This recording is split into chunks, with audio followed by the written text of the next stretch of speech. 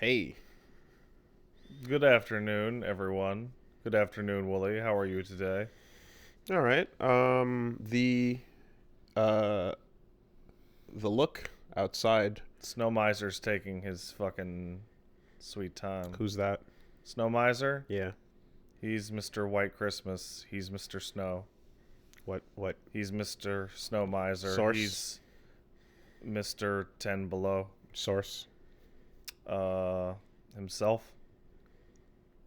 Oh, that's not from a thing. No, it's from like the year that Santa didn't die or Christmas. It's one of those old puppet Christmas movies. Oh, I thought this was a boss from a video game. Nah, man. Okay. Because then there's Heat Miser. Excuse me. And he's like, I'm Heat Miser. I'm Mr. Green Christmas. Well, anyway, Montreal's doing what it did. You know, it's. I have legitimate, fuck getting here. I had legitimate issues like getting to the street. It's bad. Yeah. It's bad out there.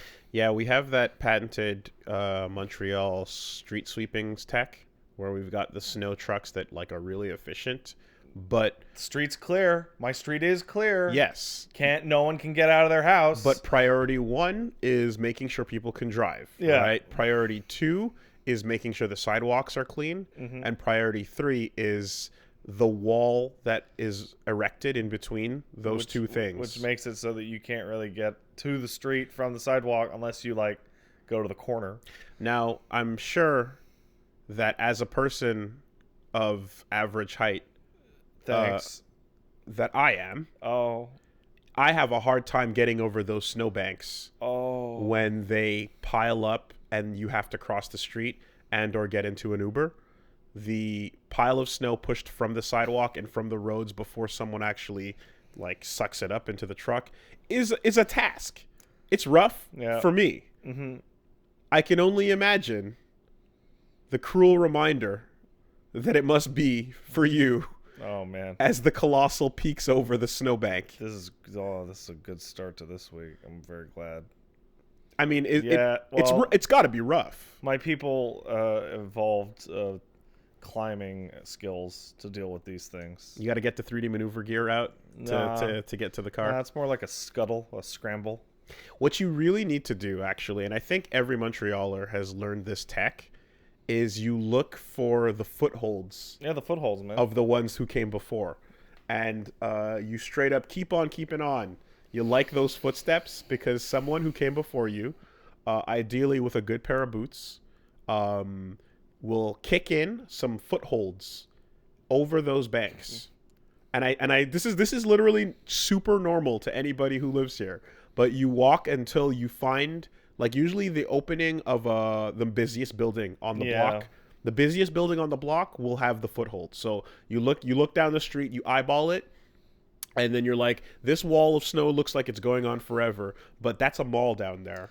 So for sure, you walk to that front door, and lo and behold, you have at least 7 or 8 footholds up over the snowbank, and then you'll make it down to the other side. There's a guy on my street that just completely fucking gave up at digging out his car.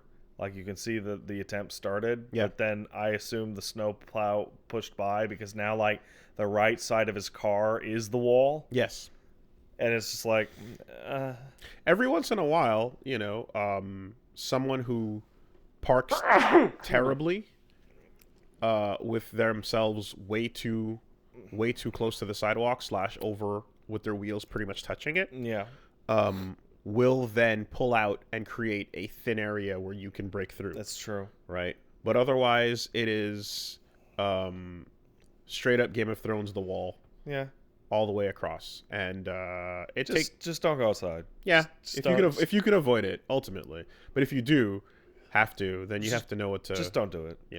And when it's fresh snow, when you know that they've piled it all up and then it gets hard a little bit afterwards. There's days when you're like, these are the days where you got to get your good boots out, the ones that can trailblaze that path if you think you're going to be the first one to walk over that mountain. Yep. And that's city life.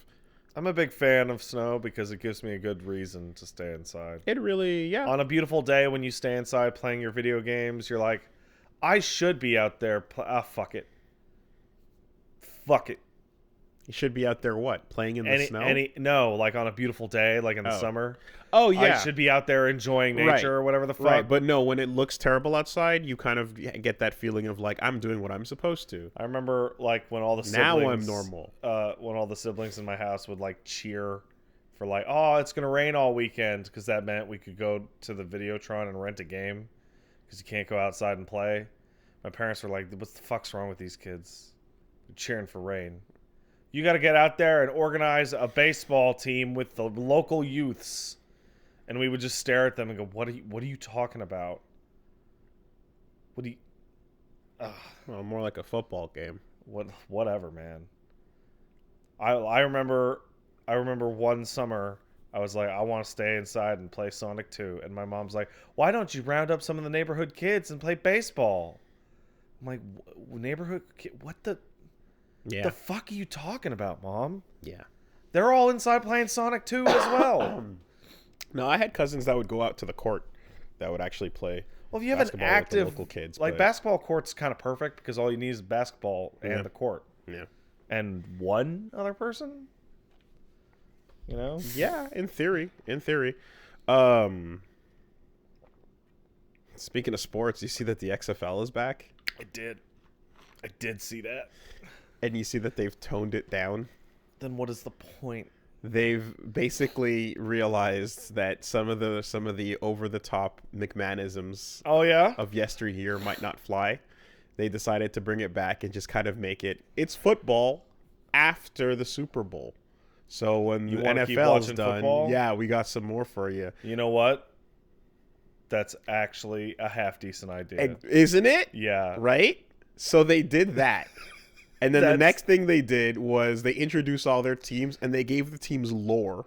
Okay. Right? So you can go read the screenshot that has someone posted them up of just like basically the backstory of all the teams. And it's not like an actual like crazy in-depth thing. It's just really just like, oh yeah, the Vipers, they wait in the dark and they strike and this that type of thing, you know. It's flavor text for your teams. But what they did maintain is the rule changes of making it more about the action and less about the boring shit and less about the gamifying the system in a way. What is it? Gamesmanship versus sportsmanship. Yeah. So they had some rule changes that they that were there back in the day that like they're pretty much going with the same idea this time. I don't know if you saw them. I did not. Okay. I saw that the XFL was coming back, and I was reminded of the phrase throwing good money after bad. Yeah, okay. Because, like, Vince almost tanked his entire business empire trying to beat the NFL. Yeah. Well, I mean, this time around, there's no more cheerleader halftime locker room cams, and there's no more he hate me. And there's no more O&A on the commentary on the sides. Oh man, I don't remember any of that. Yeah, that was the legacy of the XFL. But what they did, I did actually go down the changes, and the changes in the rules are like some of those common sense things that I think we've talked about a couple times where you're like, yeah, that update should happen to that sport. Yeah. You know, when we talked about how it's like there should be a more the rules should be adjusted so that like diving and shit like that doesn't happen. There's a dive master that stands by the side of the stands with a hammer. And bad calls need to have something that you can do about them. So like, one of the main things they had in this case was they're like, okay, so first off, there's no field goal after you score a touchdown. Okay. You can only go for extra points. All right. And you can choose 3 distances to start from the end zone. I think it's like 5, 10, and 15. Yeah. And each one awards you 1, 2, or 3 extra points if you make it. Well, that's really smart because what they do then, they can pick the kicker, right? That's what they're called. Well, there's no kicker at that point. Oh, right? There's no kicker. There's no kicker. Okay. Because there's no field goal attempt. Oh, God. Right. There'd be a punter if you can punt, but that's a different.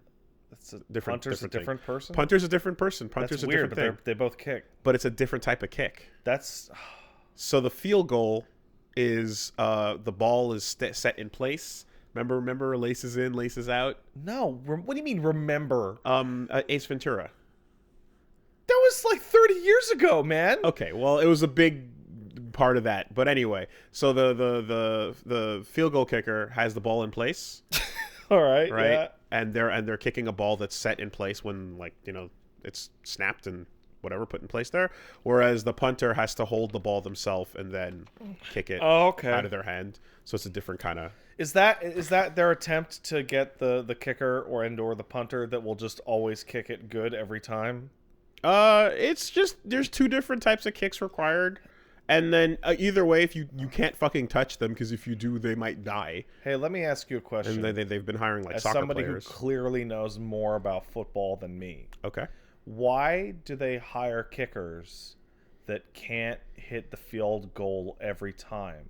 So they've been hiring... Why wouldn't they just hire the good kicker that would just do it every time? They're just kicking a ball. All right, so two things. One, there's literally been soccer players that have gotten jobs on football teams just doing that job. Yeah. If you're athletic and you can kick the ball good, then here you go, right? And then the second thing is that it's hard to consistently kick the ball. Is it? Yeah. Oh, man. Right? And I bet it's not as hard as Fortnite. Well, so here's what that literally happened the other day when someone kicked a super long field goal. I think it was like the Eagles or something last year or so. Someone missed and fucked up. Yeah. So there was this challenge where it's like, okay, if you think you can do it, come on out. And Budweiser's going to sponsor this event. And you just saw people eat shit as they ran in the snow and tried to like not even kick it like. Do you remember that? No. No. Okay. Why would I remember anything to do with football? I could have sworn we talked about it, but Willie. Okay. Take every football conversation you think you've had with me and just paste somebody else's face on it because I wasn't there. Okay. So remember the time we talked about bowling and I didn't know anything about the oil in the lanes?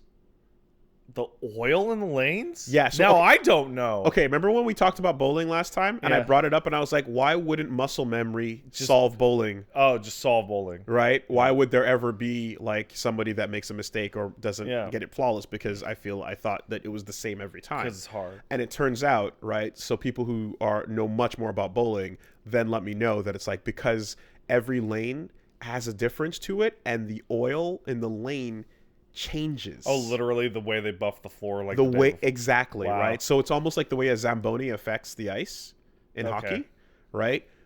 Now I understand. Right. So we know about that. I know about the ice sport. We know about the ice, and the ice makes a difference on how people move, and that actually you have to. It's always goofy to me when like near the end of a fucking period where the ice is fucked up, and every now and then you'll see a guy just snag. just slip up. Yeah.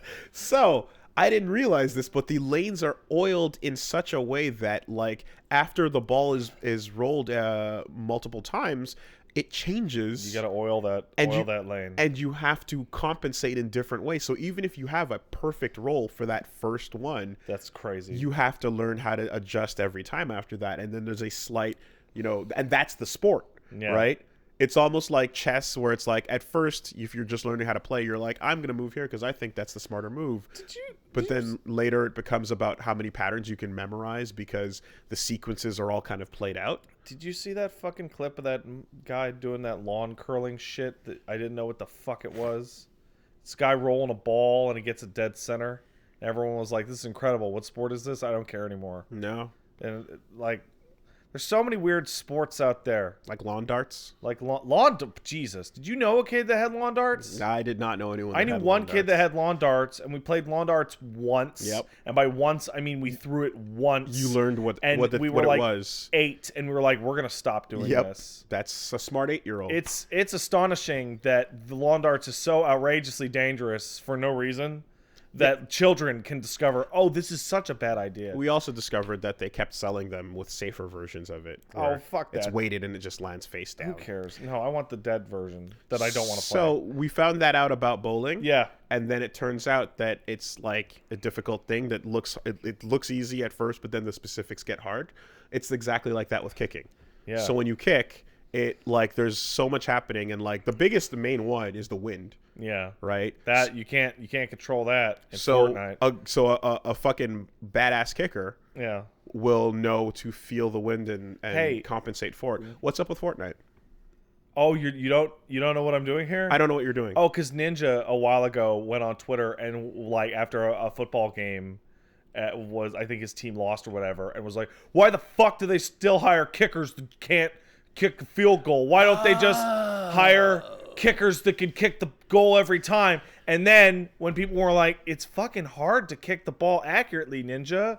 It's not like if it's Fortnite. It's like Fortnite is very difficult. There are many things you have to do in Fortnite to be good. I was wondering, because I was answering your question, and I was wondering why you were just I did want away. a legitimate answer to that question, because like I'm not familiar on the why it's hard to kick the ball.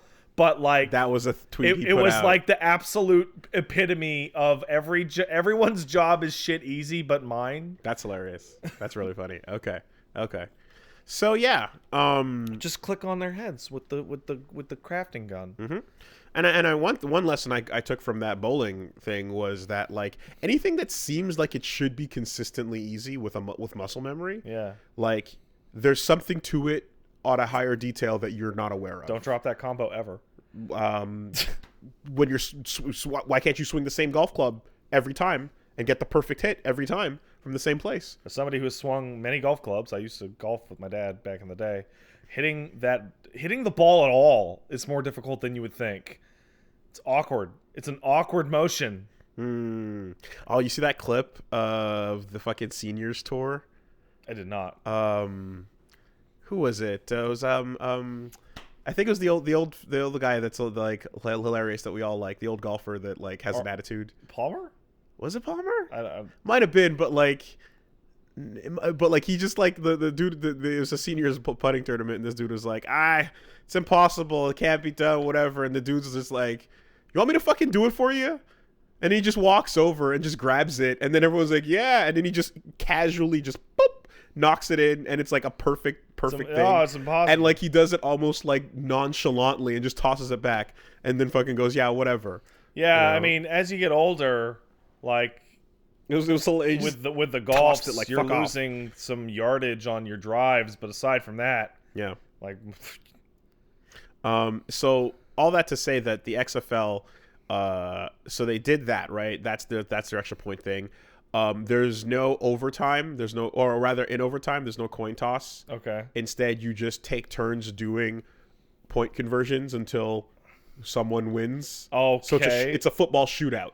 All right. Right. The kickoff return is, instead of everybody running at each other and dying, there's a wall that are 5 yards apart of the team, and then there's one kicker and one receiver, and then you kick the ball over, and then the guy gets it, and then the play starts, type of thing. Okay. And I think the other thing was that like on fourth down, usually it's super, like no one ever goes for it unless it's almost guaranteed to get the first down, because you always want to like kick the ball as far back, and then like basically in football you have 3 downs of like, let's try to get to the next goalpost, and if you don't, then you have a 4th down where you can either try again, and it might be really hard and you might fuck up and have to turn the ball over on the spot, or you can kick the ball to the other team and make them catch it further back. Okay, I'm gonna be real. I have no idea what the fuck you're talking about. I have absolutely no idea what the fuck. They made a rule. What the fuck is a down? All right, let's throw that all out. Let's throw that all out. All I know about football, yeah, is that you one guy holds the ball, okay, and he runs to the other end, and the other guys are like, no, don't do that. So you have a number of turns to do that before you have to it switches to the other team. So there's a number of turns you get. Okay, and those are downs. Yeah, those are downs, right? Okay.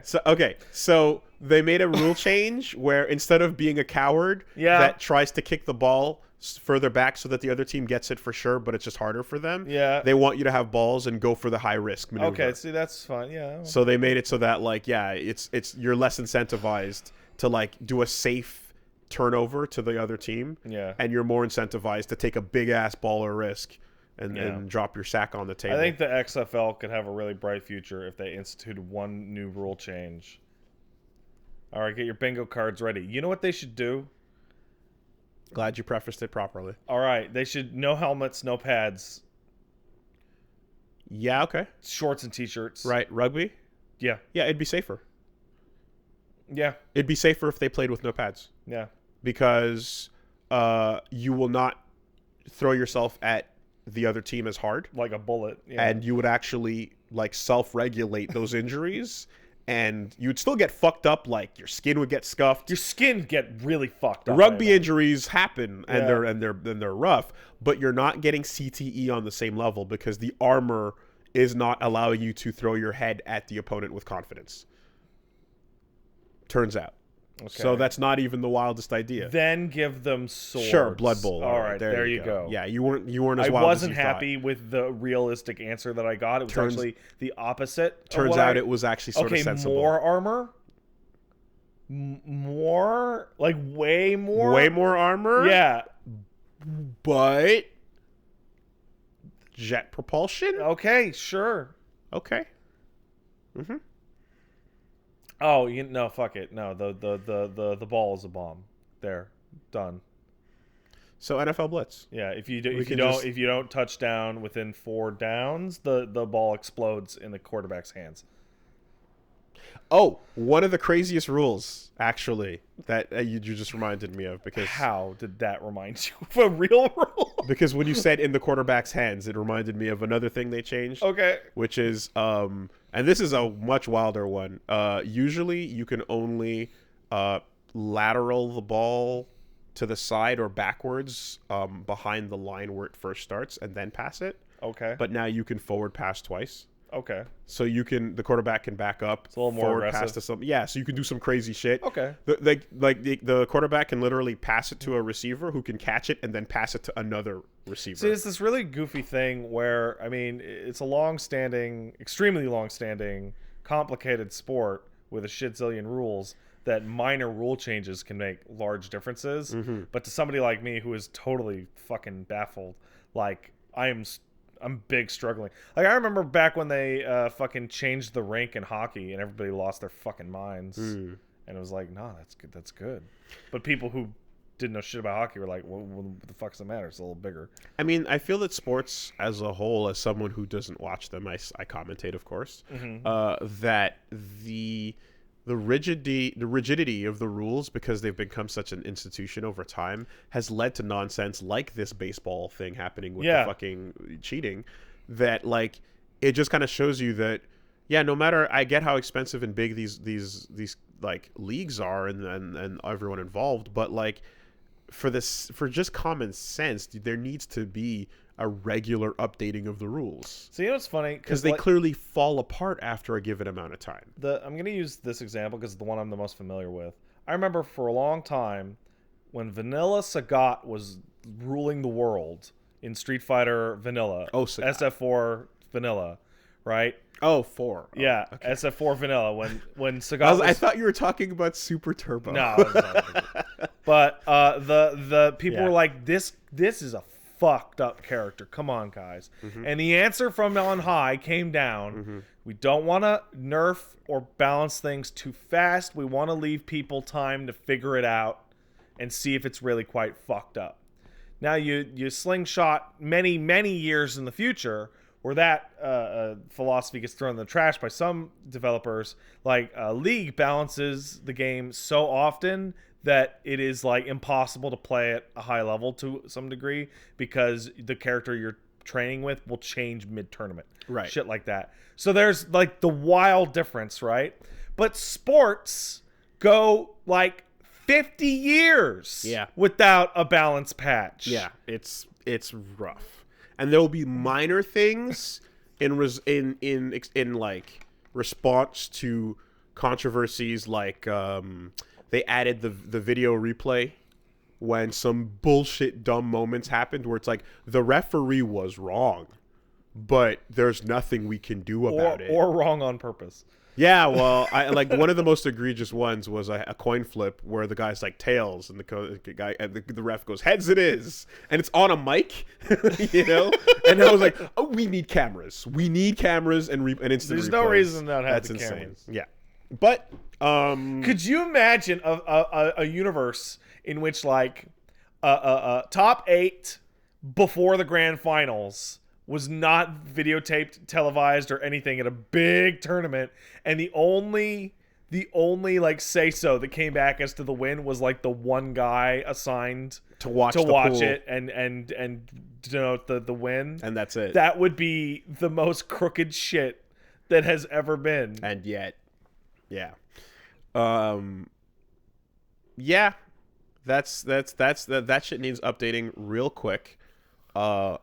And you know what? Alternatively, let's just say this: take the most dry, boring ass sport you can think of that it needs all the rejiggering you could possibly give it. Baseball needs some shit. Baseball could use a lot. Cricket's not, there's a bunch I don't know out nothing there. about cricket, well, that's so I guess saying. it needs some shit. There's a lot of out there. Hypothesis: add summons to every sport. Okay. I'm not gonna even. I don't even care what you mean by that. Like any version of what you're talking about, fine, cool, whatever. That's fine. Guardian forces. Yeah. Strikers.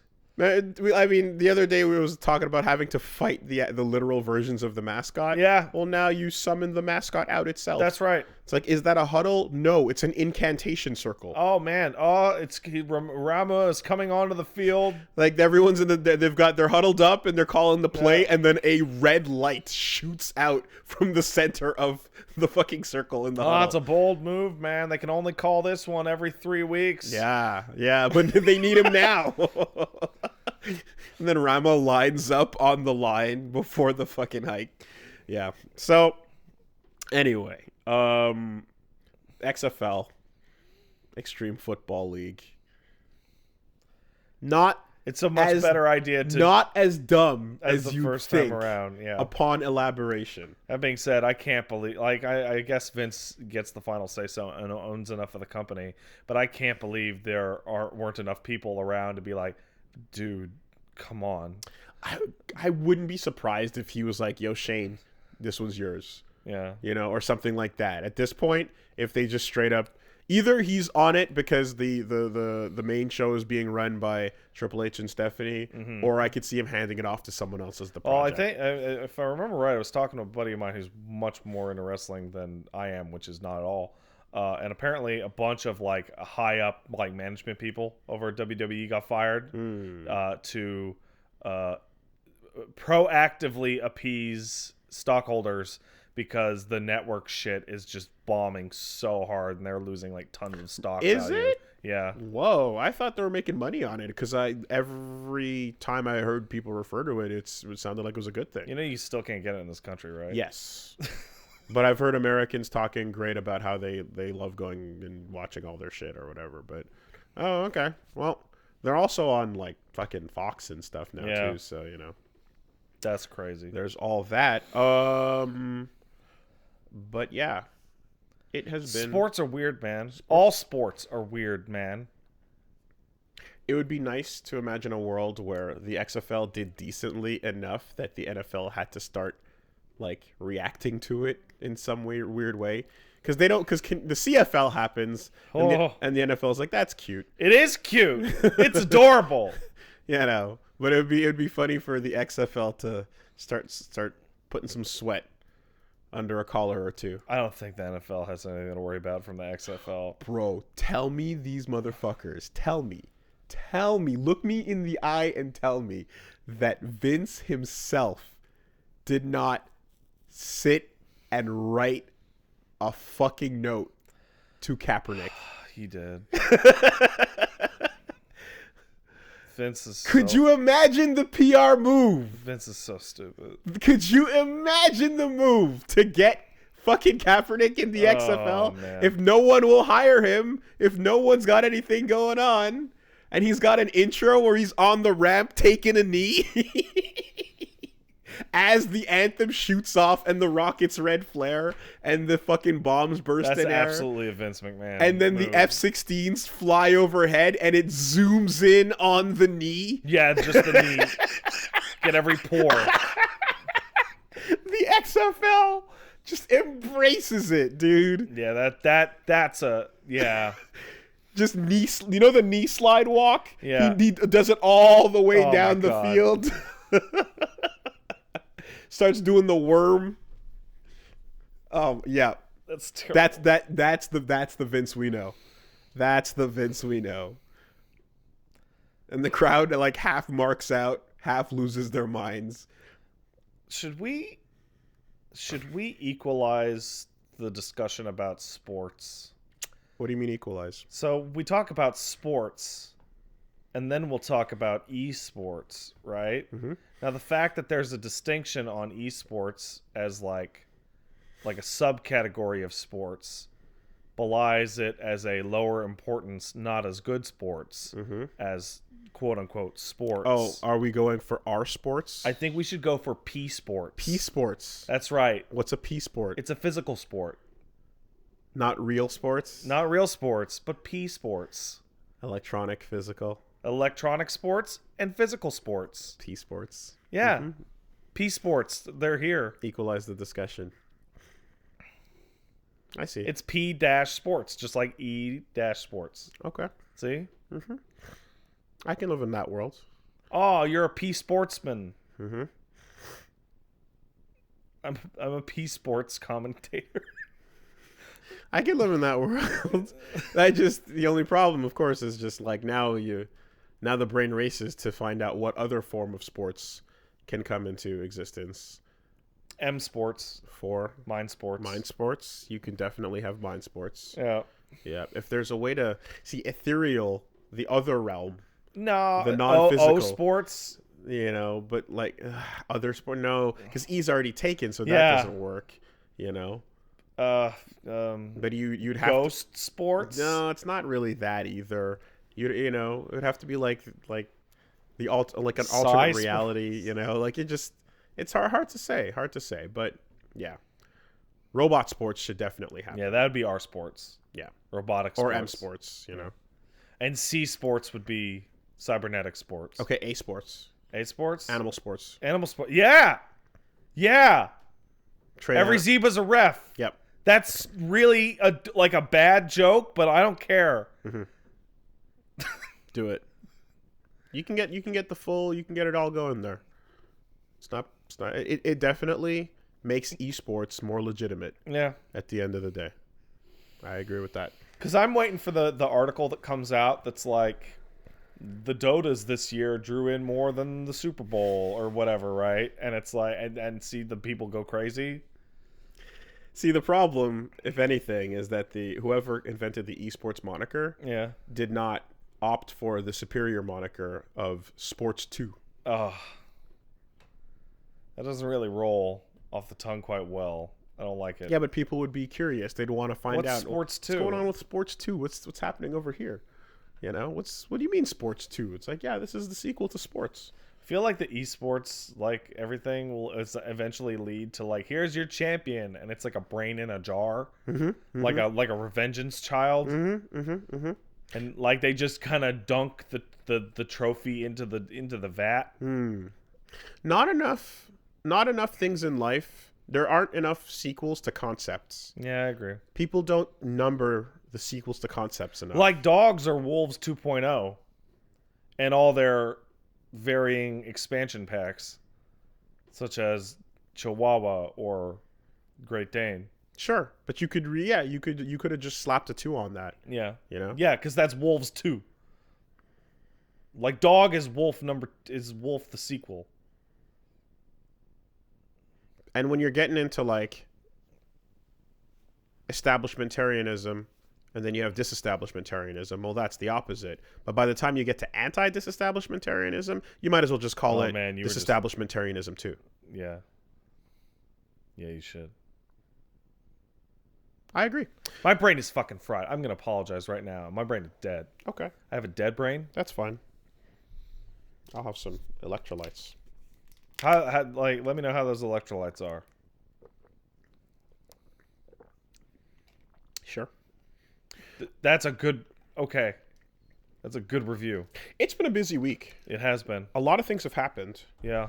And it's been quite eventful, both in and outside of my life. Both in and off the field. In and off the field. In the field. On and off the field. Whatever. They're in a field. It counts too, doesn't it? No, you're never in the field. No, you're on the field. Okay. In the field is Jimmy Hoffa. In the field is when the grass is super high. Yeah. Yeah, okay. Yeah.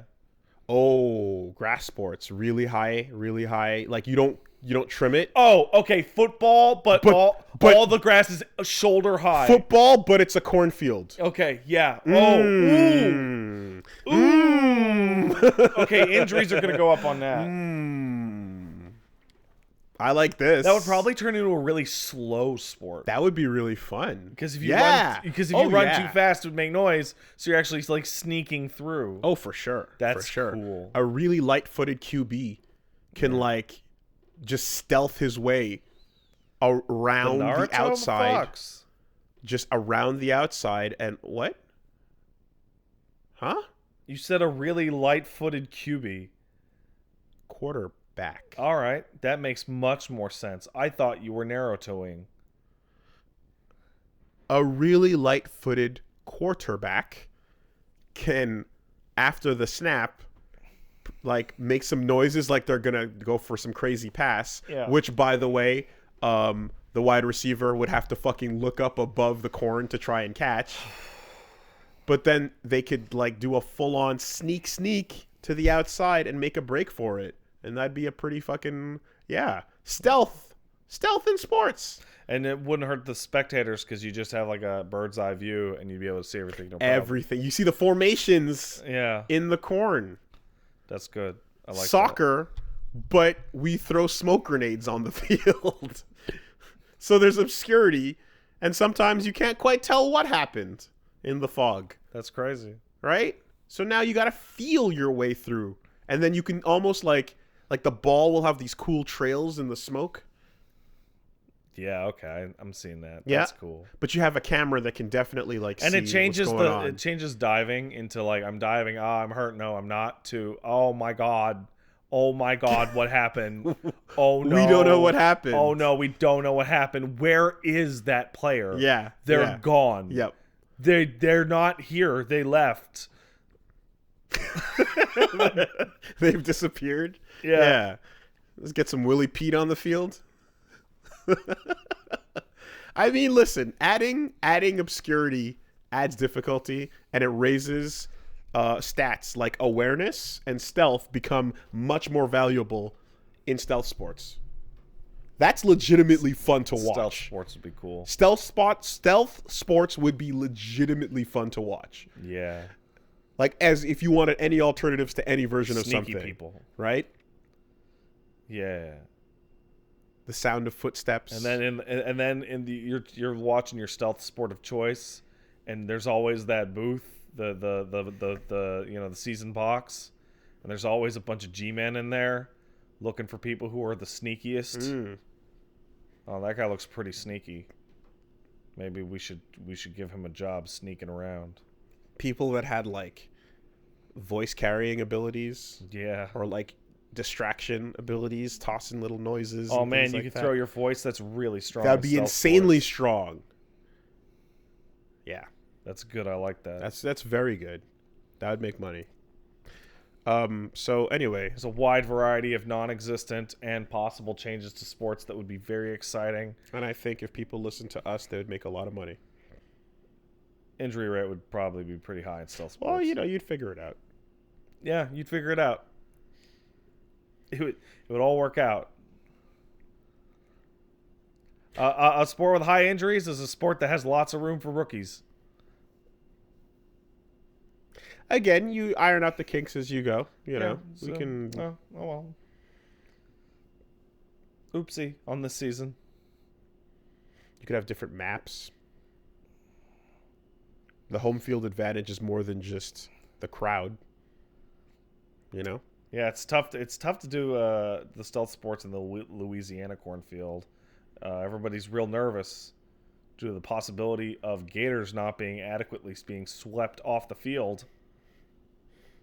Big gators. And now a gator has the ball. That ball is still in play. And the gator brought it to the end field. What does that mean, Johnny? Well, technically, the Gator is an Alabama native, and the last time this happened in the 70s, the ref did call the points in favor of the Alabama side. Right. So, Gators win. Oh, now the Gator refuses to give up the ball. It looks like we're heading towards a timeout unless somebody can convince it to let go. Just 40 minutes of like a bunch of big dudes just trying to get this ball out of a Gator's mouth. Fuck me, something just occurred to me, but then I lost it. Something sports related. But anyway, that's fine. That's fine. Tell me about your week, because there's a bunch of stuff that I'll talk about once you're done. All right, so this week, I played Resident Evil games, blah, blah, blah. Hey, I played RE4 this week. Guess what? That game's incredible. How about that? Still remains incredible every time. I took a look at 2 big pieces of media. The first one, Wooly, you seem to have had a more passing knowledge of musicals than I would have expected back when we were talking about Phantom of the Opera way back. Have you ever heard and or seen Rent? 525,600 minutes. All right, good. Perfect.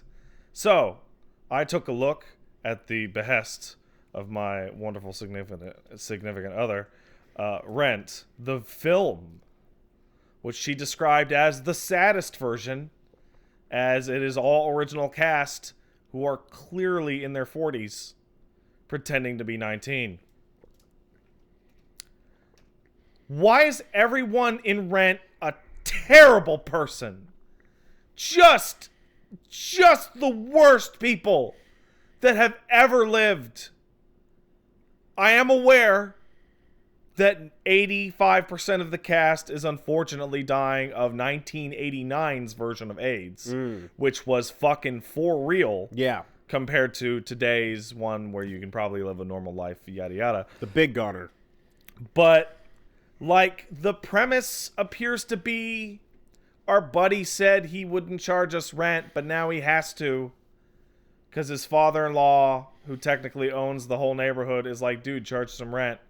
And not only will we not pay back rent, but we'll never pay rent again.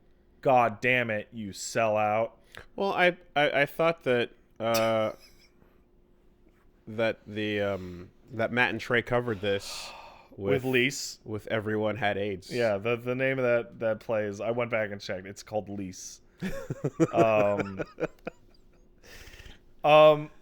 Everyone is terrible, and I should have known primordial AIDS, because when the movie starts and Mark is cycling down a New York street with a cranking video, like an old-timey crank video camera, going, now I shoot without a script. And I felt the bile rise in the back of my throat as like, oh, this is one of those filmmaker mans who just goes, I'm just going to film life, man. And I'll just cut it together later and it's going to be art. And like every person is terrible. Every single one. Like Mark is just a pretentious starving artist who believes that art can only be real if you're starving. Which Roger's just a dumb asshole sitting in his apartment all day, strumming his guitar and thinking about how much he doesn't want to pay rent. Do they all have AIDS? No. Mark, Maureen, Joanne, and Benny do not have AIDS. Okay. However, Roger, Angel, Collins, Mimi are all horribly dying of AIDS. Okay. And who owes the rent? Mark and Roger owe rent to Benny. A year worth of rent. A year worth of rent. See, he sold out by marrying a rich white girl. That was him selling out. Was getting married. Okay. So, yeah, Roger's an asshole. Maureen's a serial flirt and apparently a cheat and dumps people for no reason, and a drama queen who has the worst performance art I've ever seen ever. It's terrible. Did they get it the fun way or the really fun way? Who's this? The AIDS. Oh, the AIDS? Okay. Roger got it because Roger and his ex-girlfriend love heroin. Okay, so the really fun way. Right. And Paige pointed out to me a small detail changed in the film version. As opposed to the live musical. So in the film version, they love drugs and they do drugs. Okay. And then they get the AIDS off the drugs. Yeah. And then, well, off the needles. And then they go to the AIDS doctor place. Sure. And they get the AIDS paper, and the paper goes AIDS on it, and they're like, "Oh no, not even HIV." Oh, it does say HIV, yeah, it does. Okay. But after Team America really screwed up my perception of the ability to even watch this. So then she just kind of fades away in the story. She's just gone. Oh, what happened to her? In the musical, he comes home and she has slit her wrists in the bathtub and is dead. And in blood on the wall is in giant letters, "We have AIDS." Which is way cooler. That's legitimately way cool. So the full-on Shun Gokusatsu. Yeah. Okay. Gotcha. Like that would have probably kicked the rating of the film up like a full notch, right? Yeah. Joanne's evil is that she is a lawyer. That's it. Wow, she had the time to write that full sentence out while bleeding. Oh, yeah. Totally. That's impressive. Mimi is a stripper who got AIDS. Shrug? Oh, no, also heroin. Yes, also heroin. So all the super fun way. Yeah, all the straight people got it through heroin. Okay. All the gays got it through probably high-risk sexual activity. Gotcha. Because none of them are heroin addicts. Okay. And then there's Angel who has it, and then there's Collins who has it. And Collins' character makes no sense because he's an MIT graduate, but he's not, and it's whatever. So Angel, who is the best character in the story and everybody loves, and she's an angel, introduces herself by saying, "Hey guys, I just made $1,000 by killing a rich lady's dog." Sick. And everyone's like, "Oh my god, that's like free money. Let's party." Okay. Established. Yeah. And then, like, as the story goes on, like, Angel was the best of us. Okay. As Paige so eloquently put it on Twitter, we absolutely won't pay rent, but we will kill dogs for money. Yeah, I think startling lack of creativity in only having two methods of contraction in that situation, you definitely could have ramped it up by getting more creative with the ways in which it was delivered. It's a fucking baffling. It's a baffling thing because it's like you think there's more than just those two methods. Yeah, you could eat you could eat bushmeat. I think there's baby AIDS. Yeah, you can have baby that. AIDS. You can get no character could have gotten baby AIDS in this story. Okay, it takes place in 1989 where your lifespan is like 2 years. You could roll a Katamari of needles. Okay. And just pick some people up and they get it that way. But yeah, it's just astonishing because it's a bunch of starving New York artists going blood battle. You can blood battle. Yeah, you can blood battle. A bunch of starving New York artists like screaming about how much they love being poor and how being poor is noble and how the only reason that this community is like multicultural and multisexual is because it's so poor. And like someone could have done that Kotal Khan grab where he like slits and then grabs you up and then drinks all your blood. Yeah, that probably wouldn't do it. Away. The AIDS dies real fast in air, like crazy fast. And the ostensible plot is we have to stop Marines' demonstration to stop them from bulldozing the homeless city. Wait, it's not. We have to find a way to pay the rent. No, they're not going to pay the rent. Wow. They're not going to pay the rent. But it's titular. They are not going to pay the rent. Okay. Wow. It's ostensibly the Benny is going to bulldoze the homeless city across the way in addition to asking for rent to build like a digital art studio. And I thought the quest was like objective. Pay the rent. Wooly, not only is the objective of the thing not to pay rent. Okay? At one point in the story, Mark gets a real job at a kind of tabloidy news organization, And the song that goes along with it is about how shamed he is to be working instead of just working on his art. And by the end of the song, he has quit the job and goes back to being broke for art. Okay. Now, why didn't they pay the rent to begin with? Their buddy Benny promised them in college that if he, married the girl and bought the building, that they wouldn't have to pay rent. Okay. And then later, changed his mind. Over a year later, he's like, dude, you got to pay some rent. You've been living here for over a year. And they're like, no, we won't. Did they sign a paper? No. Is there any lease? So there's a bit later in the film or play, whatever, where they come back to the apartment and all of their shit is gone. Mm-hmm. And they break in through the eviction locked door. Yeah. And all their shit is gone. They're like, I can't believe Benny! How could he do this? And it's like the opening song of the movie. It's like big power vocal is, we'll never pay rent again. Last year's rent, next year's rent, we will never pay rent. As people are burning their leases and throwing them into the street. Reasonable course of action. It's fucking crazy. Gotcha. Because being poor is like saintly, right? Being asked to pay one whole rent. Yeah. Pay me last year's rent, please. No. Because art. You made a promise to us many years ago. But you didn't. Okay, anyway. Wait, were they squatting? Is this a movie about squatters? Technically.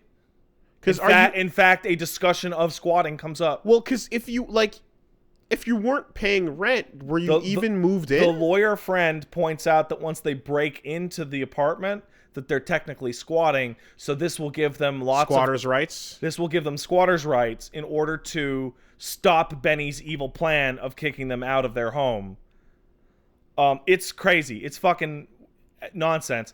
But regardless, the real plot is stop the homeless city from being bulldozed at whatever. Mm-hmm. Okay, so before the timer, the AIDS timer.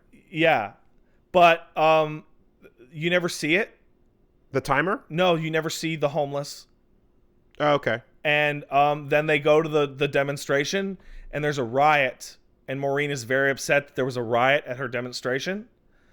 But then when she finds out that Mark was videotaping it and it will get on the news, she's really excited. And then that plot thread about the homeless, gone. Just gone. Who cares? It's gone now. Benny's a jerk. Benny's a jerk because he wants rent. So is there also what about the AIDS part? The AIDS part is that they're all dying. Why wouldn't that be an objective? Is the AIDS paying rent? No, the AIDS stay in their body. Rent. No, the AIDS is there because. Okay, you ready for this? Because there's no day but today. Got it. Okay. It's a device. Yeah. To make the characters move. But it's also about AIDS. It's also actually about AIDS. Oh, okay. Like they go to support groups and shit. But you're not really going to live the rest of your life. You're only renting it a day at a time. How do you measure the days of a year? See, there you go, right? Got it. But this leads to characters that seemed fine and they're just kind of like loser artists, right? Becoming like complete scum, where you're like, there's a song where Roger has AIDS. Everyone does. Sure, but let's just follow me here. Roger has AIDS and really likes Mimi. Mimi has AIDS and really likes Roger. They're both very attracted, but Mimi can't figure out why Roger keeps pulling away from her, right? Because neither of them know that the other has AIDS. So the song is, I Should Tell You.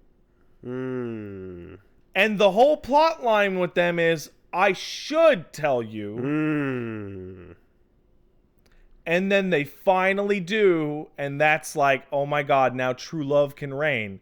Now let's not forget that earlier in the story, Mimi, known to be a lady with AIDS, was just trying to get on Roger's dick, and she was like, quit being a pussy and let me on that dick.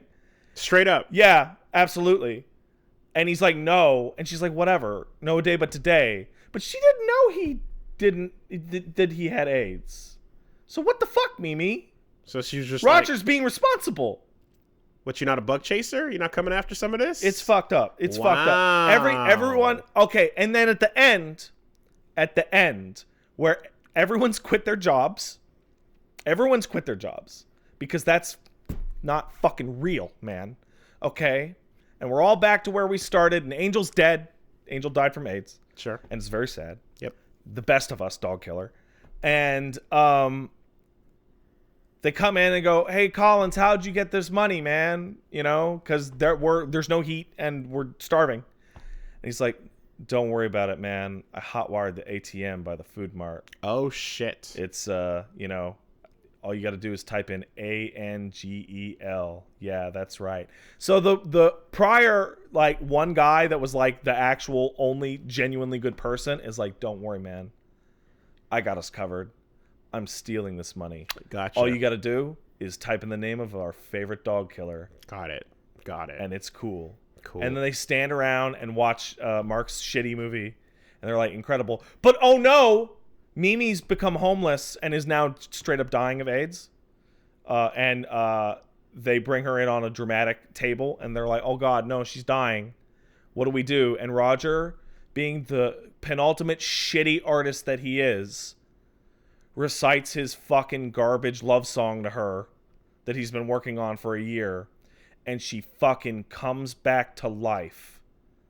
Wow. And every camera cut away from her and back, she's like less sweaty and like more cleaned up. And by the end, they're all just singing. She looks completely fine. And I guess the song or love might have cured Mimi's AIDS. Are you sure it wasn't the pause loads? Because I think maybe the pause loads could have brought her back to life. It was the song. Also, she was like homeless and like, so she's not dying of AIDS. She's dying of exposure because they found her in the park in the winter. Okay. Which means that if she's got HIV, the hit to her immune system is likely to kill her a couple weeks down the line. So the happy ending that we receive, that is not happy. Oh, God, thank you. Paige just reminded me. What saves her is that on the way to heaven, she sees Angel, and Angel turns to her and says, go back and listen to that boy's song. Oh, shit. It's a full-on... It's on the way up. Yeah, so yeah, she comes back to life. Yeah. Whoa. Okay. And we get Just Talk as a plot point. Yeah, I'm down. There's a lot of things going on in this. It did help popularize, that's the wrong word, spread awareness that AIDS was a thing that existed and killed people back in the 80s. So that's good. However, it was really clearly written by somebody who was a starving artist and was 19 when they wrote it and was like, fuck it. And we would ask that person, hey, how do you feel about your young dumbass self and yelling about rent? But we can't because they died of AIDS. Okay. So it is a snapshot into the starving young artist's mind. Who is saying society should give me things. Pretty much. Got it. Why is society not doing so? Yeah. In this way. I understand. So it's a fucking trip. You're watching it and you're like, you're painting this, you know, you talked about it with Man of Steel where the camera's telling you that Superman is Jesus. The POV. The camera and the songs are telling you that this character's cool or hip or a hero, but literally nothing that's happening fits that. And it sounds like the way you're putting it is it's all unironic in this case. So people doing really evil or bad things is seen as for art, man. Noble in these cases. It's for art because it's part of the struggle. And also, you know, okay, yeah, it's crazy. It's a downer. And what of old Benny trying to just get his? He starts going out with Mimi for a while and cheats on his wife with her. He doesn't catch AIDS. Okay, because I was about to say that never comes back up. Okay. Yeah. And then he just kind of shows up and goes, you know what, guys? Fine, I won't make you pay rent after all. I changed my mind. Yeah. The song convinced me. I don't know. The bodies. I don't know if the songs are happening in the. It's a musical, so unless they expressly tell you so, they're not. Yeah, it's weird. It's really bizarre. The song in musicals, unless they specifically like take the moment to say no, this is a performance, then they're not happening. So yeah, that's Rent. Wow. Okay. Practice safe needle hygiene. Practice safe sex if you're in a high-risk group, yada, yada. Mm-hmm. If you do get AIDS, it is no longer a death sentence, possibly because of this incredibly terrible musical. So Benny rolled the dice and said, It was Rosario Dawson. Yeah. So when she was like 20? Yeah. So yeah, he rolled the dice. And it's like, okay, if we come out of this, then no rent for anybody. Yeah. That's what I got. That's what I take from that. That makes sense. Yeah. Okay. You know who's not afraid of getting AIDS? Who? The Interspecies reviewers. Oh, hey. Are you about to review? I was working on that segue. Reviewers? Yeah. On the way here. Good. Glad you thought of it. I heard about that. I heard about that as well. I heard about that because that was somehow an anime that they accidentally greenlit. Was it? So Funimation was like, we'll do a simulcast dub of this shit. Yeah. And then they hit episode 3, and now they're trying to convince everyone that they never had anything to do with it in the first place. That's great. Because I heard, so I read this story of just the ultimate like, whoa, and I needed to know. So I went and I read the first chapter of the manga. Yeah. To see what they were going off of, what decisions were made. Yeah. And in as much as it is just about fucking alien races, rather fantasy races, yeah, it is not directly just hentai. Right. So, moving on. Interspecies Reviewers is a manga that's been ongoing for a while, and they decided to turn it into an anime. Well, Funimation picks it up, and they were going to simulcast dub it, which is, that's a lot, right? So, first things first, there's 2 versions of the show. There's the censored version, and there's the uncensored version. Well, that already tells you what it is. Right. So the censored version has big, like giant, like 18 plus, like either the characters, like little anime heads on top of stuff, or like giant, like warning censorship logos. How is it released? Clearly not on television. Crunchyroll is hitting it out here. But is this airing on TV? It is airing on TV. Wow. And if you want the uncensored version, I asked, where do you actually watch the uncensored version? And the answer came back, some guy is uploading them to Pornhub. Okay. So, watch the first 3 episodes with Paige, and we came away going, this is a really funny, really charming, kind of astonishing, sex-positive, like, fun, goofy anime.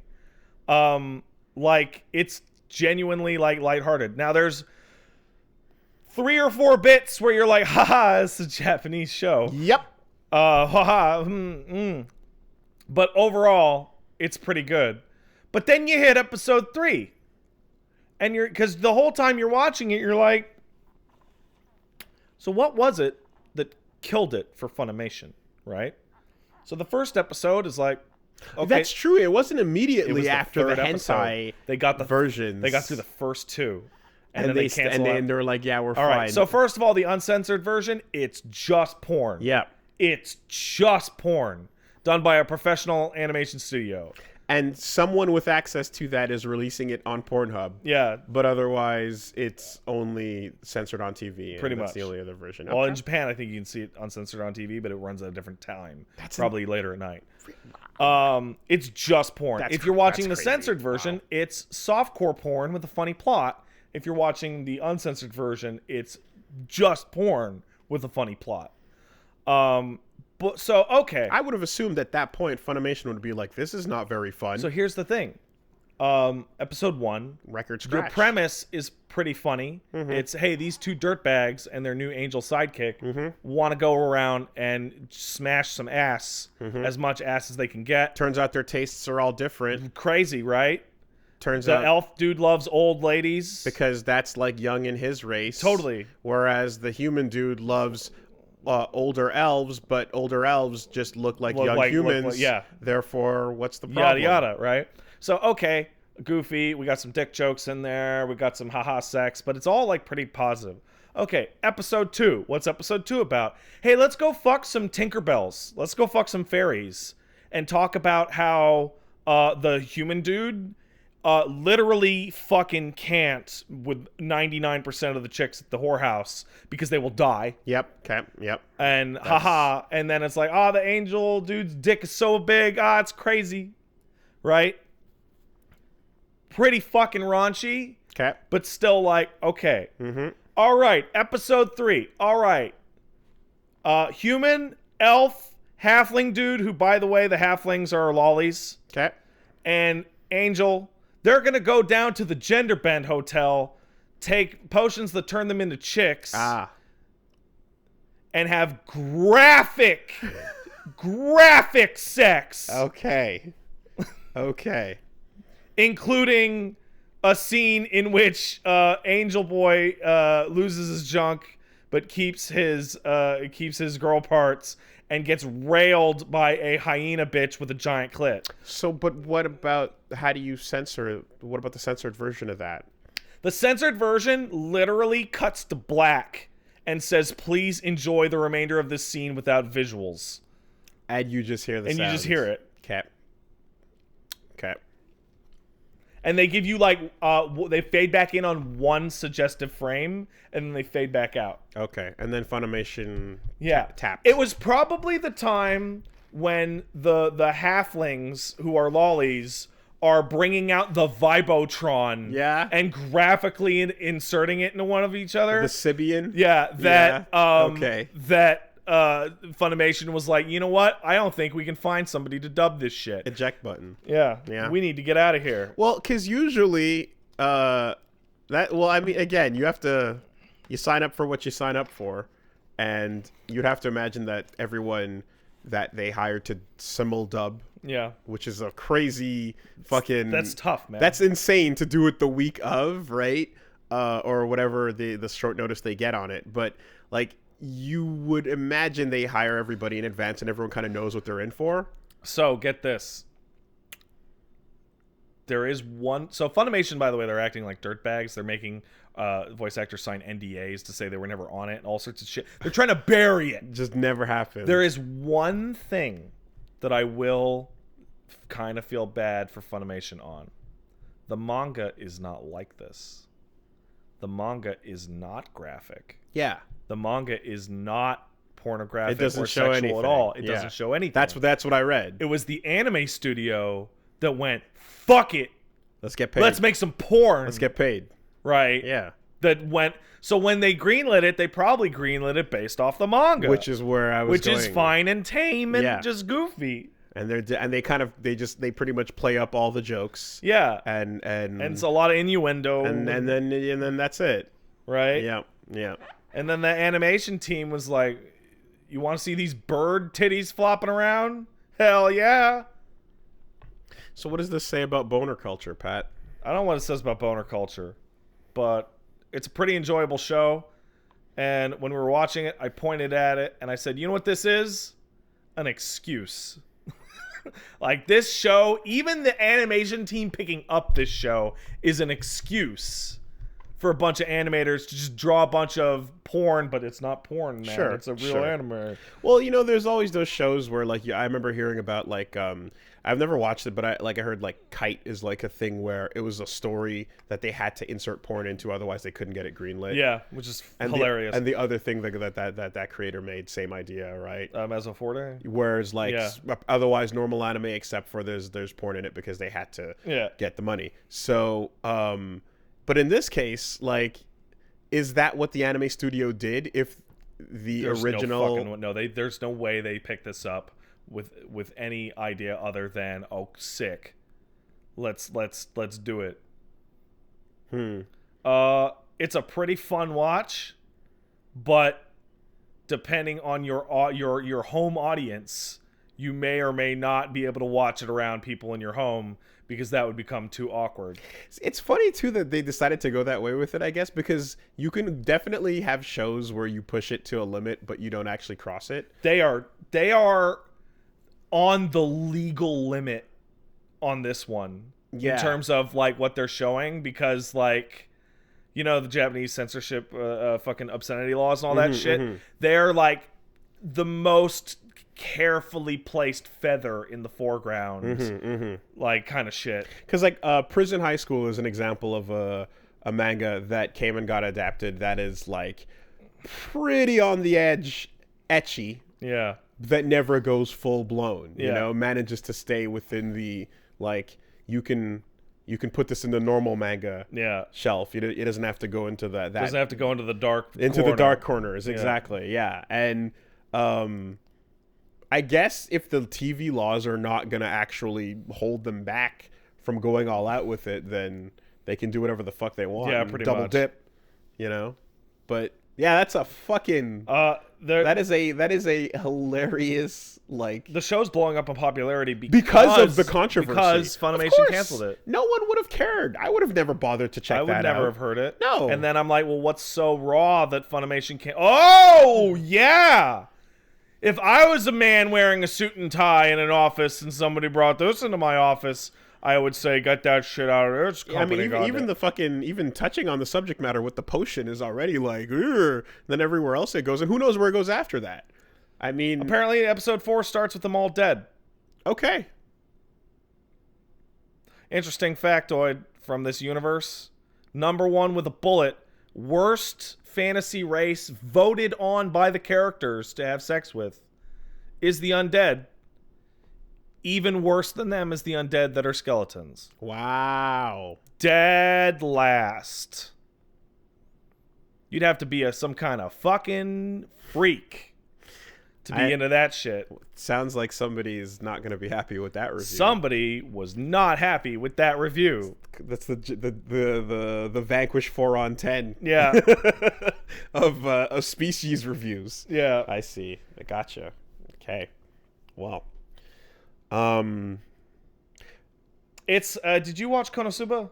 No. I'm trying to remember, because I feel like in the first chapter they were like, oh yeah, this is how humans are and elves, and then like I don't remember if like Goo Girl comes into it there, or it's like something else. Tentacle pounds the shit out of our elf protagonist while he's a chick. Okay. That is probably the most graphic thing in the show.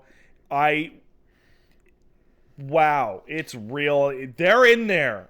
Yeah. They are in there. Yeah, I guess. But at the same time, it's like, you know, it's the tentacle thing. Yeah. That's pretty... But goo. That's pretty established at this point. Yeah. You know what you're getting. Yeah. It's like the Olive Garden. Yeah. What? Tentacle porn is like the Olive Garden. All right. Well, there it is for the week, guys. But it's not. No, that's not You know true. what you're getting. No. No surprises. What? What? What? What are you saying? What are you saying? I'm saying you're saying it's really like woof. And I'm going, how woof can it be? How many tentacle bitches have you had sex with? None. That's what I thought. Because the way you're talking is weird. Because it's like, what do you I don't know. What tentacles, let me guess, they go places? They go places. Yeah. Okay. That's what that looks like. It is. Olive Garden. Oh. Give me the breadsticks. What's the, you know?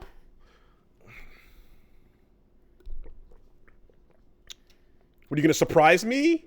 No. It's there's tentacles and they're going to go places. Honestly, was probably... They've been doing that for fucking 40... It's been 40 years, dude. What was probably, like, legitimately more surprising was when they hit up the dairy barn. Oh. Yeah, okay. With the Minotaur chicks. Yeah, of course. Of course, of course. The Minotaur shakes that, of course, are like, I'm sure, surely, 90% human with a couple of horns and a tail, and giant, stupid fat tits with the cow themed bra. Yeah. It's not until the milking starts that it's like, okay, okay, no thanks, man. Yeah. Did they go for even a slightly what the fuck factor with the udders, or no? No. Okay. There are some fucking weirdos out there. Like there's the squid lady. Apparently there's mushroom and snail women. Ooh, mushroom. I think mushroom. I think the funniest thing is there is a subplot which I think is going to turn into the villains of demons are so poorly rated because they're mean and they'll steal from you. Like succubus? Yeah, no, succubus. They're all succubus. Everybody's a succubus in this fucking thing. Yeah, that's true. Everybody's a succubus. Yeah, that's true. Right. I remember that. Right away after they said, like, because the world... It is a laughably sex-positive universe. Because everybody is a succubus. Yeah. So everybody's just... No, demons specifically. And, like, fucking Disgaea is the first thing that comes to mind. Like, that kind of, like blue skin or whatever. Okay.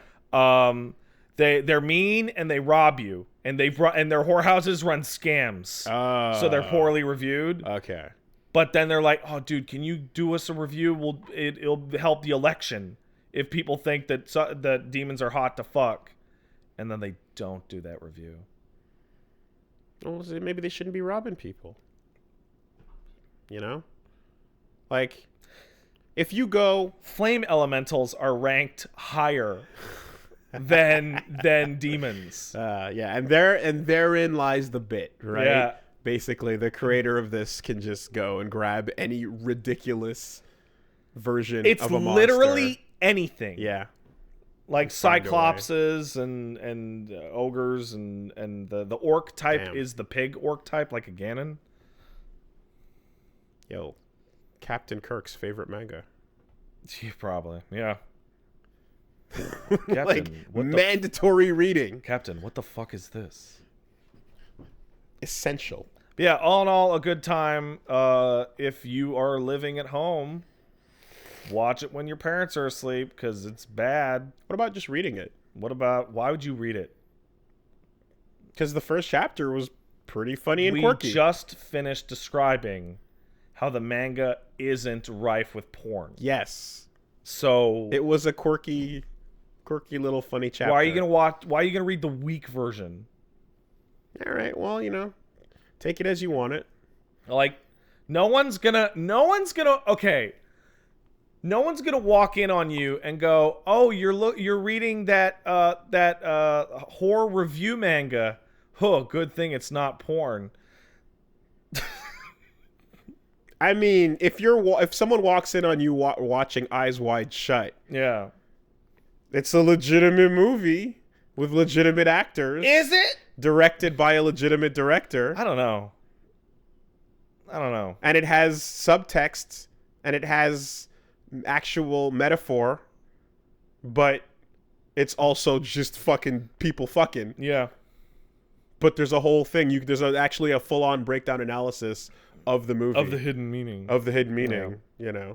But yeah, I'm glad Funimation canceled this because otherwise I would not have heard about it. Yeah. FYI, you know that was Kubrick's last film, right? Yeah, I know. I know. I was aware. So, yeah. It wasn't completely for nothing. But, like, it's still something that someone's going to walk in on you watching and going to be like, "It won an Oscar." K? Sure. Yeah, anyway. I think that probably because a lot of people are going to be confused how I was hating on anime titties like 3 weeks ago. Yeah. And now I'm watching this. That did come to mind. Yeah. So it did come to mind. I will head that off. To those of you who are wondering why there is such a discrepancy between that, between the Tokyo Mirage Sessions discussion and this, it comes down to the biggest thing is that this show is fucking straightforward and honest with you. There is no fucking hiding the fact that this is just, hey man, hey, do you want to see some shit? I mean, one could argue that what do you consider hiding? can't. Some of those skin reveals. Here's the thing. The last time I spoke about TMS, my frustration is with the people who aren't just being like, dude, I just want to see titties. Every person that I ever ran into was like, dude, I like it better because the titties are there. I'm like, yeah, okay. Yeah, but that doesn't. But that's the audience. I'm talking about the work itself. Yeah, like, like no one's talking about this in a way that no one's talking about this in a way that is anything other than exactly what it is. Certainly, but that is the difference between, I guess, what you're describing is the people versus the thing itself. Yeah, because the thing itself just contains titties. Yeah. So it does. Okay. I respect somebody so much more if they're telling me they're mad about their pornography because it's pornography rather than because of some nonsense they made up. Also, the name kind of lets you even know right away what you're in for, because it doesn't sound clean. No, it doesn't. And if you somehow get through that fucking what do you call it? The name to the intro before knowing, you will know. Yeah. From that intro. Yeah. It's fucking zoom in and pan on like a hyper detailed tongue, and it's like, okay, wow. Does the existence of interspecies reviewers make Monster Musume completely irrelevant? Yes, it does. All right. Monster Musume now looks like weak Mickey Mouse shit. Why'd you even try? By comparison. Yeah. Look, these guys got it on TV. Like you didn't have to tone it down. All we wanted was the answers to these questions, and like you never really got them, right? In this fucking now you get them from story. By the way, they're going like down like a Famitsu ranking system. Yeah. It's totally. So to those who don't know, they have 4 reviewers and they rate them out of 10, and it's like a fucking Famitsu score. Mm-hmm. It's hilarious. What was the guest? They had a guest race one time. They often do. That was like a 3rd or 4th person that was just like, I'm a snake man, or I'm a halfling, or I'm a minotaur. Something like that. And it was like, this doesn't work at all. Yeah, well, no, because when they went to fuck the birds, right? They go fuck the bird women, the harpies or whatever. Everyone gives them rave reviews except for the Lamia dude, because he gets to the front door and they're like, no snakes. Right. No snakes. Right. That's sorry. Yeah. There you go. So you get like 9973. And the fairies get a 0 for anyone whose dick is too big, because they charge you the measuring fee and then tell you can't use it. Oh, fuck off. That's so wow. Well, it's a succubus world, right? Yep. That's a good hustle. They need it to survive. What's your problem? All right. Honest work's honest work.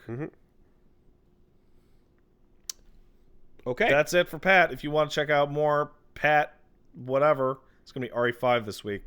Go down to twitch.tv/PatStaresAt. Yeah, I changed it. My branding is now all consistent. That's twitch.tv/PatStaresAt. That'll be 8 p.m.-ish this week, Eastern. Okay. So, upon having our conversation last week about the concept of my portal to the past camera. Okay. Which you should recall. I'm gearing up for you to tell me that you got it working. So, obviously, that entire conversation got out of control, and you were successfully able to convert it into podcast funsies. By putting a Pope hat on my head. Yeah. Despite my best efforts to violently. I think the funniest thing I've ever seen in my life is the Reddit thread of, I think Pat was too critical of Wooly's religion this week. Which is just like... Yep. When all I really wanted to talk about was the tool. Yeah, the tool that will lead to such power. Well, like... See, that's not me converting it. That's me making a joke. But when everyone's like, oh, dude, fuck, he's totally gonna do it. You know what? Okay, right. I suppose so. Like, so in other words, then I need to staunchly hold the line on all points of conversation. Because if you're like, and not allow you an inch. I don't know if cults You're happen. so I have to bunker down and bring out the fucking. If cults happen, man, cults happen. Like everyone's like, oh man, Wooly's starting a cult. But it's like literally, it's like, what if a technology, and then suddenly, but what about the implications of this technology, right? So all this to say that when we went to so when that was done, all said and done, some folks brought up that, like, you know, where there were some stories that totally actually touched on this subject matter before. Okay. I think one of them was called like The Light of Days Past or something like that, or it was, I forget. But more to the point, right now, there was an Asimov short story. Of course there is. Called There always The is. Dead Past. Okay. In which the invention of the chronoscope Wow. exists. That's dead on. And I was like, I need to know. Asimov, why are you so smart and So dead? good. So good. Okay, so can I just tell this story? Give me one moment. I'm going to use the restroom. Go ahead. Excuse me, folks, everyone on the live thing. Sorry. Okay, he's going to do the thing. I'm going to do the thing. All right, I'll it's pretty solid, so I'll wait on that. Door open and just like listen? I mean, I'll talk loud enough that you can maybe hear it, I guess. Through the door? You know, do what you got to do. Okay. So The Dead Past, if you want to go read this yourself, then you can, but I'm gonna just spoil it here because of how interesting it is and like how well he approaches the subject matter, right? So the premise and the thing that makes this so cool is that it's not just taking a look at the idea of the chronoscope and saying that, like, hey, the world has this piece of technology. What kind of crazy sci-fi story are we going to get from it? It actually takes it and puts it in the dry and boring world of academia, because the main character of the story is a historian who's obsessed with trying to find out about, I think it was Carthage, the Carthaginians, and how there's not much written about their culture. They're always been written about through like the cultures they fought with, like the Greeks and so on throughout history. But he wants to find out about some details that they never recorded, including like the idea that, hey, whenever they warred with people, the Greeks said that they worship Moloch, and that means that they sacrifice children to the fire, right? Which is sucks ass, bro. Which is ridiculous. Don't do that. And so they're like, oh no, we don't want, and so he's like, that's not real. They just exaggerated that. They didn't actually tell their own stories. So we need to use this tech to look back and see what they did. Right. That's what this historian wants. Said Carthaginians. I believe so. Got it. All right. From Carthage.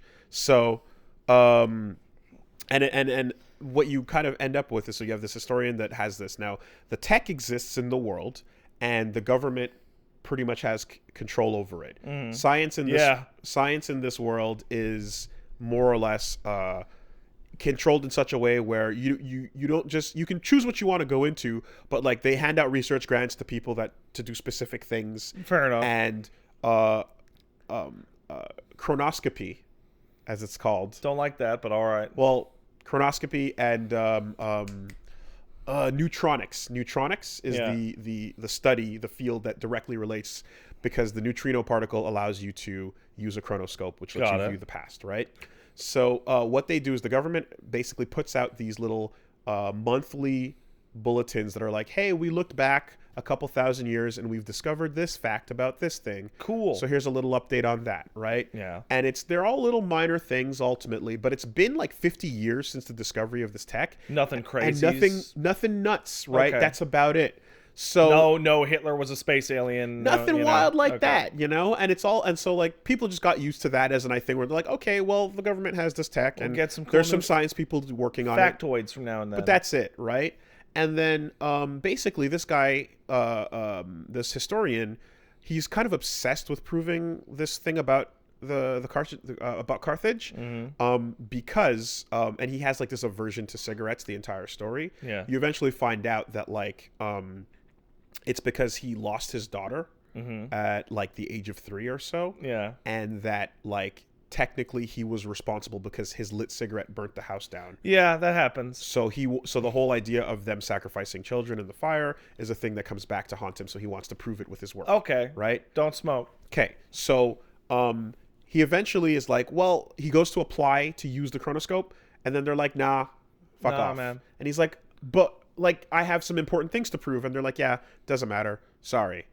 Denied, right? So then he basically goes to like a faculty kind of meeting, and he goes to these little pompous university gatherings of the whatever. Yeah. And a new engineer / person who's looking into gravitational physics is like someone he finds at this meeting, and it's like a young, bright-eyed person that's trying to change the world and maybe have some fresh ideas. And he's like, let me talk to this kid.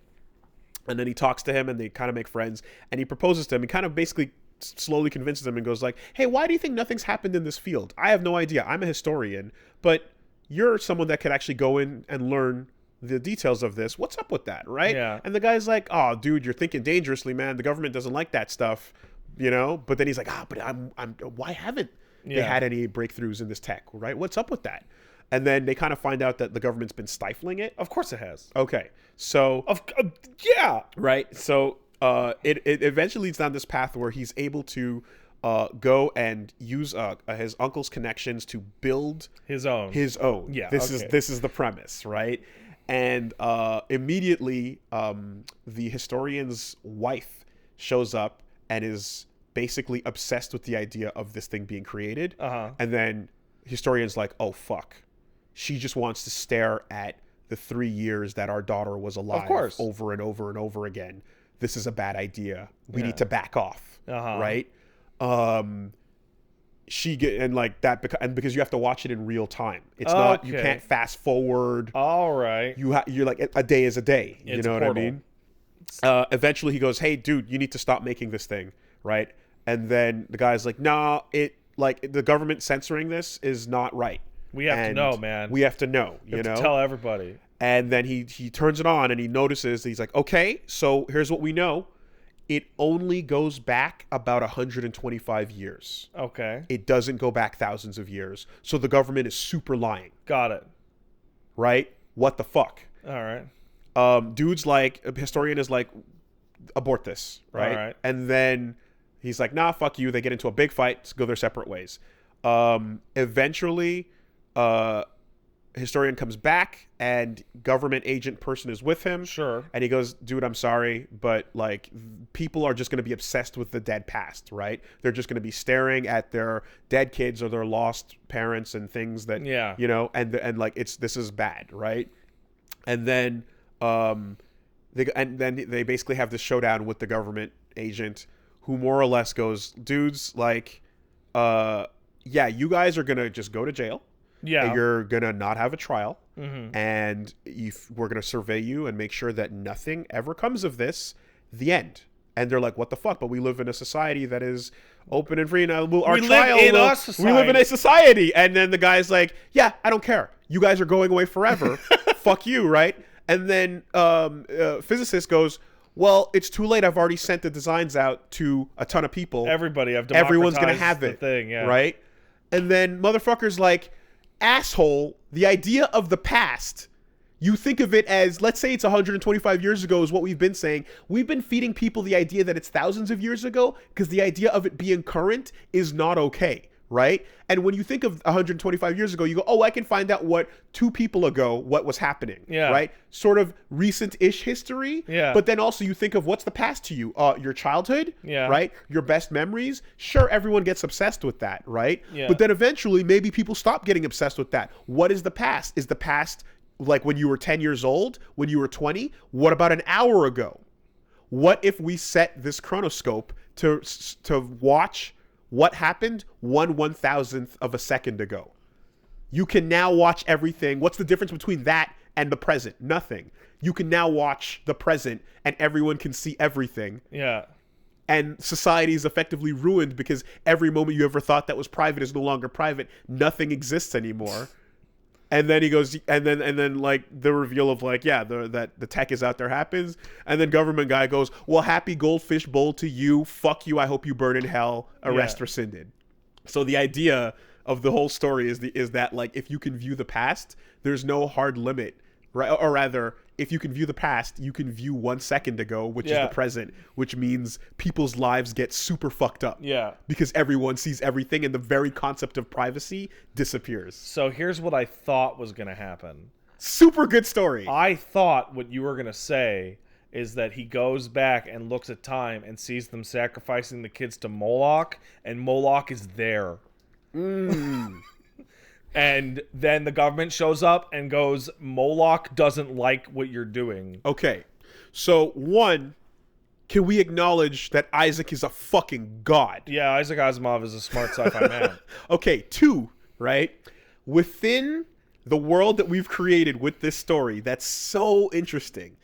You have the full setup, and then you have the limitations put in place, which is after you go further back than 125 years, it just becomes noise. It's right? unstable, whatever. Exactly, right? If there was a way to reverse those things and make it so that you could see nothing present, but only that far back, then a lot of that danger element goes away. Yeah, sure. Excuse Bless me. you. And then you could never see anything that would affect your lifetime. But it would be an interesting, like, thought where society would not immediately be changed to a place where there's no such thing as privacy and every secret you've ever had comes up. But it would become a place where you know that your descendants and the future people will be able to see everything Oh no, my balls. you've ever done. Well, wait, what's the title of this? The Dead Past. The Dead Past. Okay. Right, and it comes up a lot, and it's like he brings it up in the context of going back to watch your dead kid. You're obsessed with watching the dead. Why past. do you watch your dead kids? They're dead. Yeah, because you've never got over them. The wife never got over it. Well, get over it. Yeah, that's what he says. Yeah. Right, but he also never told her about the fact that his lit cigarette burnt the house down. Well, he should have done that. Well, yeah, he should have. Yeah. Right, and then it's like the idea that humanity is obsessed with the dead past is something that will haunt us. But here's the problem. No, get over it, idiots. But there is no dead past. There's no difference between the long distant past and the present moment in the sense that like the past is not there. There's no blur. It's not even a blurred line. It's the moment the present happens. It's the past. So the concept itself means, again, all privacy, all surveillance, all the time, no longer exists. It's just a world of perfect information. Well, I have a solution. I have a solution. The government says if you use this machine, someone will come into your house and shoot you. Yeah. And then they use the machine to see who's using it at any given time. So the way that the government showed up to begin with is because they were checking out, they were using it to find the guys in the story. It's like if you use this machine, someone will come into your house and shoot you within 10 minutes. Yeah. And they follow through on that for a couple of years, and then the problem solved. But the weakness was that they could only watch them, and they didn't watch the uncle who sent out the design to everybody. Yeah. Right? Because it's, again, they have 24 hours. It's real-time watching and viewing. But, I mean, you could put rules in place, like only use it for long time viewing. I mean, you can put rules in place on anything. Exactly, right? So the rules that Asimov created in the story are compelling ones to the nature of this story, right? The idea that you like, if the rules didn't state that you could not view the long past, then you could put things in place that say like you can only view things older than this, right? And then there also it's like, okay, but if everyone can do it, there's also there's a million different problems that can arise in society in that way. But I just fucking love the story because it got me thinking about this entire concept in a different way, because it's like, it's more than just people rejecting the notions that they've like based their life upon. Yeah. It becomes a question of like what happens to society. Yeah, well, you open up the portal and you can see any universal truth. That means you can look at anyone's balls. Sure. I hate the word universal truth because it sounds so... Doesn't it? It sounds so shitty, brainwashed, and fake and dumb. It does. So I hate the fact that you're trying to push that when it's ultimately just like, it is a chronoscope. It is a what happened in this point in time in this place. Okay, right? incontrovertible, unassailable truth, whatever. Like floating camera, objective truth, whatever. Chronoscope. What happened there? Show the camera. No, right? I will not use your word.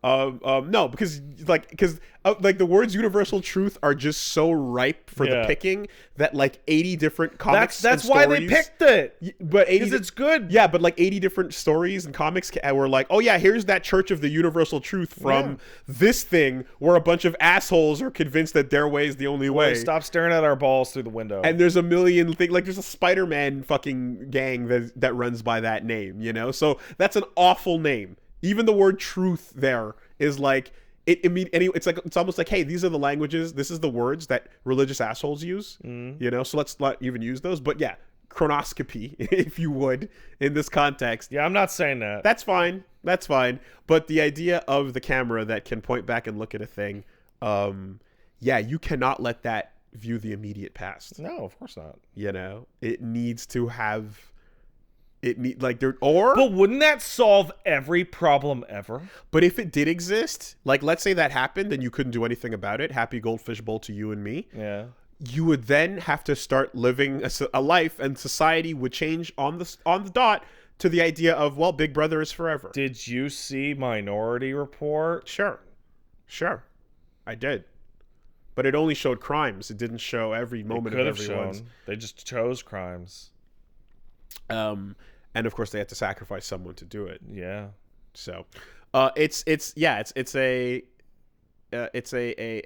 fascinating thing because I imagine after about 2 or 3 generations of children being born into a world where everything is under perfect surveillance, then people would literally start to become different people. There's a solution to this problem. Ethics and morals are no longer optional unless you opt out from, unless you stop caring about the results of your actions. So I have a solution. If consequence is an incentive, then you have to abide. I have a solution to this nightmare future, and that is burn it down. If we burn it down hard enough that we go back to the Stone Age, then we will not have to worry about these problems. Some would think that the very concept of porn would just evaporate. Oh yeah, totally. I disagree. I imagine, because you cannot stop those urges, that people would be forced to just accept that, hey, there is going to be porn and the sexing and the masturbation in people's lives, and you would have to be why would the idea of getting embarrassed caught watching porn? No, that's woolly. What? Porn would explode times a shit zillion times because you could watch anything. Yeah, no, but what I'm saying is the idea of, oh no, people can watch me as I'm jerking off. Yeah, so yeah, that's my point, right? Yeah. So there was a thought that was just put out about just oh no, everyone would stop watching porn, and it's no.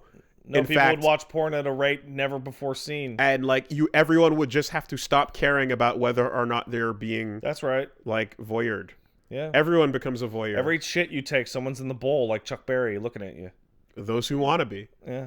And then voyeurism shoots up, and then you're voyeuring someone, and someone else is voyeuring your voyeuring. Well, this is actually really awkward. Inception. Right? And everybody's staring at somebody that's staring at someone else that's getting into it. Yeah, burn it down. The world gets fucking weird. Burn it down. The world gets weird, but everybody is forced into a place where they're you know what? Everyone can see my junk, and that's all there is to it. So who needs clothes anymore? The examples also given cover things like how they're anyone who's a celebrity, every second of their life is now done. Yeah. People might not go and take a look at someone they've never met. Right. But anyone who's a fucking household name, it's your life is over. You're just, that's it, you know? So wear 10 clothes. So it's a fucked up weird way to go. Wear 10 clothes and get a tube. And crime evaporates as well, except for those who do not care about the consequences. I don't know. It depends how much crime we're talking about. Once you hit a certain level of crime, then it's crime. Well, if everything gets caught, then you only do crimes. Yeah, but what if the cops are too busy looking at their own bullshit to do crime stuff? Well, I imagine that this changes the entire nature of investigating. Because, like, you're talking about people, oh, everyone's staring at the dead past. Sounds like a good time to rob people's houses. Maybe, but I don't know. We're getting... You gotta be a pragmatist about this. Getting in the weeds there. I would imagine that crime efficiency is just like, look, if we don't catch you today, you did that crime when? Once? Okay, I have how long to find and catch you? Well, do you know how flooded... you know how flooded the fucking crime house, what's it called? Police station would be if they could see all crime simultaneously? There would be mass quantities of types of crimes that would suddenly just never be prosecuted because there's way worse crimes happening all the time. Everything below murder becomes fair game. Yeah. And I imagine there's like that initial period is everyone who got away with the worst shit goes and gets caught. Yeah. Right? And then it starts becoming an overwhelming crime factory of a time. Yeah. Right? I imagine at some point when we're talking about the generations pass scenario that people start to, again, like probably not want to risk it. I don't know, Wooly. It's been thousands and thousands of thousands of years and human nature has changed precious little. I think you think too highly of your future telling techno future to think that people would actually substantively change the way that they live their lives regardless of the consequences. I think there would have to be an embracing of, well, when I get caught, I get caught. Fuck that. No one ever is like, oh, you got me. I mean as in like, I don't care if I get caught. It's not how you got me as much as it is. Yeah, a lot of people don't care if they get caught. Right. And so that type of criminal never goes away, for sure. Yeah. But like criminals who love crime. It means what we will be doing is we'll be moving down to super crime.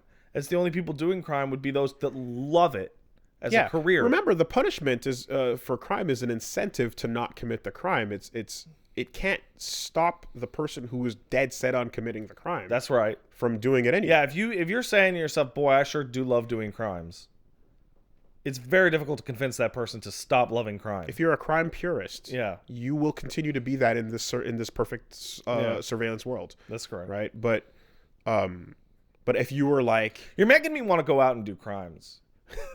But if you were someone like who... You're romanticizing it. If you were someone who was... if it was not that much of a crime purist that was just impulsively like, maybe I can get away... No. Here's the thing, Willie. No, you're not. There are three types of criminals. There are crimes of passion, there are crimes of profit, and there are crimes of compulsion. Yes. Right? Sure. Crimes of profit, not necessarily monetary profit, are under the assumption that they won't get caught. So those people will absolutely be stopped by such a plan. However, crimes of compulsion or passion would not be affected by this at all. No. Crimes of passion, you don't consider consequences. No, you just do it. And crimes of compulsion, you may consider consequences, but you can't help it. Yeah. Yeah. So, yeah. No, man, society gets all kinds of fucked. And here's the other problem, too. Like, everyone that has, like, any kind of helicopter parenting, like, antics in their brain to the, like, worst possible degree, any...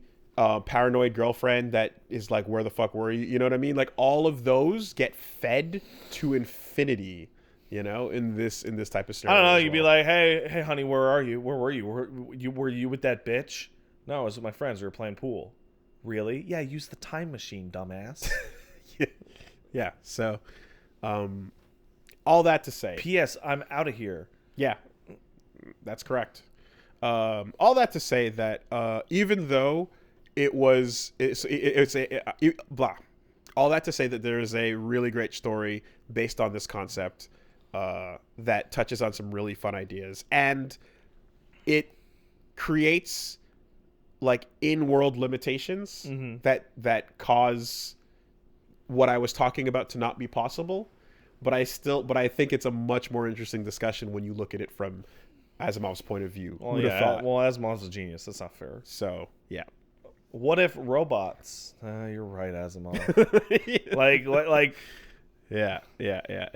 So that's the Dead Past, which I finished this week. I also started playing Doom. Yeah, I heard that your friendship with fighting games is over. Now Satan is your new best friend. So it's pretty funny that like that was a lot of I saw like 10 variations of that meme. same joke, Yeah. and they're all just based on me being very excited for Doom and not. I didn't say the word fighting games once at all. Oh my god, are you okay? Wooly, are you all right? I don't think I've ever known you to do such a thing. Are you well? I've expressed enjoyment for something, and that automatically means I hate fighting games, apparently. I mean... you know. Flanders! You sound ill. Flanders! But, Yo, Doom's the shit. Doom is really fun.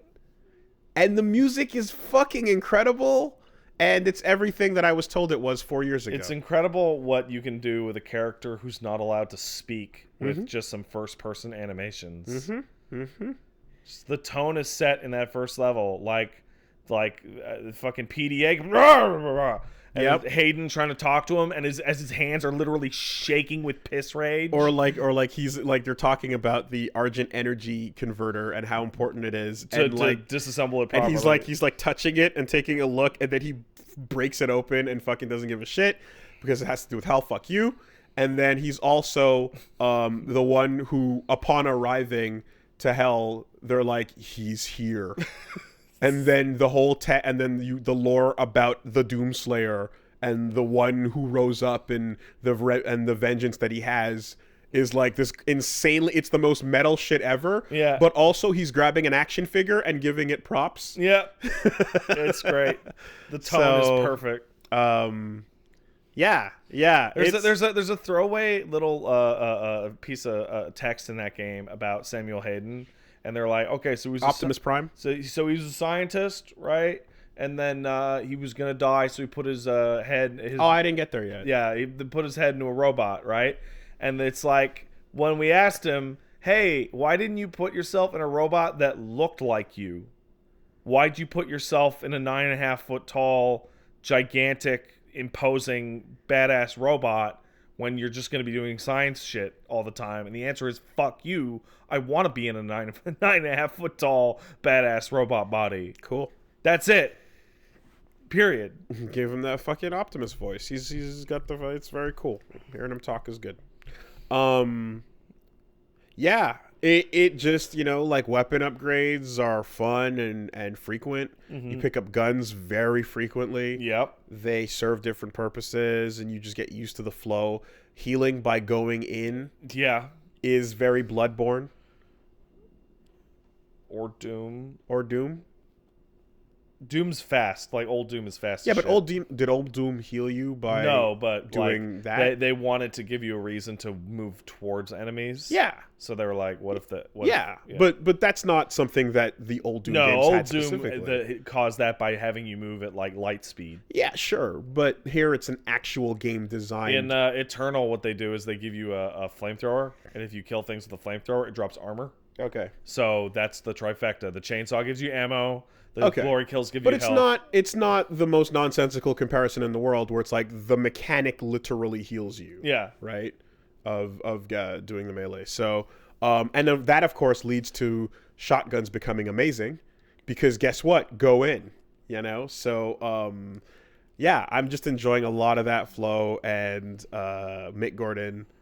And, I don't know, wherever I'm like maybe like 6 or 7 levels in at this point. And it's just like... Yeah, you got to hell, right? Yeah, I got to hell. Yeah. And so it's pretty fun because like at first it's almost like, oh yeah, chalk this one up to one of those games that I would not have been allowed to play as a child. Oh yeah, I saw that clip. Going around. And then eventually to the realization that it's like, but wait though. The Doomslayer is the most Christian possible thing. The Doomslayer is bordering on, like, biblical sainthood with the shit he's pulling. When you're like, no, we're going to kill them, though, right? But I remember when people said that about Diablo as a kid back in the day. They're like, no, but you're fighting Diablo. Yeah. And I was like, it doesn't matter. It's the iconography. It's all over. You're inviting his spirit into your space. Oh, my God. It's the idea That's of some ridiculous even if shit. he's the bad guy, that doesn't matter. It's even getting into that imagery to begin with. Yeah. You know, and the devil doesn't care about whether you see him as the villain or not. You know, it's more about the fact that you're even getting into this. Oh my god, place. that's crazy, man. That know? devil's so shifty. So Love that the devil in Doom. I mean, there is no devil, right? It's just a shitzillion they're not crafty. They're not sneaky. The big freaking metal monster album big old cover race, assholes. yeah, and they're hanging out, and then humanity is like, "Yo, let's exploit hell for our own benefit." Good one. Hell energy is just yeah. Yeah. What could go wrong? So, thorough fun on that, and so that's I started that on stream. That's gonna be the LP following up on Spec Ops: The Line, over on Wooly Versus. Do you feel like a hero? I feel like a superhero. I feel like it's the craziest jump. Yeah, I was just thinking of that when I said that. It's like Where it's like, oh no, I almost pulled the trigger when I didn't mean to, or oops, I did pull the trigger when I didn't want to like I could not hold the trigger any harder. how can you shoot faster? I don't know how you like, can shoot faster. I actually can't. I want to shoot faster. Let's get that upgrade. Demon's got to go, man. Punch that robot. Yeah. Olivia's got to go. So, they all gotta go. They all gotta go. They all gotta go. You're fucking with hell energy, Everyone bro. in that game's gotta go. And Samuel's like, don't break that machine. It's super useful. I can't believe you broke it. What are you doing? Oh my god. Hell energy is cool though. The energy crisis on Earth it was worth the risk. Man, you go to hell and you see Commander Keen's helmet. Yeah. And it's like, bruh, he made it to hell? That's impressive. From protecting aliens invasions from Earth, he made it down there? I think That's crazy. so. It's funny because like Doomslayer, he never talks once, and you only get these little snippets of his personality through the stuff. In Eternal, it looks like they're cranking that up to 11, where like you can use the Doom guy's PC, and he's got like fucking killmontage.mp4 on his desktop. Okay. And he's got a battle arena in the area called Wait, this is in what? Eternal, coming out a couple Okay, weeks. okay. And he's got a battle arena called the Repertorium. And like he's got a bunch of old novelty shit from all the spin-offs just stashed around everywhere. And there's intercoms going like, do not look at the Doom guy. Do not talk to the Doom guy. Wow. Just let him on his way. Wow. And they're just like turning full into it. So, he's descendant of B.J. Blazkowicz as well, right? He's in the lineage. Supposedly. This new one, maybe not. Okay. The whole game, you're going to notice that the more you read these things, it's toying as to whether or not they're talking about a unique character that's like a Praetorian or some new race, or if, because they described the last time the Doomslayer was going nuts, he really tore it up. There's like enough to be like, are you talking about Doom 1 and 2? Is it the same guy? Okay. Fuck it. Whatever. You know, like, Yeah. good enough. Yeah. Because then, like, it's a pretty... The escalation between being a Nazi killer and a demon hunter Is less than you would think. that's great. That's great. So, yeah, anyway, I look forward to seeing more of that. So I did that. Grand Blue Fantasy Versus. How's netcode? It's rollback. No, sorry, it's not rollback. It's Wow, you're an asshole. it's delay based. Great. The word rollback was on my brain because I want to say it's not rollback, and it's like, yep, still not happening on that one, and that was, we knew that a while ago. I'm now gonna set the notch in my brain accordingly. Click. All right, I'm now ready to listen to the rest of this great fighting game that I'm excited to play but won't. Fun fighting game, cool characters, very pretty, lots of cool stuff happening. Yeah. It didn't go too far in depth because ultimately I grabbed it to do like an early sort of. Yeah, because you got the Hong Kong version. I got the Japanese one, Oh, so we just grabbed it to do a stream with it. I'm gonna probably jump online for like a little bit, but I haven't really touched it since like that. I touched online in the last demo when it came out, right? But yeah, it's like when it comes out proper in English on March 3rd, I believe it is. Then like I'll go in a bit further, but for now I'm just previewing it. Yeah, I mean the two characters I like are gonna be a lot of fun. Vasaraga and Lancelot, very cool. Lots of fun with all the animations and quotes and everything going on with the joke character. Lowain. Oh, These yeah. three cat boys. Oh, yeah. I've seen a lot of Lowain. Lowain is wonderful. Fucking cool. Like literally, like, oh shit, Vasarag is inviting us out for beer. What do we do, guys? Yo, real recognize real. Like, his win quotes are them telling stories in a bar that never happened or waking up passed out. Yeah. Right? Like, literally, it's just this nonsense character that's full of all these gags and fun stuff. He has that win pose where he does the rotate, circle. the spin. Yeah. Yeah, all three of them are doing that little dance. You can call out Mom for the level 3. They turned into a giant woman. It's a great character. It's lots of fun. But yeah, so that's it. It's delay-based netcode. This sucks, man. It does suck. It sucks. But here we are. Support your locals. Like, I don't know if it counts in news later or if it's important because the DBZ stuff is happening. Yeah, we'll talk about that. But it's like all that DBZ stuff looks really good. Yeah. And I'm like, oh, cool. They're going to, like, Max put up the tweet that cemented it. It's like, oh, cool. They're going to fix the Dragon Rush speed and the netcode. No. Yeah. All right. Yeah. It's, for some reason, well, here's the thing. I can say this. This is the most popular the message has been, right? People have been fighting for rollback netcode for 10 years now. Yep. In fighting games, but it's now more people know about it and are complaining about it than ever, right? So at the very least, there's the voices are louder. So that's what's up. But we'll get into that a little bit later. Otherwise, it's a good fighting game, and I look forward to playing it at locals. So that 2 you can check out over on Woolly Versus, and yeah, this week pretty much the switch over to Doom should be happening as soon as I think Spec Ops: The Line wraps up this week. So that's what's going down, and then on Wednesday we're gonna start the stream on the new LP that's replacing Death Stranding because I beat Death Stranding. Wow, Death Stranding. Okay, so there's a lot of stuff we can talk about without talking about spoilers at all. Yeah. I really like that game. I think it's great. Yes, I enjoyed it. Except for that 3 hours where it becomes complete garbage near the end. Okay, are you talking about the last 3 hours? No. Are you talking about the first 3 hours of the last sequence? Yes. Okay.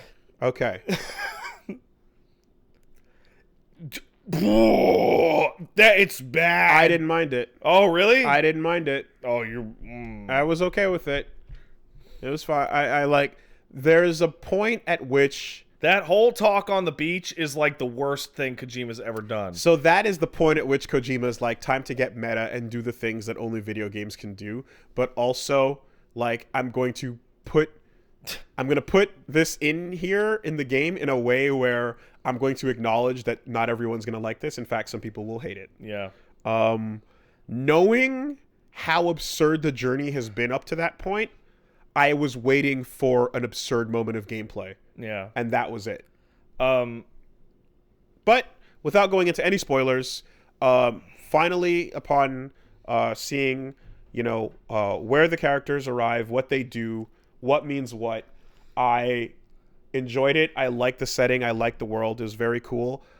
I had a complete breakdown at the acronyms, backronyms, and verbal connections. I had a complete and utter breakdown.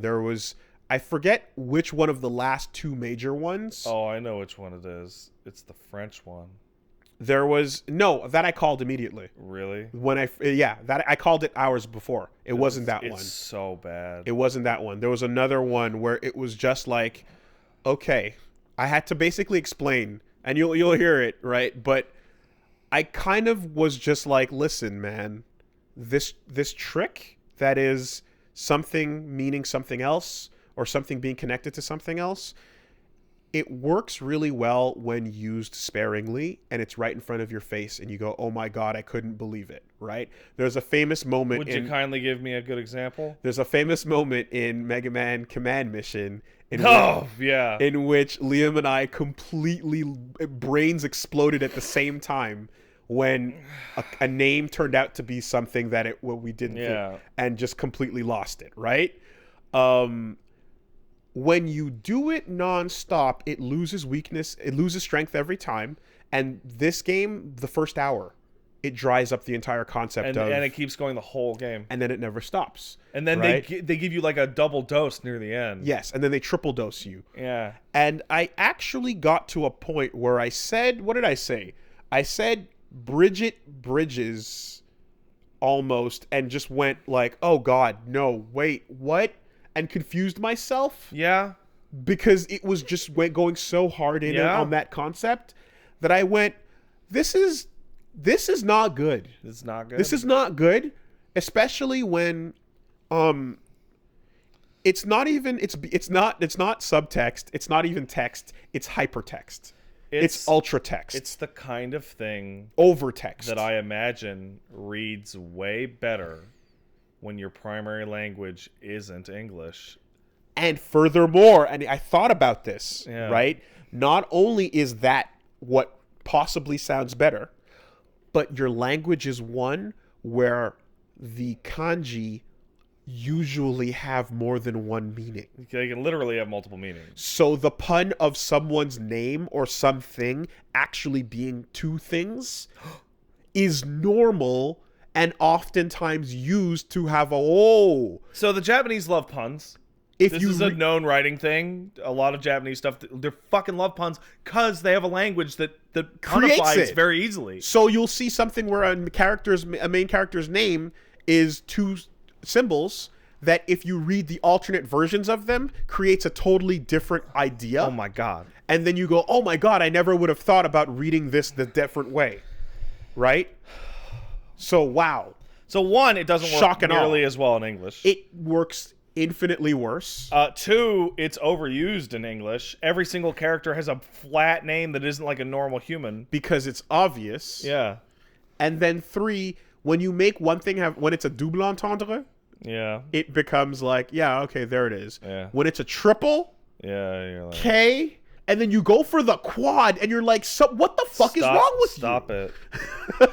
I couldn't handle it. Stop it. I couldn't handle it. And the end of the game drops so many more on you that it's and I know we're dancing around it, but it really is just like every name has a pun associated, every bit has a bite, and it's just like the joke of, did you know the S in Strand stands for strand? Yeah, it became real. It became more real than I could have ever imagined. Yeah, you were dead on. And it broke me. You remember when I laughed super, super, super hard at that? I was like halfway through the game when you made that joke. Yeah. And it was way funnier to me than it was to you.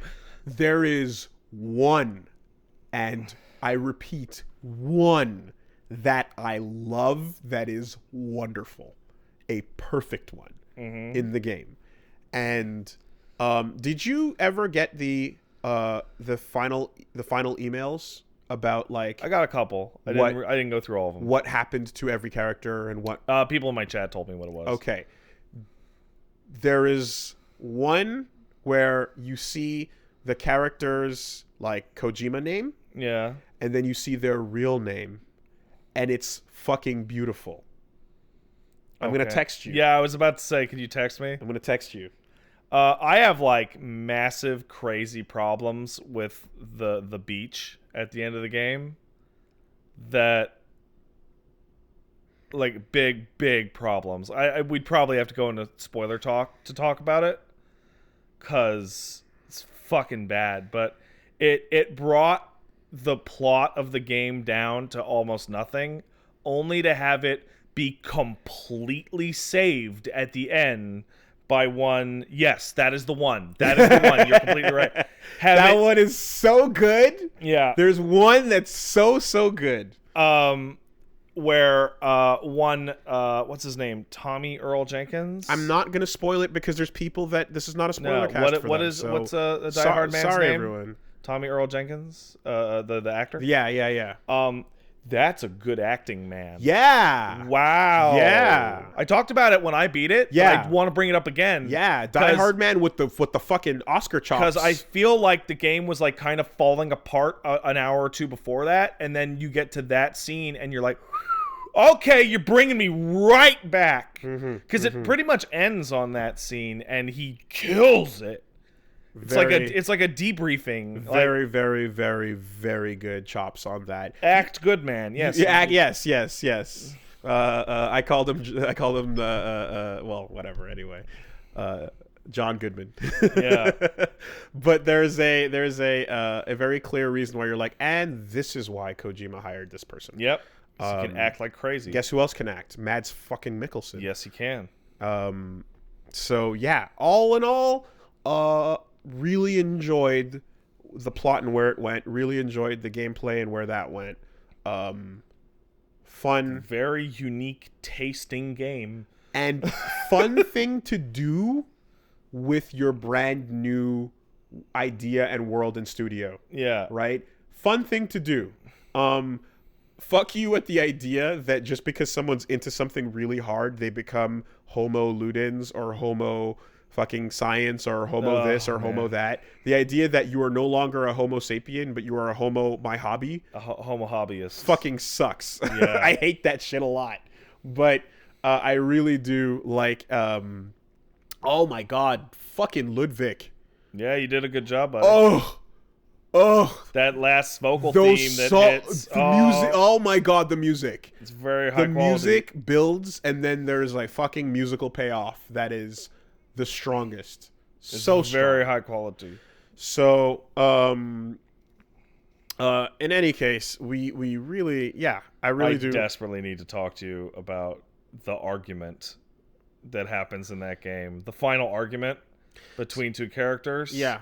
So I'll say that there's one thing is that I feel like in a weird way Sam's the kind of character that like he almost reminds me of an RPG protagonist where for the most part he's just got his head down. Yeah, I'm just deliver these packages. But then I've got a big old monologue deep inside just in there, just waiting to burst way out. In there. You're like, "Did you?" All right. And shout outs to pizza. Shout outs to pizza. That's a good payoff to an incredibly frustrating quest chain. Yep. So Higgs, a character that I really was like, man, I actually went off on a bit of a rant about a sympathetic villain versus a one-dimensional knife flicker. Yeah. Which Higgs totally is. Until he's not. Yeah.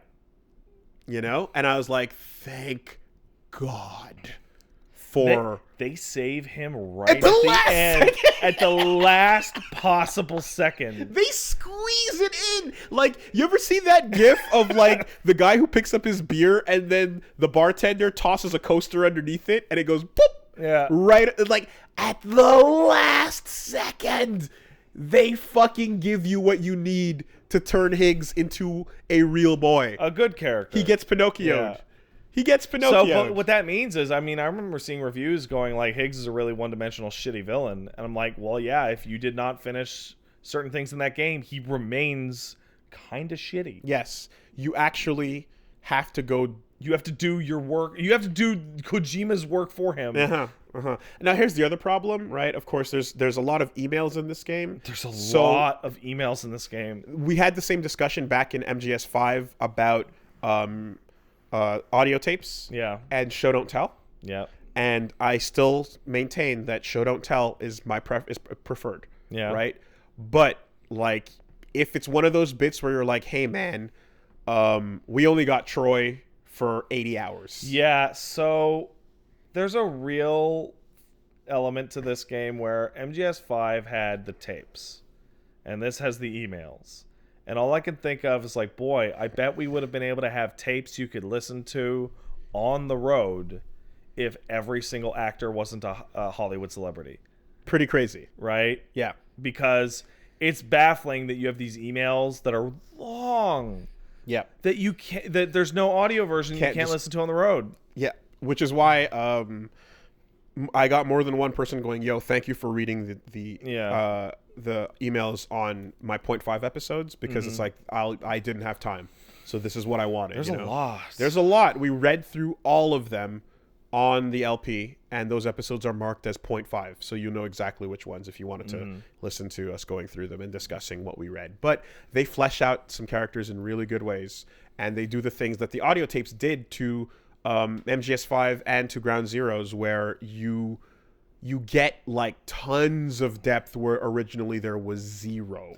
There are like lore tabs, I guess you would call them, about like the names of all the concepts people are talking about, that if you don't read them, the game is like nonsense. Like if you don't know what Ka is or Ha, you're fucking dead in the water on understanding the plot. For sure.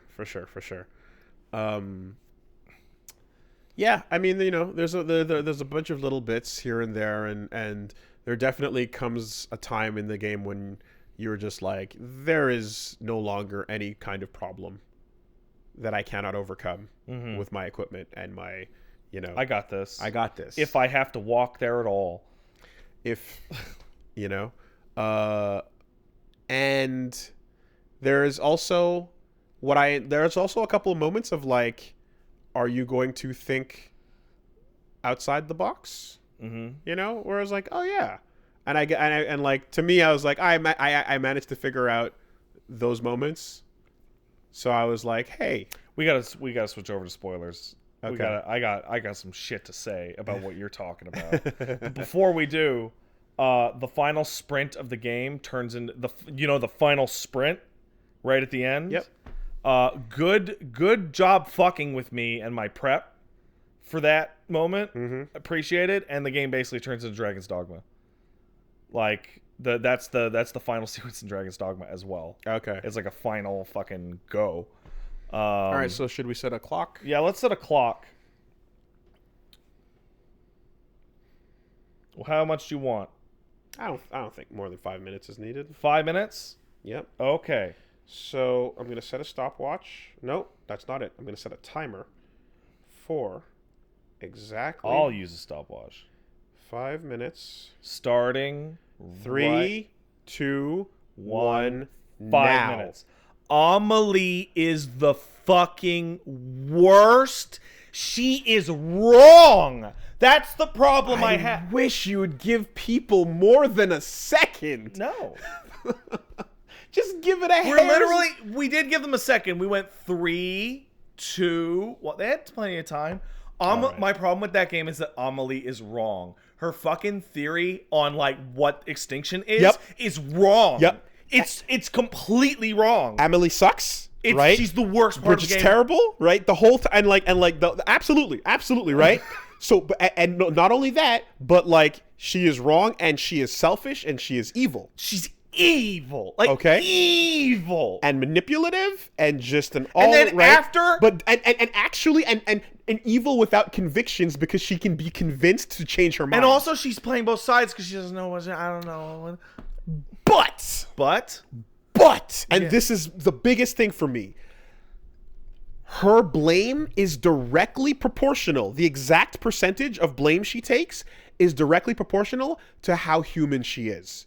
If she is 50% human and 50% extinction event, that's where it all fell apart for me. Because let me get there, right? At some point in time, she's a human being that is standing there that looks like a human being, but you are a concept. You are an entity. You are the idea of extinction and death in that way. That whole... So, like, to a degree, it is it can only be your fault as much as you are a human. No, that's bullshit. You know why? Because the reason why she sped things up was not because she was a concept. It's because she was bored. And so regardless of any of that metaphysical nonsense, 100% her fault. But again, and then if her primary existence is to do this thing, then her doing that thing, but all of those things are the result of her human choices. Yes. Which is why, again, the way I'm looking at it is like, if she was 99% EE, then she was just like, hey man, this is what it's got to be. You know what it is. It is what it is. A person, she's the Rei Ayanami in that circumstance, right? No, like every bad thing that happens in the game is her direct doing as a person, not as an extinction entity. She uses the EE stuff to justify the use of her abilities. She could have been anything she could have done would have been better as a human than what she did do. Yeah, because like she doesn't. And then on top of that, the way that she goes about it is in this indirect fucking bullshit pussyfoot way. Oh, it's terrible. Where it's like, I'm gonna make the situation worse not by doing it myself, but by picking up John's hand and making him fire it, or picking up Higgs and making him crazy, and then going on to make it so that Die Hard Man's past, like he's to blame for everything, pushing the blame off, right? So insanely evil on the human side of things, and non-convicted in her beliefs. Yeah. But part of her is still not human. Okay, before we go forward, I just want to say, how early did you realize Amelie was behind it all? It was pretty much the moment where, it's not the visitation, but it's pretty much the moment when you walk in and you're like, why is she having a candid conversation with Higgs? Okay, for me, it was like, I know, I see. Yeah. For me, it was like an hour into the game. Yeah. When she's like, you got to do the network, and somebody's like, the chiral density's going up. She's like, you got to do the network. It's so important. Hey. The human extinction is primarily concerned with American Reconstructionism. Oh yeah. A couple other things. High priority. Having to hug her. Yeah. As the pivotal moment in the game, I think makes the game's themes for a little while completely fail, because it's wrong. It's literally wrong. Did you take the shot? Yeah, okay. Like 10 times. Okay. I got stuck. Okay, I didn't do that. And here's my thought on it, right? She is flawed and swayed by her emotion towards you. You can manipulate her with your love. But it's not being played that way. It's not played that way. It's not played like appease the elder god with your human emotions. It's played like, listen, man, love is really what matters. She'll do the right thing. It's like, no, she won't, because she's evil. She did the emotional thing. I wish I knew the breakdown of how much of her was EE versus human. I bet no one knows. But I blame her exactly that percentage. Which is probably over 1%, so fuck her. She's the worst character ever, almost ruins the game. But then Die Hard Man John McClane saves it! He saves it! He's so good! Alright, that's 5 minutes. And 5.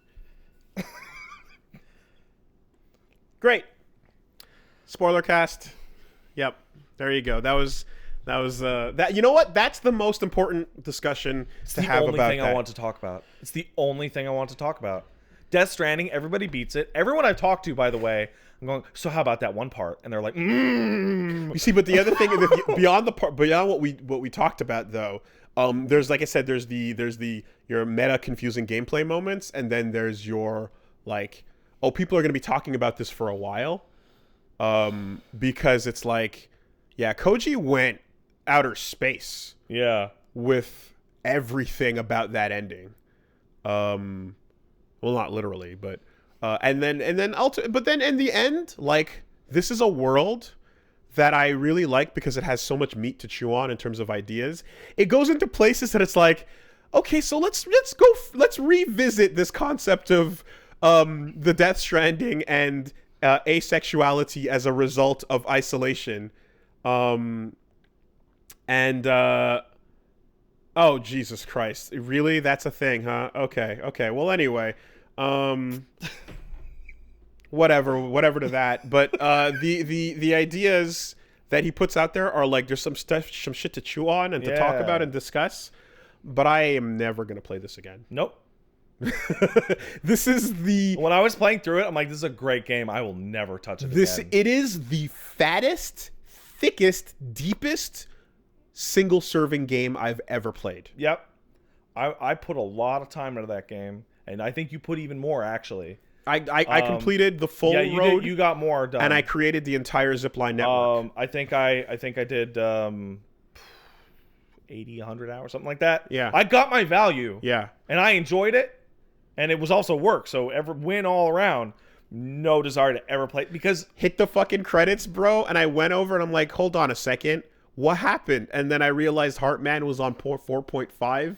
Yeah. And he became 4.5 man fucking ruined my perfect 5 stars across the board. But I went back and did it, and I 5-starred everybody. I'm glad. Yeah. Yeah. It is the craziest. It is like single serving. You can't do it. Someone was like, what, hey, you're going to go back and fucking go back to just having the rope? Someone sent a message like, oh, are you looking forward to the Steam release? No. And I'm just like, are you out of your mind? Why the fuck would I ever go back to this? It's like go back to like Devil May Cry 1 when it's like, okay, but you have to wait 30 hours till you get Stinger.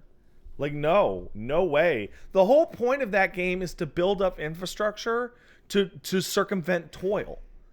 I've circumvented the toil, all of it. Why would I go back to toil? It's the only game I can think of where it actually makes things difficult and kind of shitty to do. And then when you learn how to mitigate them, you're like, yeah. Remember when you had really good options in Persona 3? I do. But then game was like, but Yukiko though. Yeah.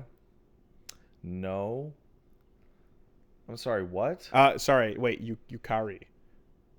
Yeah. Yukari. But Yukari though. Yeah. And you're like, but I don't want Yukari. She's got a choker and she hates her dad. And you're like, but I don't want Yukari though. Right? Like, come on, remember though. that? She got dad problems. Vibes. Like, it has never been like in an empty fucking room, in an isolated system, in a void, you already don't really want what they're giving you. I'd rather grind up on this corner, please. But then also, Fragile's great. You know? Yeah, she's pretty fragile. Yeah. But not that fragile. They use that like 5-10 times too many. And not in the moment when I thought it was going to happen. It's crazy. But then it comes 20 minutes later, and I'm like, yeah, it doesn't mean anything anymore, dude. It's nuts. Now, here's the last bit to say. Mads was worried about the underusage, was worried about what's going to what. Not worried at all. He got some good hits in. Mads is perfection. Yeah.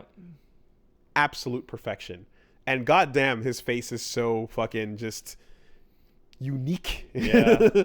He's big actor face. You know, the same acting. Yes. The same things you felt when you saw Le Chiffre wipe the blood from his eye is what you feel here. You're like, fucking perfect, this character. You know? So I love everything about him. And Norman. Hey, Norman. Hey, good job. Good job, buddy. You did it. And PT is saved. He got so much more out of this than he would have with PT. Yeah. This is so much better for him. Maybe. He'd probably have the same amount of dialogue total. Did you watch AMC's Ride with Norman Reedus? I did. Exactly. It's... I hear it's all right. It's okay. Yeah, no. There you go. It's okay. So guess what? So it worked. Hold on. Let's break worked. it down. I watched AMC's Ride with Norman Reedus, and I'm now primarily drinking Monster Energy. How about that? How about that? It worked. Can't blame. Only that sugar-free Monster though. The sugar ones are terrible. Yeah. I can't, like, by the end of the game, you're like, I wonder if that ride is any good. Like,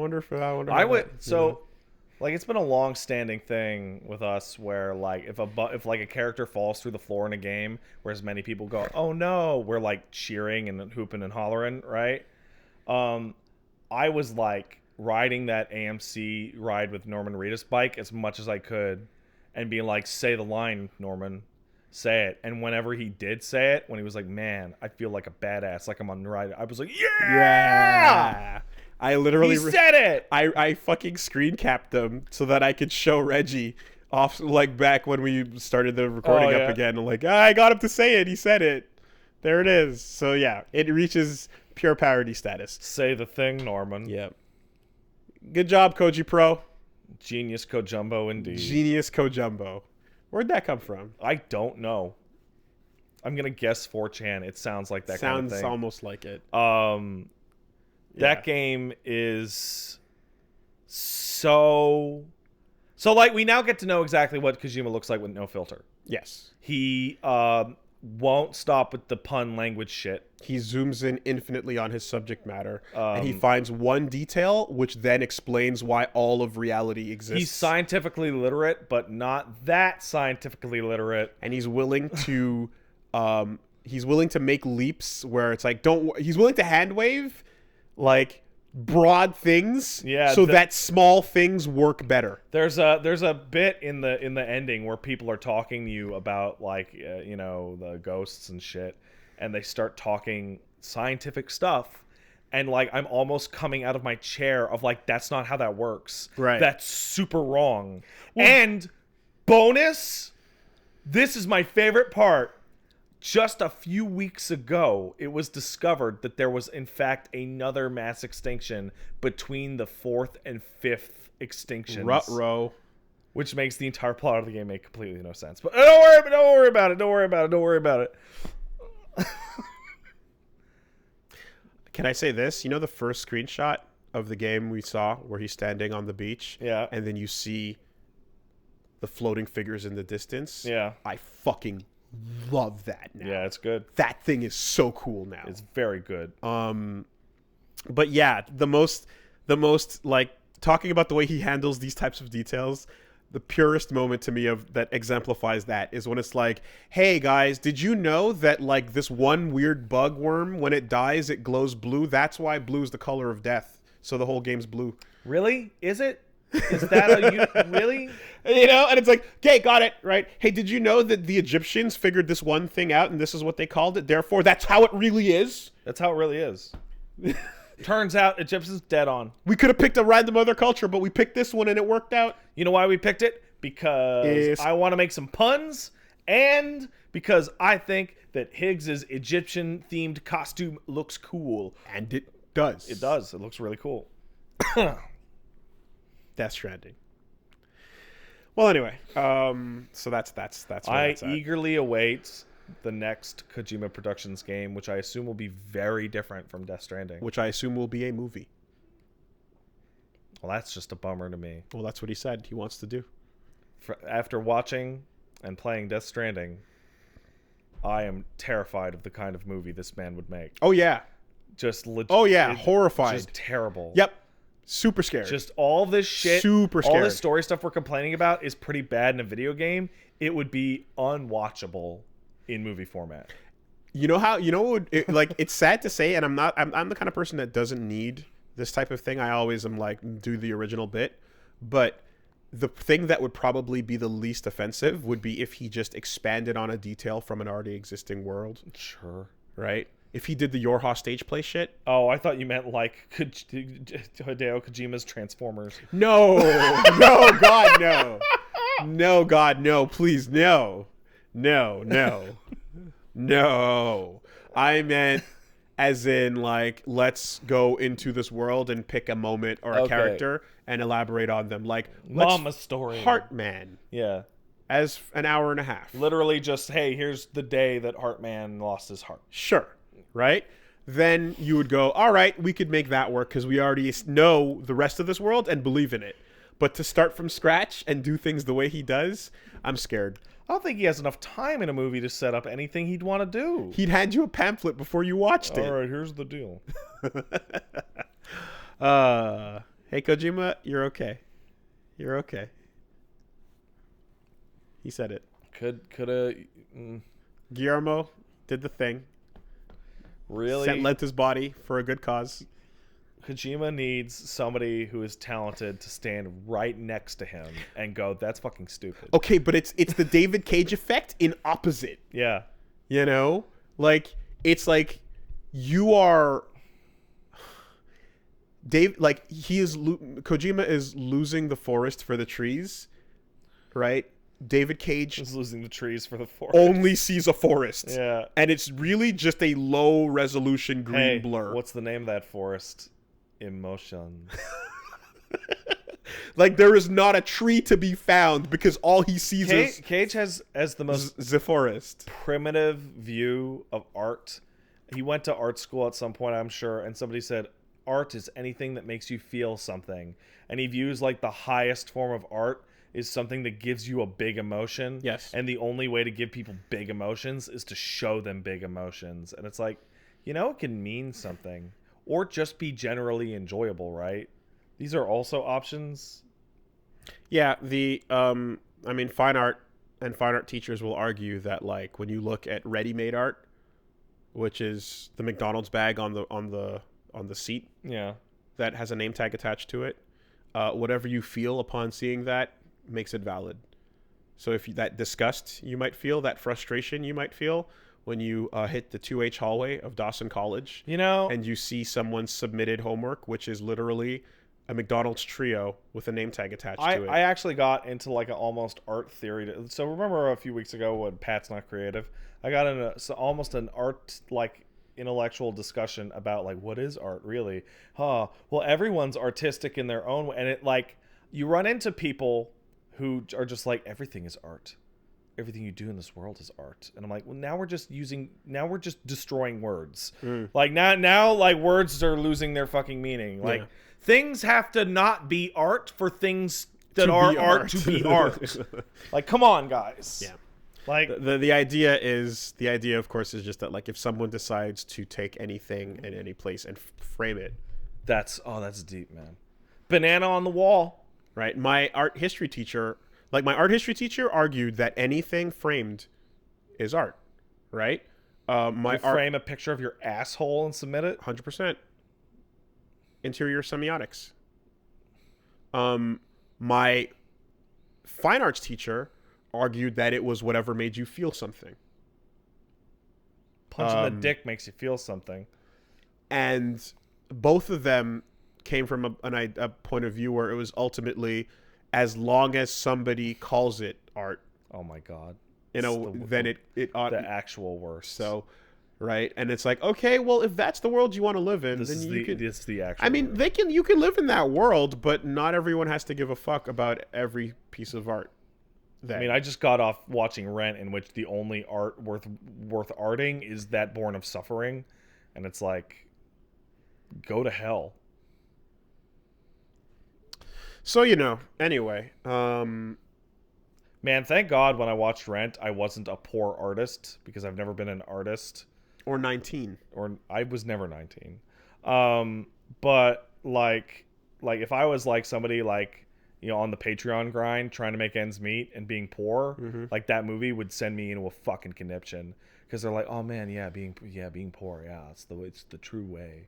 And there are people out there, it's like, I just want to draw titties and make some money, dude. Commissions are open. Yeah, commissions are open. Please, Rent, please stop. I spawned into this world at the ripe old age of 90. That's how it feels anyway. So anyway, Death Stranding going to be wrapping up on Wooly Versus as well. You can check that out. Should be a couple episodes away. That's a great game for some people. Yes. I did about 2 hours of epilogue as well to just get cleanup. Yeah. So there was a couple little other things to do. Some storylines to some of those preppers where you're just like, God damn it, it's not the way I wanted that to go. You know when you say like this is an unqualified recommendation, I would recommend this to anyone. This is a highly qualified. This is the most qualified game I would ever recommend to anyone. If you are a fan of Kojima's work and you have played at least 3 Metal Gear games and loved them, and you are patient, and you can appreciate a calm moment. abstract game concepts. Like, Go for it. It's fucking Go for it. Trucking became fun. I would never begrudge anyone. Now that we're all the way out, right? I would never begrudge anyone that I was talking to them. And like, you talk to somebody like, man, DMC3 is garbage. Yeah. Like, you need to get the hell out of my face. Yep. If somebody was like, man, fucking Death Stranding was so trash, I'm like, yeah, I can see that. Yeah, but okay, but if it came out and it came and went and it was like, yeah, that was okay. How sad would that have been? If it was just a, like, yeah, decent action game. The shooty parts were shooty. And then it wrapped up, and then we called it a day. Would not that be the most disappointing and sad thing for the highest expectations of Andrew House? Yes. So, Koji Pro. I would love to get sales numbers on that game. I want to get a Ludens toy. I bet it sold okay. I wonder. All right, like not like 10 million or whatever, but like a million or two. Just like it did okay, but considering the build up and the hype cycle and the fucking event that it was, I bet a lot of people saw what it was and went, I mean, it's in the PlayStation AAA pantheon, but how high up, of course. Yeah. Remains to be seen, because yes, if you're going to spend that much money on a game, many people want it to be a bit more accessible and or Nathan Drakey. Yeah. So, Anyway, bless you. I've been trying to push past it. Oh, my bad. Okay, because we meandered, but that wraps up. So you can check that out, and yeah, I'll just crack that open and say that like new long LP to start this week. Going to be cracking open the KOTOR 2. Oh, hey. Come on. So you're doing pockets, I assume? No, actually going to go a different way with it. This is going to be, like I said, it's not the continuing adventures with you in pockets. Mm-hmm. This is going to be with the, and I've been told there's really good reason to go with a different type of character from last time. I would say that's accurate. And that there's like actual lore and party implications that need to be considered. I would say that it's really cool to go light side in KOTOR 2. Okay. In KOTOR 1, it was like it was fucking hilarious to go evil, right? But KOTOR, yeah, there's some good light side stuff in there. Yep. So I'm gonna be doing that. I'm gonna be with a Star Wars informed guest, and we'll crack that open and see what folks think. Let me ask you: are you gonna brainstorm another good ass name like Pockets, or are you just gonna hope that it arises? I was gonna just hope it arises, but now I'm sweating a bit. Yeah, I know you're sweating. Might need to think What's about it a little bit. What's the opposite of Pockets? Divots. A fanny pack. Yeah, fanny pack. The hero Jedi. Fanny pack. Oh, that's terrible. That's just awful. I mean, it's a pocket outside your pocket. Anyway. Hey, I'm going to warn you right now, that first area, the mining thing, is a slog. I hear. It's all roses after that, but that first one's it's rough. So that's going to be it. Please look forward, and I hope you enjoy. Kachi. And we will that will take that'll take the big boy slot for quite some time, while the short slot continues to keep it moving with Doom and such. Yeah, Doom's not that long. No. Bang that out in like a second. So that's what's going on. And then if you happen to catch it, a good old fun season of Gone in 60 Seconds also dropped, and there was some musical things happened. I may have collaborated on some music. I may have done some rapping. So a lot of weird stuff going on Wooly Versus. It's kind of flying all over the place now. Looks like you're taking like a shotgun approach to content right this second. It happens to be that way, and you know what? So far, people have been enjoying it. So let me ask you, if the reception on your raps was like positive enough, is there the moment where you're like, hey, haven't thought about nothing. Okay. Got no answers for nobody. Mm-hmm. But between like all this types of stuff coming out, and of course, like I said, the Wooly will figure it out, and the thises and the that's, and the I'm trying to just the shotgun content. It's fun, it's dynamic. I like recording different things. I like doing different things. People often ask when's more of thing, and the answer to that I can say at this point in time is, oh, I probably just did it. You know, Salt Party is a thing, Table Lords is a thing, podcast is a thing. No, do the one I want.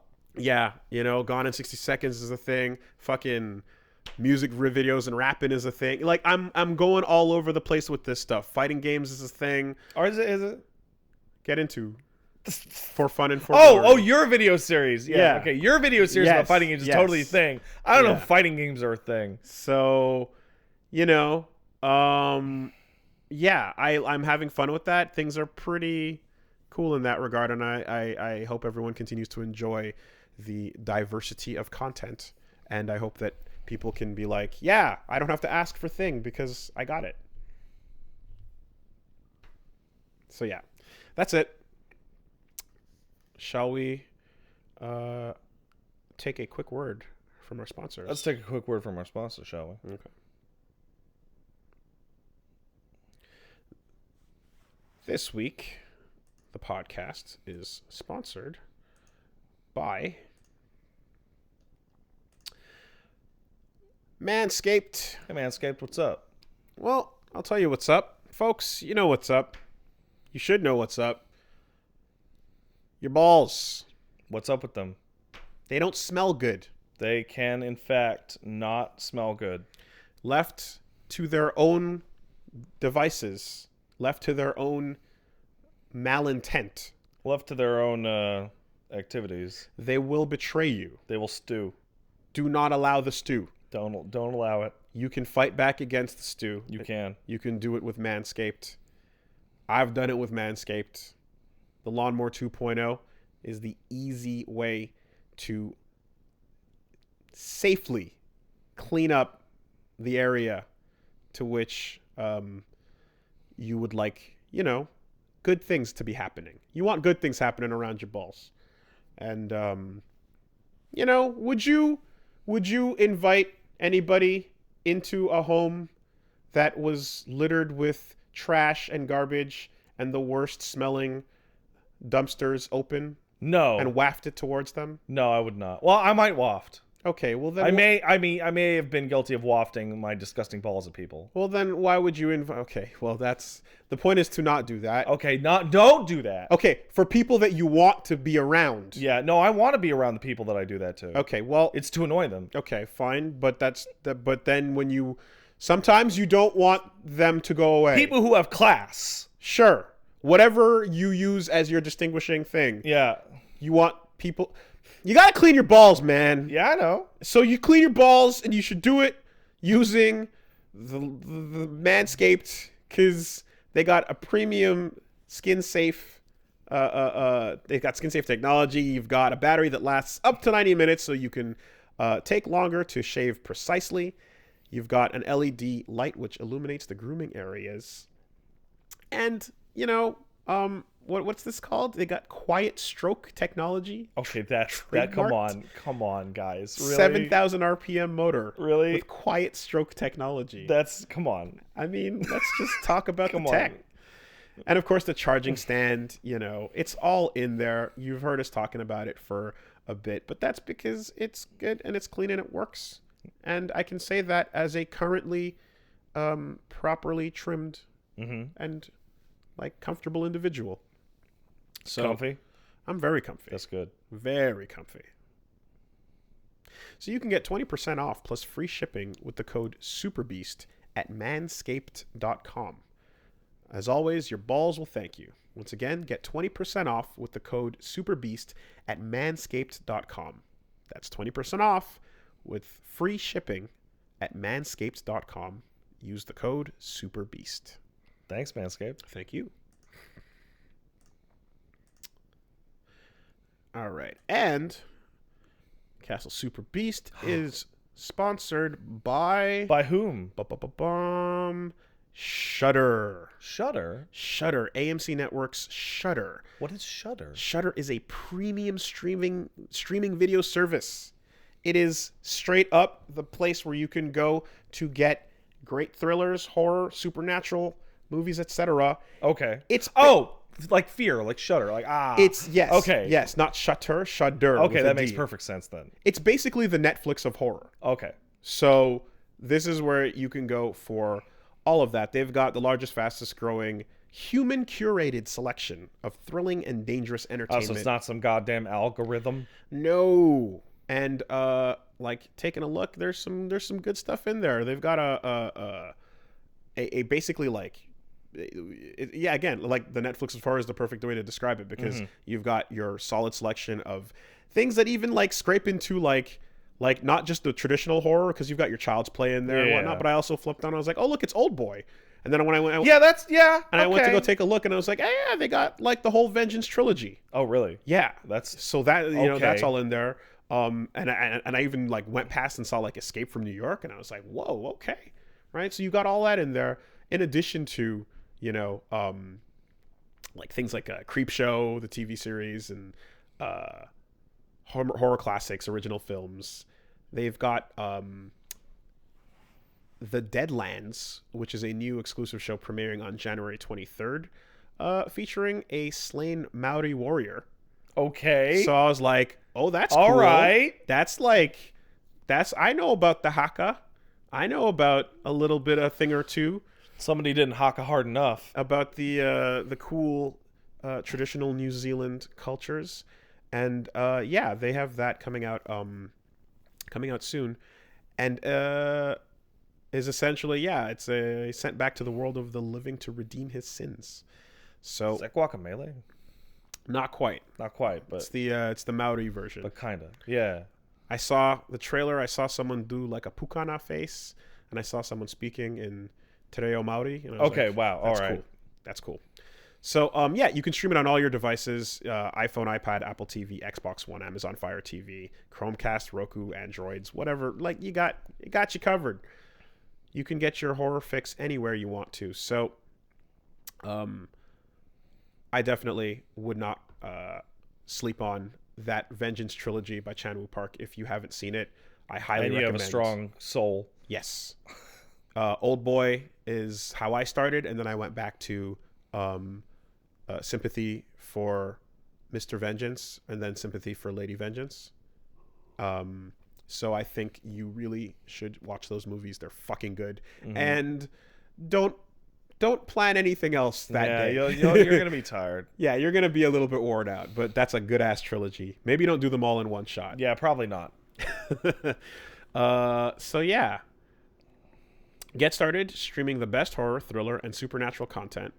Shudder's expertly curated collection includes titles like the acclaimed Tigers Are Not Afraid, One Cut of the Dead, Revenge, and the acclaimed Creepshow TV series produced by Greg Nicotero, and the all-new series The Deadlands, premiering this January. To try Shudder for free for 30 days, go to shudder.com and use promo code SUPERBEAST. That's SHUDDER.com and use promo code SUPERBEAST. Thank you, Shudder. Thank you, Shudder. So, this was not a light news week. Many things happened. In fact, I guarantee you that I'm probably going to Missed like a couple. Yeah, because there's a lot, and I grabbed like 12 or so items of note. But as we were talking earlier, I kind of thought of like, oh fuck, I forgot to write down this one or that one. You know, so let's just dive right in. Let's hit it. Oh, I'm fucking dying out here. Holy shit. You okay? Want a guru? You got it? Yeah. What do you got? Guru. Oh, I heard a brew, and I'm like, oh. Sugar free. Okay, yeah, I'd appreciate that. Thank you. I'm grabbing one for myself anyway. Yeah, no. Okay, all right. That's. You're the one with the important stuff to read. Okay, well then let's start it off nice and simple. Have you heard the word about GeForce Now? I have. It's fucking hilarious. Apparently, GeForce Now is a service that has come out, and it does what Stadia don't, and by that I mean it works. It just straight up works. Folks, this is coming off of a moment in which the Stadia Reddit is in a bit of an uprising. They're kind of melting down and eating each other. It's getting a little bit cannibalistic, and people were just like, why has there been literally no news, no updates, nothing going on? I wonder why. What could the reason be? Well, for starters, the GeForce Now, which came out and is there, and I had more than one person go, hey, I just tried this GeForce Now thing, and it works really well. Apparently, it's a free thing to do if you have the gear already. Yeah. Although there's a time limit on it. Sure. Because there's a queue. But you can fuck with it. So yeah, you can do a free session for a 1080p 60 FPS, 1 hour session limit, standard queue access, and then there's the premium, which is $5 a month for 1080p 60 FPS, 6 hour session limit, priority queue access. But people just, I don't know. I heard. I'm just going on like the word of mouth. I was told the latency like kicks the shit out of Stadia. Yep. Like straight up. Heard it works all right. Now, I would like to call attention to the Stadia subreddit. We don't know whether Stadia Fan is on Suicide Watch or not. We don't know what's going on over there. But there was a post that was, I think, the highest voted currently by one Chimsei, who says, Stadia's plan to win our hearts. I've noticed this sub has kind of evolved to have a love-hate relationship with Stadia. We all want it to succeed, but some are frustrated by the lack of information at the moment. They want something they can use to defend Stadia with others and honestly to themselves. That's when I realized the plan was right in our faces the entire time. D. Demonstrate value. Stadia reveal. E. Engage physically. Founders Edition.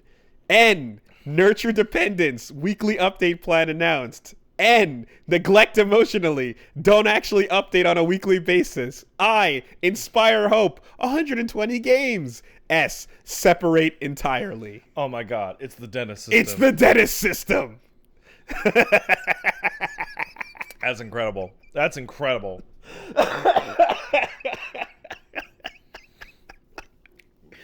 I love it. It is so real.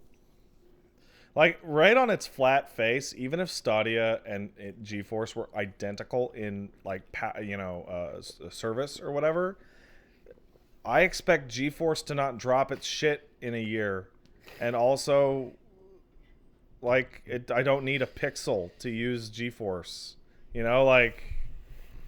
Yeah, but... but... It's like a better offering, even if nothing changed. But it's the implication of a lagless gameplay experience.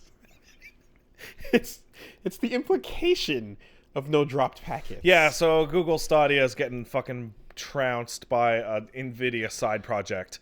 And they appear to be, like the Google side project. Yeah. They appear to be dead silent on everything as well, man, they're it's not fully committed It's up to publishers to announce games. It's up to publishers. You see that motocross ad Stadia put out? No. It was like a Twitter post. It was for like motocross GP or whatever was coming out on Stadia, and the post was brap. Who's excited to play motocross on the Stadia? And everyone's like, why did you use brap? That means huge ripping fart. That's dude. what that is. Like, Yeah. what are you doing? Okay, so I was thinking about this, and what Google probably should have done, besides not going down this road entirely. That's right. Is fire Phil Harrison. That's not where I was going to go. But they should. I was going to say, if they just threw this out there like one of the Google tools on the list, that was like not a, hey, bro, Stadia's coming, consoles are over, but just... oh, by the way, we have this experimental thing. Here's an app you can download. Google Labs is cooking up something where they're like, yo, streaming games, that might be cool. Let's check it out. And it worked with games you already had. And then they just threw it out there, and then they kind of went, yeah, we're trying this thing out. Yeah, and it was totally just out of nowhere, Google says, maybe let's give this a shot and see how it lands, right? Sure. We did this, like, that's how they approached Translate for years. That's how they approached Lens. Yeah, that's all sorts of shit. All their little apps coming off of just like, oh yeah, let's just see what's going on. Your entire perception of it would not be, here is a product competing in the video game industry. And by that standard, it's a complete piece of shit. You know, but at the very least, you'd have the idea that it's like, yeah, it's a work in progress, like Translate was for like 10 years. Before it became like the shit. So that's it. Just lightly put it out and go, yeah, we have an open project that's trying to figure it out. Yeah, but that doesn't get you a promotion at Google. Well, pretending to put your foot in the race of video games does get you a promotion. Immediately followed by fucking firing. Nah, no. Or at least a reshuffling. Maybe, but you still get that promotion. Well, anyway. Stadia is, it remains dead silent. Hey, you know what else? The free version's about to come out. Oh, yay. But we don't know when. Cool. Hey, Wooly, what else is dead silent this week? I wanted to go for, like, the Anthem player base. Okay. Like, the problem with the Anthem story is that I don't know what it is. Because when I clicked on... I can't, like, I'm not going to, like, there is no Anthem story because I can't fucking tell you what it is. Why is that? Because I clicked on the story and there was none. Because the site was down. Is it because when they put up the Anthem story that's like, we're going to completely rework Anthem, the website is broken and no one can read what Casey Hudson has to say? It happened right as I was, like, getting ready to go live, and I'm like, oh, new Anthem news, okay. And I click on it, and then it's like, oh, I can't read it. And then they're like, oh, yeah, sorry, it's down. And I'm like, well... Well, then, no story then. I don't know. That's kind of its own story, isn't it? Couldn't read it. Because the story is like, don't worry, guys, we're going to fix Anthem. And then you click on the webpage, and the webpage breaks. TLCR. Yeah, that's all right. Anyway. You see that guy on Twitter that showed off that the Christmas decorations are still up in Anthem?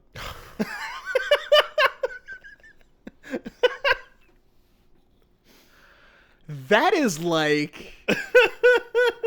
that is a metaphor. Isn't it? That is emblematic. Wow. See, that's what I wanted to really get to. That is my favorite thing. That rules. Like, literally, the virtual equivalent of leaving your tree up for too long. Wow.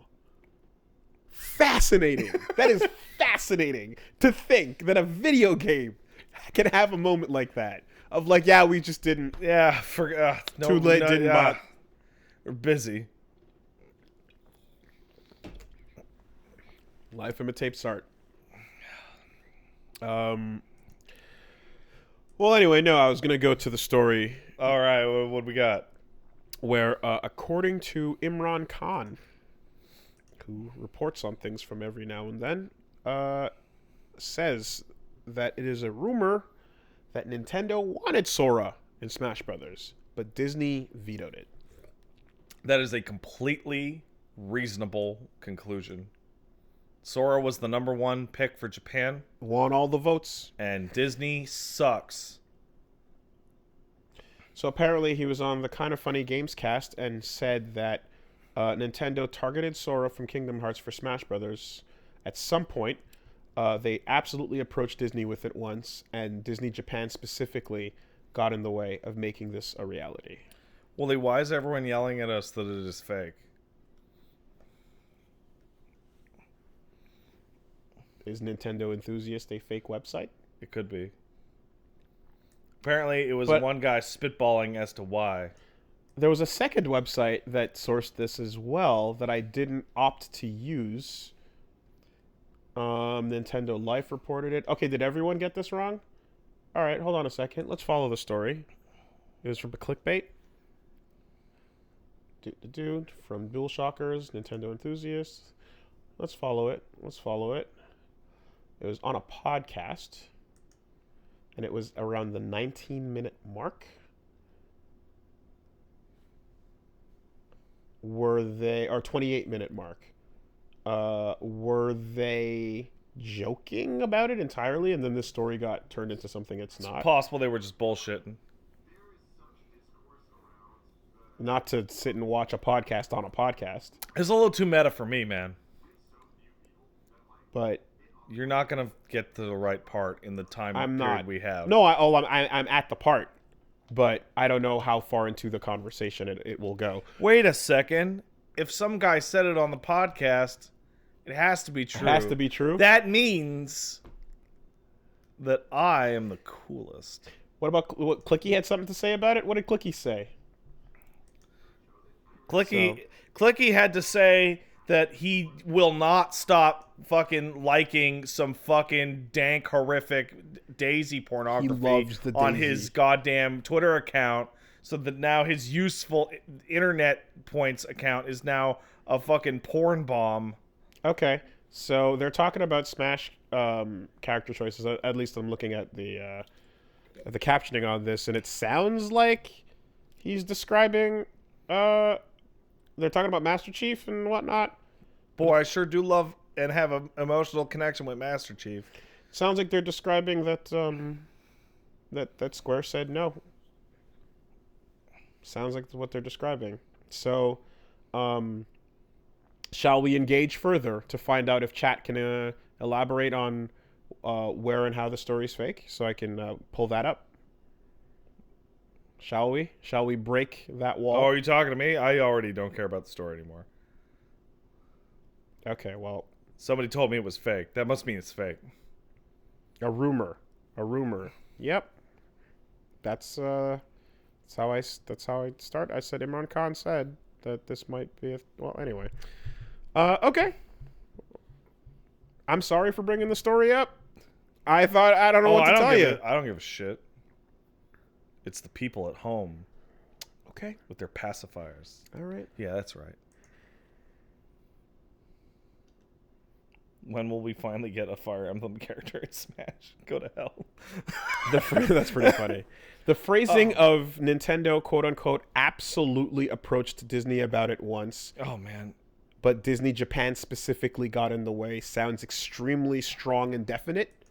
So I don't know what to tell you, but make of that what you will. If I find out later on that this is all fucking not... If I find out later the chat's wrong, I'm going to be fucking... Don't worry. Everyone can use my new one guy emote. One guy. Yeah. Did you see it? No, I didn't. Oh, somebody made it. It's great. It's that asshole. You know the asshole in the 4chan that's jumping in with the finger up? With the finger up? But he's like just a one face. Sure. Yeah. Yeah. I love it. Wouldn't be the first time there was a jump to the reaction and whatnot. But anyway, okay. Well, you know. Thought it was a story that... Why would anyone lie? That's wrong to do. That's my opinion. So anyway, might be real, might be not. Okay, well, there's another interesting thing going on over here. Atlus put out a customer survey. Oh, this thing is... What's up? It's annoying for a reason I'll get into in a second. Go for it. Okay, Atlus put out a customer survey. It says, hey, how many of our old games do you want on the Switch? And I'm like, how about you put them everywhere instead of just on the Switch? How about you unlock Persona 4 Golden from its Vita prison? Question 45 of the survey asks what Atlus catalog games players are interested in seeing remakes for and for what platforms. Question 47 asks specifically about the Switch and what existing games people want to see there. So, I want a Switch port of the PC version of Persona 4 Golden. So question 45. If a full remake of past Atlus titles was made, including additional elements to the existing title and brushing it up, would you think, I want to play this? If that's what you think, please answer for what devices. And then it asks you about all devices, except for Xbox. And then it asks you about what titles, and then it lists Etrian Odyssey, and then a bunch of SMT games, and a bunch of P games. P1, 2, 3, 4, SMT, 3, 4, 4 Apocalypse, DDS, and DS. And Etrian Odyssey. And then the last question is, if previous Atlus games, which can be played on other hardware without additional elements, were ported to Switch, Would you want to play them? Select the titles below that you'd want to play on the Switch, and then it again goes down a more extensive list, including 13 Sentinels, Aegis Rim, Persona Q, Catherine, Odin Sphere, Dragon's 13 Crown Sentinels isn't even out. It's like not even close to out. So yeah, it's not just a Switch question. There's a question about all platforms in there as well. Yeah, but it's primarily Switch. Well, there's two different questions. Just let me just take the fucking. One is I can't. One is what Switch games do you want to see of these previous releases, and then the other question is what platforms would you want to see these previous releases on? I'll be really honest. I have a really difficult time looking at Atlus stuff with like a fucking fair eye because I'm just so pissed off about the Persona 5 embargo shit still. Like, just put everything on the fucking PC and all the platforms and then just let people fucking make content with them. Yeah, that would be answer 9 on question 45. Remove the streaming embargo? No. That was on there too? No, drop it on Steam. Okay. I think that would be a really smart choice. I think that would be the best way, to be perfectly honest, would be, like, bring them to fucking Steam. Just simplify the situation. And fuck the answer. Yeah, fuck the answer. And fuck Yooka-Laylee's bullshit during the answer.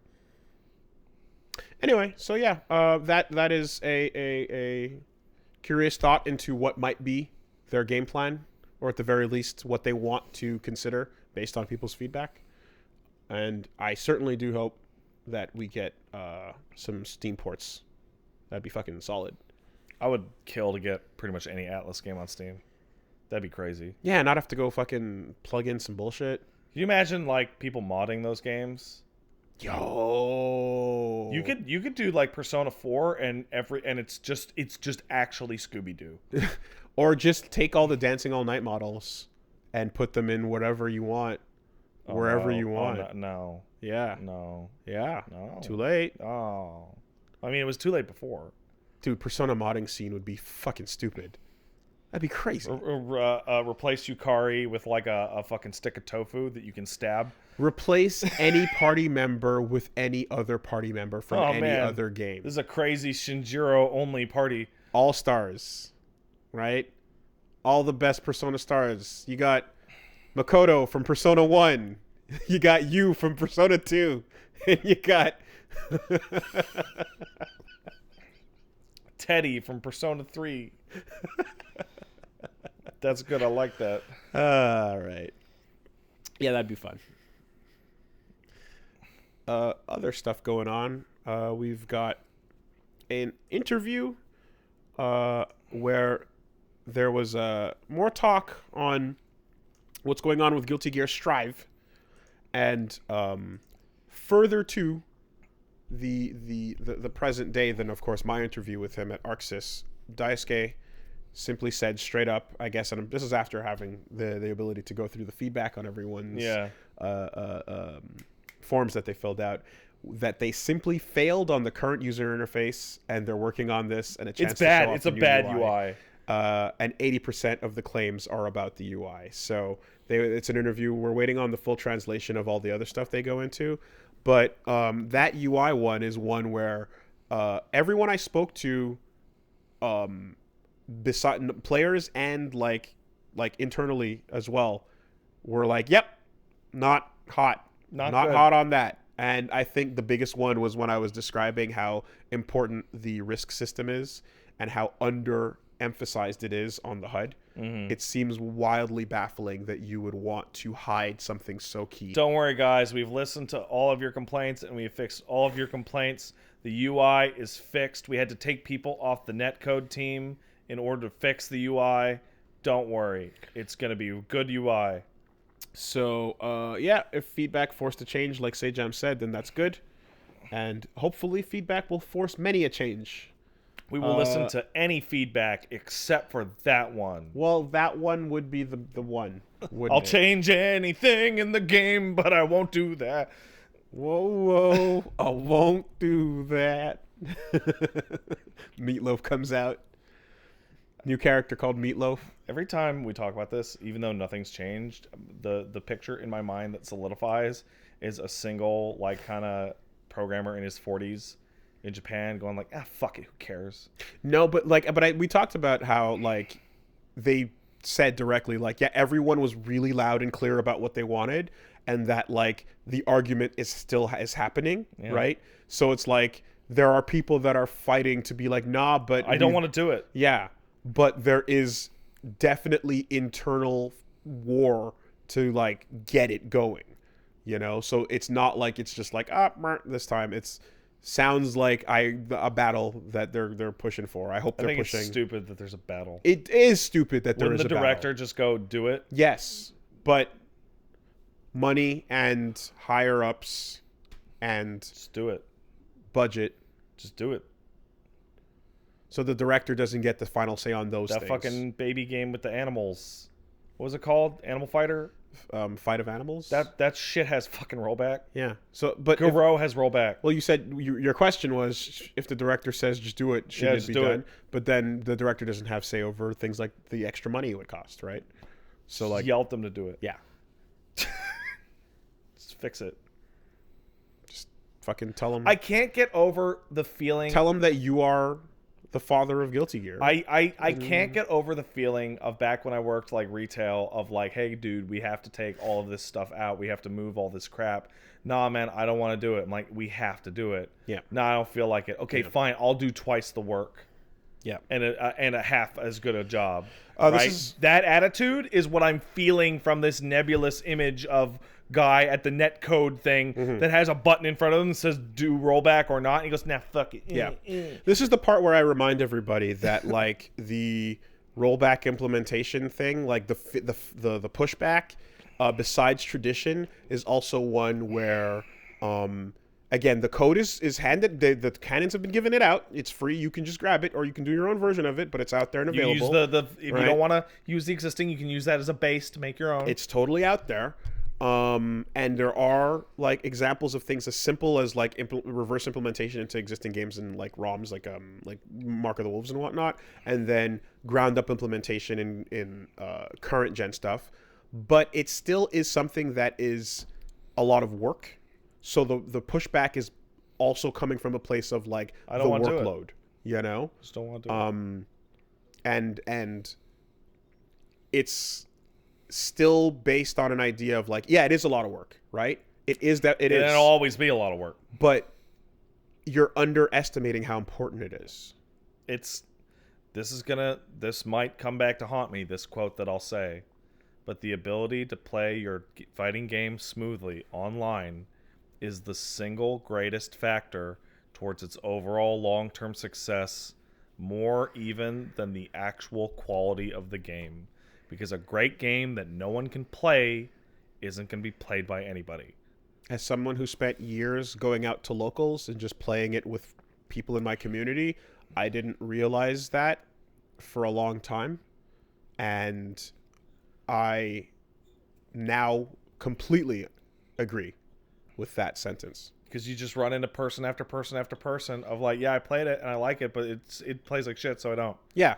I was, but like as a participant in an active community, I was playing just sitting next to people, and that was my experience. Yeah, because you like that community and that's your thing. It's still the best way to play the game, of right? Course. It's like if you can go play something in HD versus in standard def, why would you play in standard def? There's a difference between the best way to play the game and the only way to play the game. And there we go, right? And it's just, and as I spoke to more people online about this, and as it became an ever increasingly relevant thing, and then you saw more examples of games that blew up with only online communities and whatnot, it just became undeniable. So like, as late as I was, based on the fact that I was lucky enough to grab my stick and walk out to my locals, it's definitely number one with a bullet. So any resistance on that should be met with, it's like you should just not work on anything until this is done.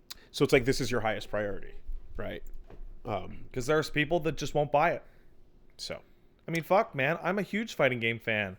I kind of stopped playing fighting games a while ago for a lot of reasons, but one of them is, like, I just keep having universally shitty, like, things with netcode. Yeah, I've kind of had fun with, like, every time there's been a reason for you to, like, every time something has popped up where you're it's like you've distanced, but like you find like one thing and you're like, oh, like I can definitely like say absolutely. that's the reason why, and like you're looking for packages to fit into that distance, and you're actually being handed some, right? There's totally a thing. It's like, yeah, I don't feel like spending the time anymore and stuff like that. But I also have situations in games that I would have, except like I actually got pretty into Fighter Z, but I was only going to be playing it online. And it took forever to get a match online, and then half of them were shit.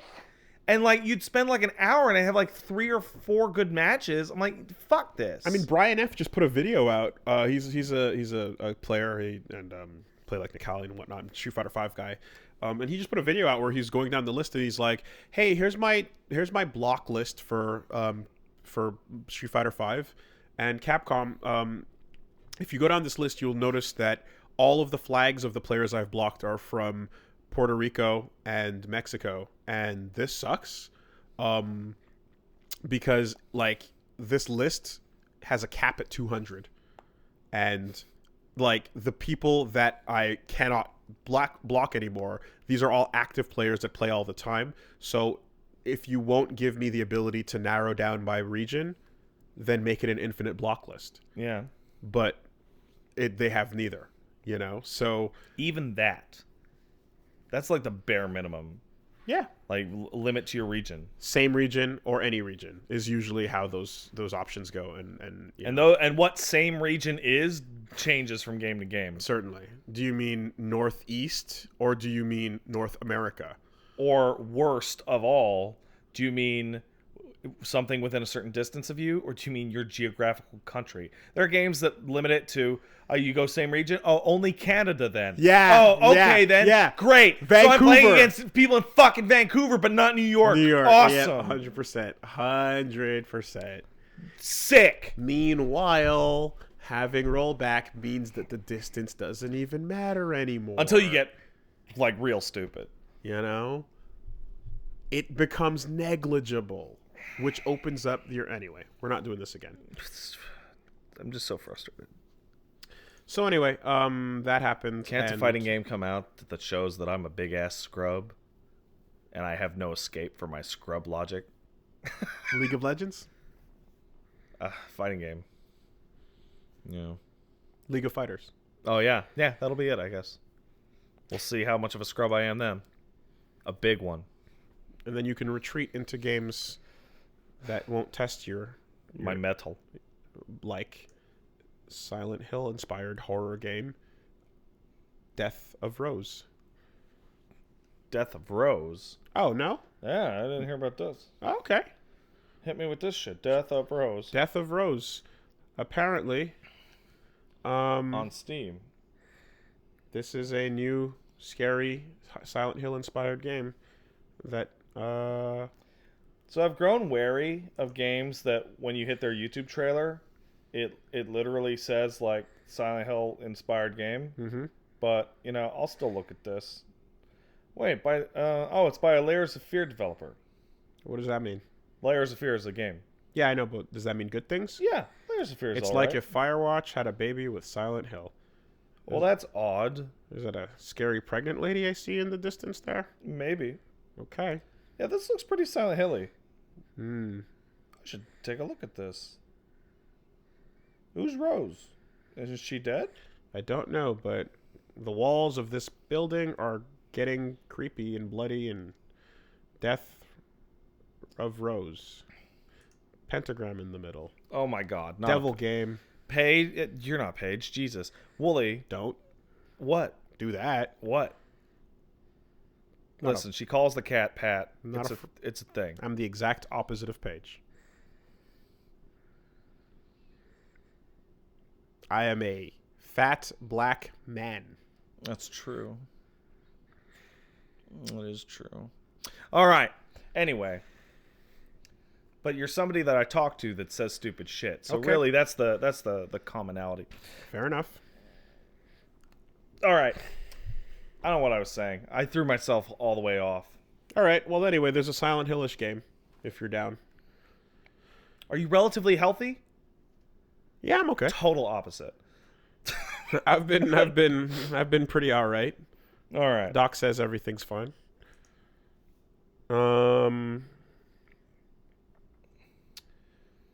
So that's going on. Okay, so yeah, obviously Wonderful 101 came Crushed it. fucking into the ether that goes. Good. Right? Stretch goals, whatever you want. Yeah, done.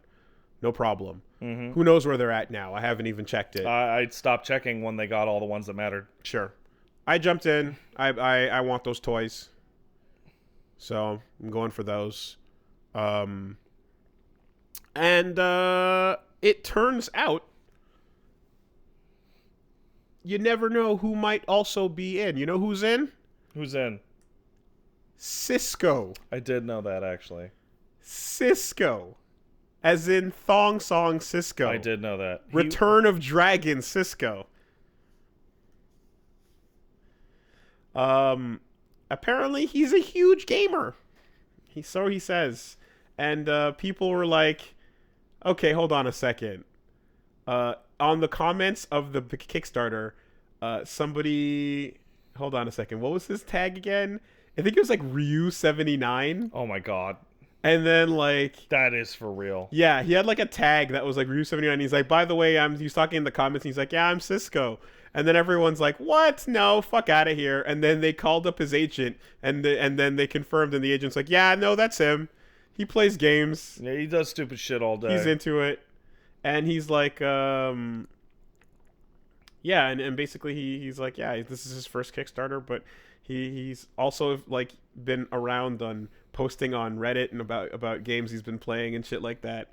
And he's in there, so SISQO for 101. He wants a cameo. I don't know if I agree with that. I don't think he should have a cameo. I don't agree with that. But I think it's funny that SISQO is a fan of Platinum Games. That's pretty cool. SISQO never loses his luster. Remember Drew Hill? No. Okay. Ryu29, excuse me. Ryu29. Well, Drew Hill was the band he was a part of before, or the group he was a part of before. Man, that never even got to me. Yeah. Okay. It only SISQO and the Thongs. He had that song. It was about the dragon. Y'all niggas gonna make me unleash the dragon. I know you don't really wanna unleash the dragon. That sounds like shit.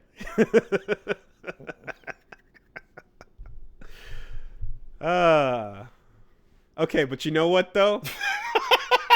What's that? Just like Toxic, Yeah. everybody loves the violin in the Thong song. You didn't tell me that. You didn't do the... Everybody loves the violin. Yeah. That's why Faint's the best song on the Meteor album. God, I think I'm remembering it wrong, but I think when like Chester was like, yeah, we had like 10 violinists, right? But like that wasn't enough violins for the song, so we just like quadrupled it in the mix, and now the song's like 4 times better. Wall of sound. And I'm like, I don't think that's how it works, but I think it worked okay. It's totally how it works. Oh no. Wall of sound. Okay. You need to be blasted with it. No gaps. So yeah, man, that's fun. I enjoy that. And I'm glad to hear that SISQO has good taste. If they hit that fucking stretch goal or social media goal or whatever, Kamiya's gonna have to unblock everyone. Kamiya will have to unblock everybody as one of the possible stretch goals. That is so crazy. And the production notes have been coming out, and that's really, really cool too. You're seeing like original drawings of the Wonderful 100. That's gonna take him weeks, dude, to unblock everyone. Someone's gonna fucking have a job. Oh, an intern's gonna do it? Intern for the day is gonna have to sit down in the lunchroom and just do it manually. Oh, that sucks, dude. 100%. That's terrible. 100%. They're at 2 million Canadian right now. That's cool, man. Yeah. So that's great. And then apparently, so there's a remix soundtrack goal that's coming up next at 1.75 million. That sounds good. And if they don't get triple Q, they won't. I know they won't. But they should. But they should. Because let's be real. The fucking remix on Tables Turnover. Yeah, it's great. It's incredible. It is probably got more downloads and more listens and than views the game. than the actual. Oh, I mean, it assuredly than does. the original song. Yeah. Right. So, Wonderful 101's this fun game where you can get to say anything about it and be like, it probably has more of this than copies of the game, and you're right. Oh my god, it wasn't Triple Q, it was Botanic Sage. I'm sorry. It was Botanic Sage. My bad. Damn it. I'm wrong remixer. You're doing a good job, man. But they're both amazing. I'm sure they are. I'm sure they are, buddy. I'm sorry. I got it wrong. Botanic Sage. Turn your remixer badge in at the door, please. Botanic Sage, Triple Q, Too Mellow, the gods. All right, well. 101's doing great. Finally, Wonderful 101 is doing well at something. Hooray. Yeah. I went back and looked at the ending of that game. Oh, man. Mm-hmm. That game ends well. Between that and, like, Vanquish.gif. Sunhigh Legend. Selling copies of that game because I'm just like, motherfuckers, don't be sleeping. I think Vanquish is the only game to ever make me feel speed lines on me. I originally I tweeted a gif of Vanquish, and yeah, he's got a little bit more juice in that gif than you usually do. Let's be real.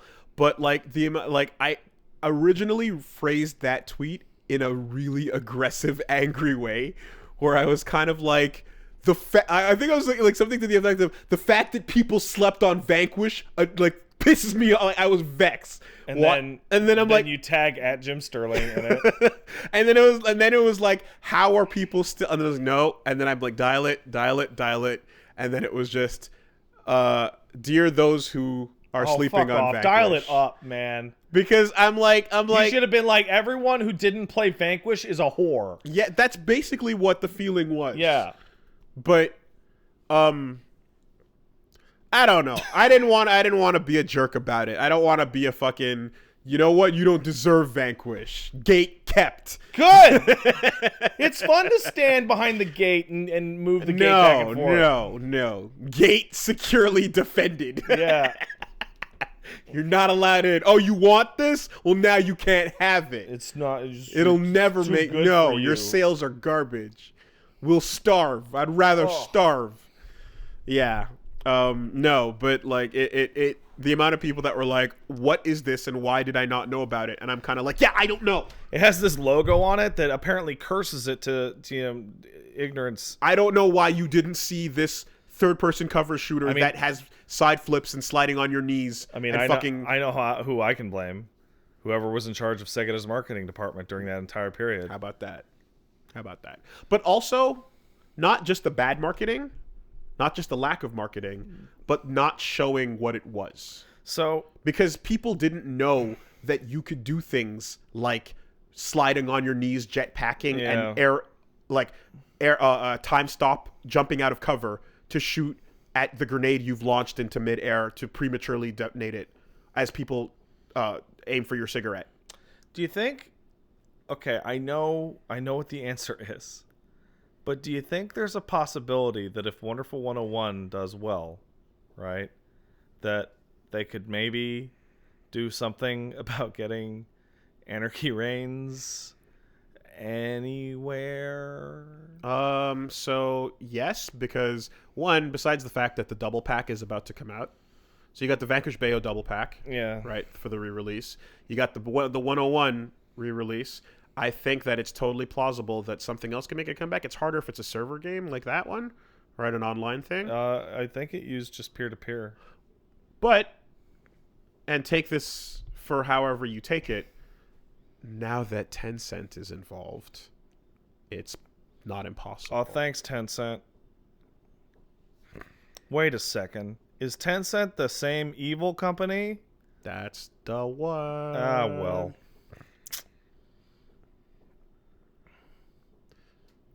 So it seems like this new Platinum initiative it started with the announcement of like, hey, we got some money.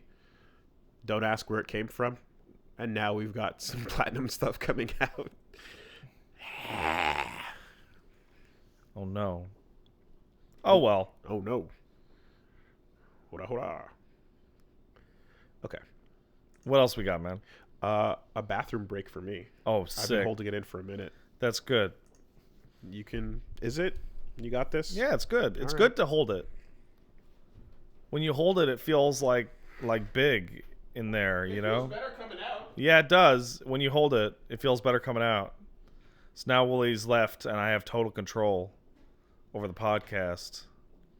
And I'll be honest, I don't really know what to do with this control. I'm very tired. There's too much snow outside. I would like half as much snow. That's what I would like.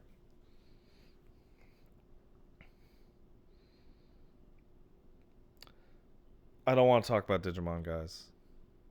If you want to talk about whether or not it's okay to fuck a Digimon, you can hit up Plague of Gripes at Plague of Gripes on Twitter, and he'll tell you about something called the Harkness test, which is whether or not it's moral or not to nut all over Agumon. He'll tell you. Hey, what's up? Hey, Wooly, is it immoral to nut? Pokemon and Tentems are off the table, but Angewamon and Devawamon complicate the scenario. Is that because they passed the Harkness test? They certainly do pass the Harkness test. I brought this up a little while ago. Because, oh my god, by the way, in fucking Interspecies, there's a fucking Professor Oak gag. Like a fucking straight up, like Plague of Gripes style, like Professor Oak teaches you about Pokemon, but you fuck him gag in it. And he's into it. Yeah. It's fucking hilarious. Yeah. Torchwood. Torchwood answered the question. What's the fuck is Torchwood? That's where the Harkness test comes from. Oh, is it? Mm-hmm. Okay. Which is a show that's a spin-off of Doctor Who. Oh, so it sucks? So Doctor Who got it. Indirectly informed you on whether or not you should fuck your Digimons. I'm not going to fuck them. That's fine. They might fuck you. No, I'm good. I said I'm good. I don't know if you have a say. Hey. Have you seen those? I mean, some of them have rocket launchers on their backs. That's true. They're not going to fuck me with that. So anyway. We also had something this week about what was that? Oh yeah, there's this thing. I don't know if you paid attention to it, but there's an MMO coming out called Blue Protocol. I don't know what the fuck that is. Okay, well, a lot of people were talking about PSO2.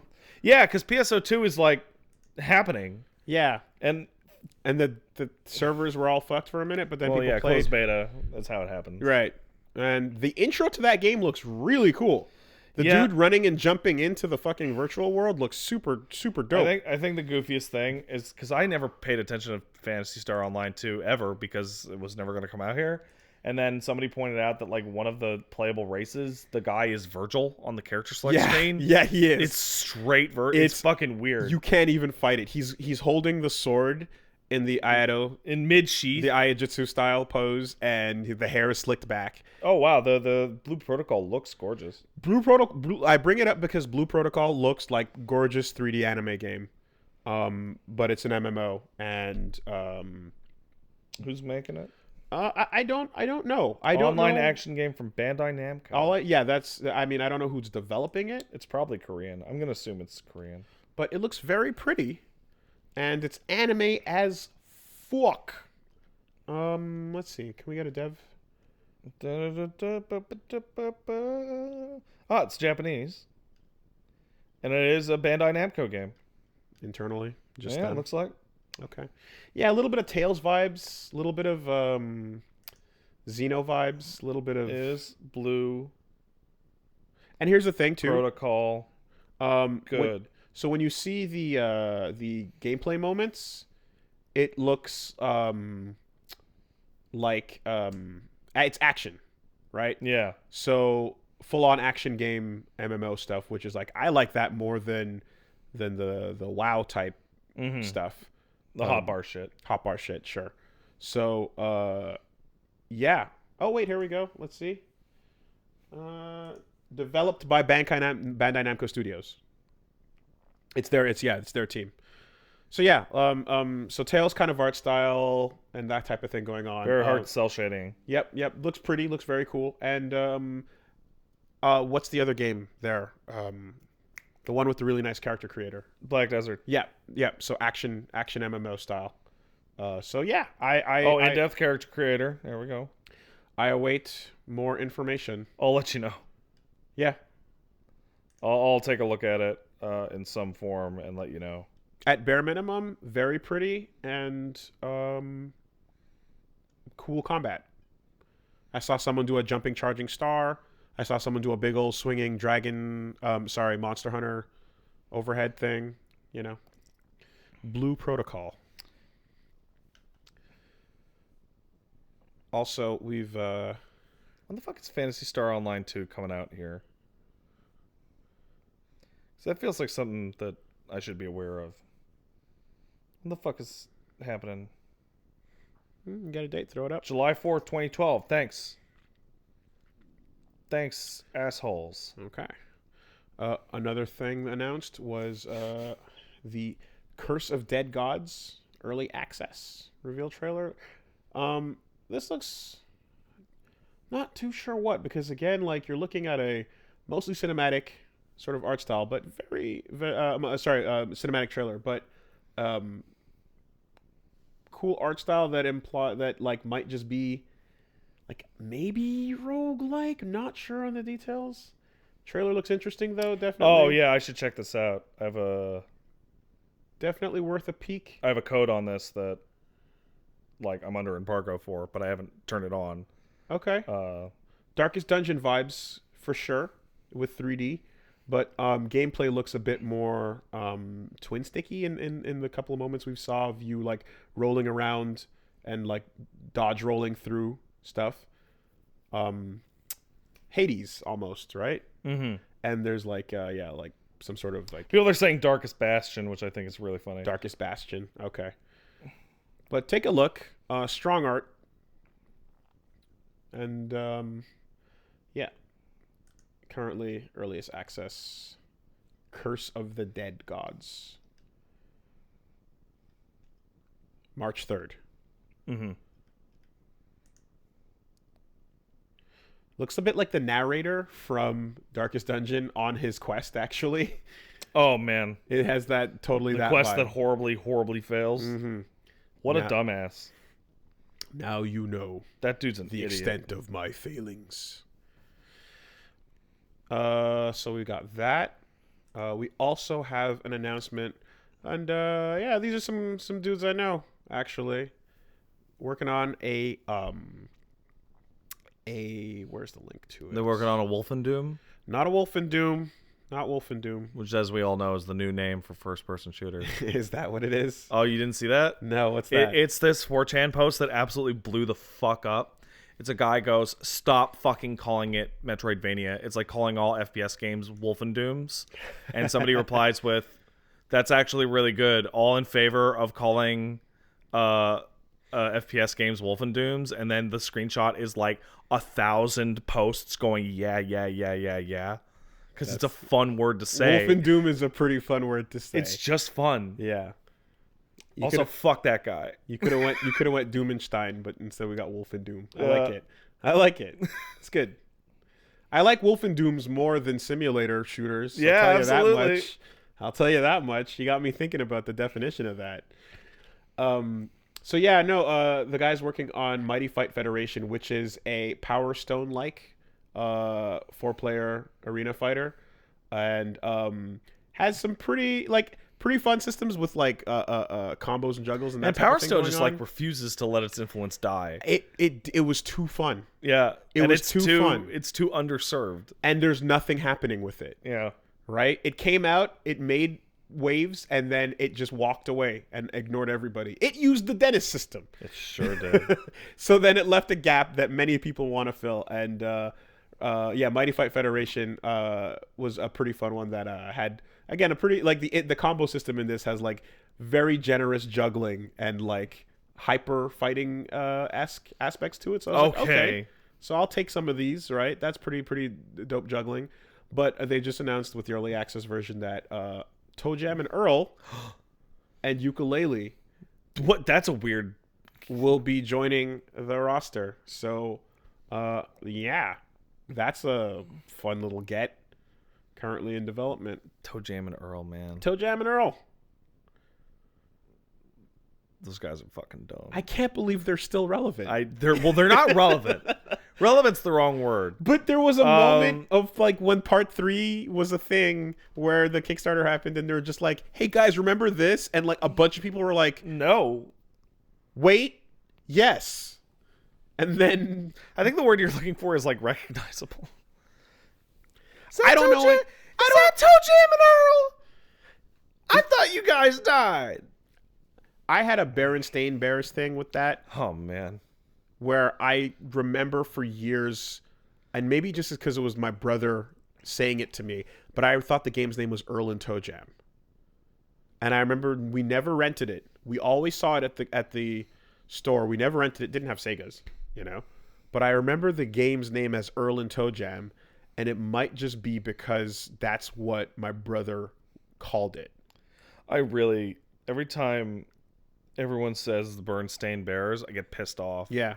Because it's not. How did I still don't How understand. did it all change? Like, why did that one affect everybody? I don't know. I think it's because Bernstein's of name. And Bernstein isn't. Bernstein. Yeah, it could be. But, like, not a single person, not a single parent. I've literally never heard someone say Bernstein out loud until right now. That happened. Everyone's parents auto-corrected it. Everyone auto-corrected it. Your brain just went over it, and Mandela effect took place. I don't want to live, you know, in this universe. And how the other one was the good one. There was no. You were not reading it on Google all the time. We were. Think about how much less you had to read back then, right? Back then, you read a book if you opened it up or a magazine, and it was in front of you. Otherwise, there was no reading happening. Sounds were happening. What a crazy time! Now we read all day. You remember back in the day when, you know, you'd look at the Lifetime movie or whatever, and there'd be somebody who's like, their big secret was that they never learned how to read and they were like an adult. Yeah, like a lot of celebrities had that. Right? And it's like, that is so laughably impossible now. Yeah. There's no way. How could you you wouldn't be able to get through a day. I talked about how my aunt would sell us, not sell us, she'd send us magazines and comics and books and just encourage us to read a lot. And like my mom was all for it because she's like, yeah, whatever it takes. Like, don't be illiterate like those dumb people I knew that never learned how to read properly. Yeah. And it's like, yeah, like the world we live in, you cannot be illiterate. Every kid with a dumb iPad is going to learn to read super well. They might have terrible spelling because the internet teaches them how to spell. Fair. And autocorrect will not let you learn your lesson. But like legibility, way up. You just brought up a bizarre thought, which is the idea of learning to read from dank memes. Yep. Is fucking awesome. Also, it's great. Not only that, but non-English speakers learning English through dank memes through the internet like this is super common. Qu'est-ce que ça veut dire, that boy? That boy? C'est quoi ça? Oh shit, what up? Ah ouais, c'est bon, JF. Qu'est-ce qui se passe? Se passe ici. So Mighty Fight Federation. And then we've got... I really empathize with that fucking, like, conehead gnome. It's like too early to explore space. Too late to explore the Earth. Born just in time to peruse dank memes. Because there's nothing left for us. Just memes. But we were here for the birth of them. We were, weren't we? We're at the start. We were born at the start of meme history. In all seriousness, like we lived a. I'm a pioneer. We lived it. No, you're a pioneer. Fuck off. Lewis and Clark eat shit. YouTubers. We're blazing trails. Influencers. We did it. We changed humanity. We did it. We've influenced the course of history. Over to Raid Shadow Legends.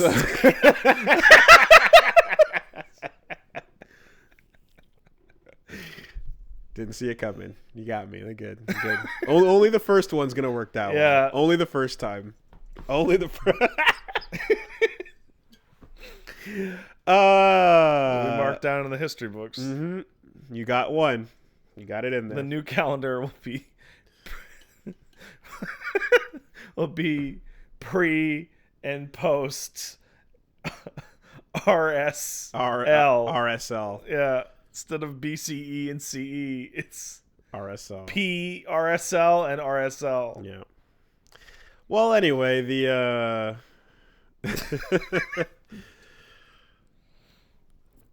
the next bit I was going to bring up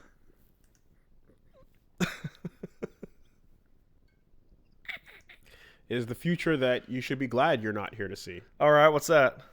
Because we're here on we're bearing witness to a change in humanity, which is the internet. Oh yeah, that's cool. That's cool. Legitimately cool to see the birth of it. Yeah, there's good stuff and there's bad stuff. Some bad stuff might include Shodan. Oh no, but Shodan might not happen. Why is that? Because OtherSide Entertainment's layoffs leave the future of System Shock 3 in doubt. The original title that I saw reporting on this was fucking dire, and I've never seen it worded this way.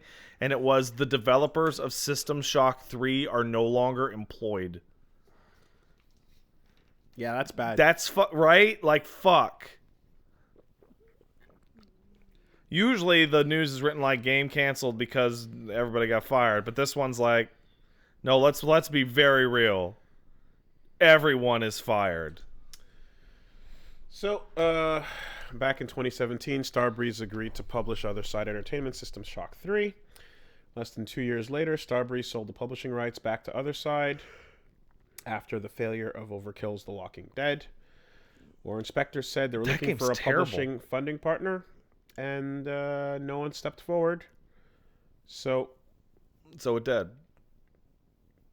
System Shock 3's writer and director, senior director, lead programmer, QA lead, senior staff, environment, and artist, and more have all left. That's everybody! Or been laid off. You just described the entire senior development staff. That's fucking... Just put your hand on the desk and push everything. System Shock is so fucked up. Because you remember for ages, they couldn't even sell it. No one could sell it.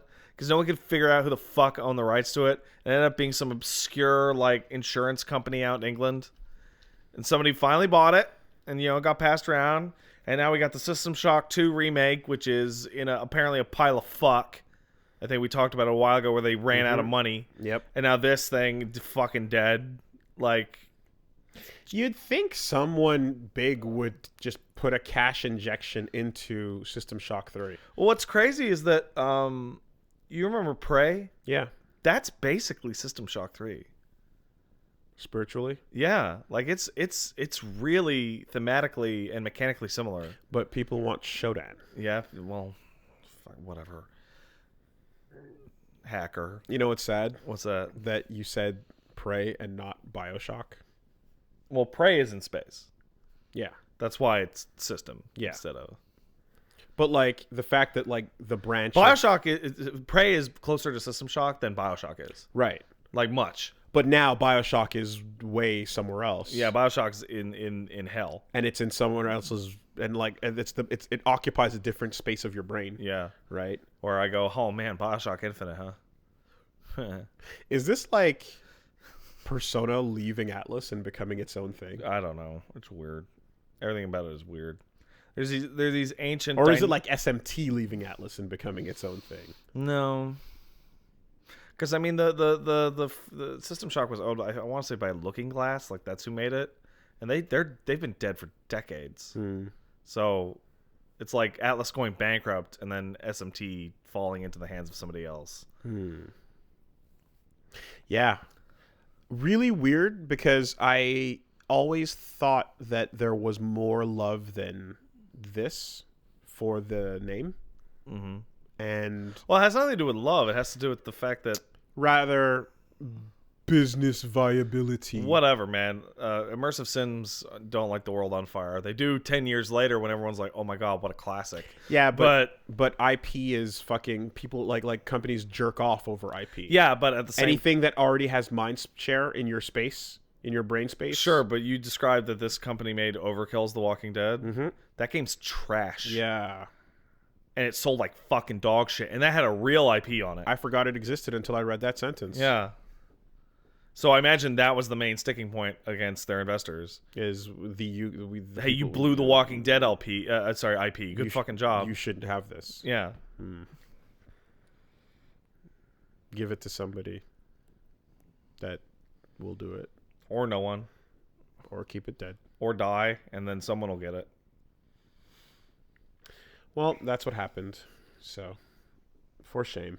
People were really excited when that pre-alpha announcement thing came out. Yeah. And the bad news continues. Oh, sick. This one super good. Way more obscure and less fucks to be given. For example, you have 0 fucks attached to this. Let's hear it. You won't remember Chaos Code, excuse me. You don't remember it either, apparently. I said the name wrong. Not Crisis fucking Code. wow. I was thinking about Zach, bro. I was thinking about Zach. That's not Crisis Code either. I know. Chaos Code is the fighting game we played that had the chef grappler with the big pot that he cooks you in. Yeah. And you're right. I don't remember. Yeah. We played it once. It's okay. You know what? It's all right. Yeah. It has a thing that I like that they do where basically after you pick your character, the system, so to speak, was there was just like a list of extra moves, like 5 extra moves, and you just pick 2 of them. Oh, that's nice. And it was it. It was cool. It was just like, yeah, which of these 5 moves do you like? Grab them. This one. Mm-hmm. This other one too. And it had this cool Afro guy that did like a Miguel walking punch, like Galactica Phantom style. It was dope. So anyway, they announced there was going to be a new version of it called Chaos Code Next Episode of Extreme Tempest. Oh, okay. Don't worry about it. All right, next episode of Extreme with an X, by the way.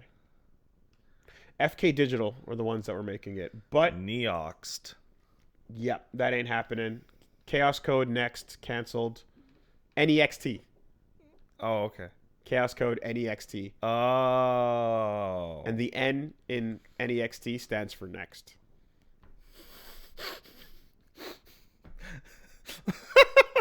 It's so bad. The N in next stands for next. So it was revealed at Evo when they dropped that initial announcement. But yeah, the title is canceled, and it looks like all other existing titles as well. They didn't say they're shutting down, but shit's canceled. But that's where we're at. Good job, guys. There was a little update. I'm scanning over it. Still dead? Yep. Oh, nice.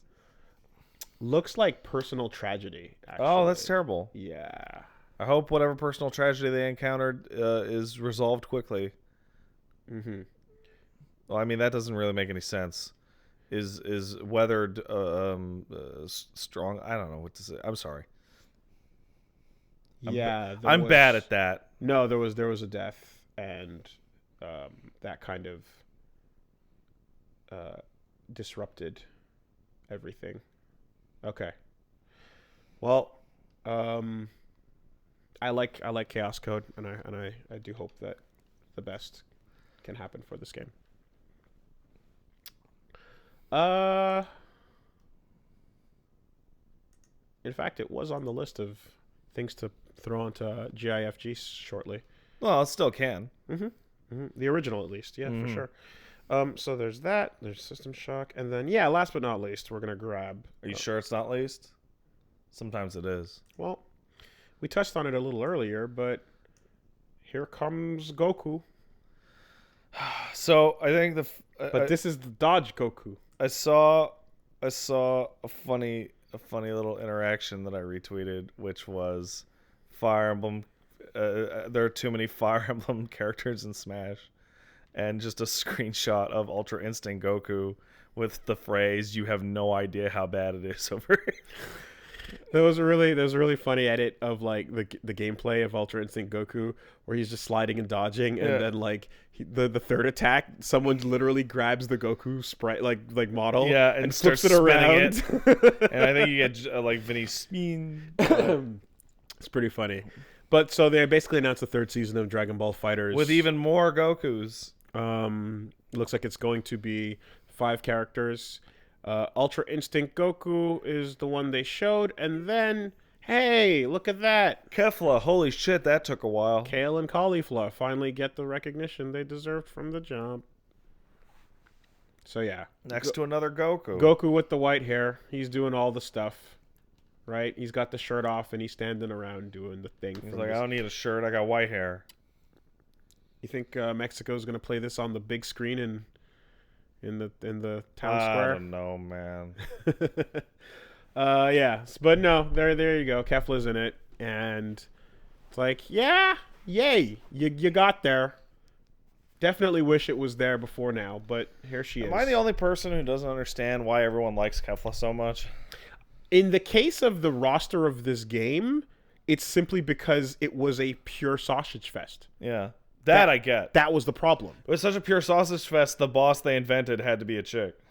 Like, Dragon Ball itself is a sausage fest, so you have that problem by default. But when you make picks for a game roster, you can grab some of the girls that are there. I just don't think her design is all that good. I don't like the pink.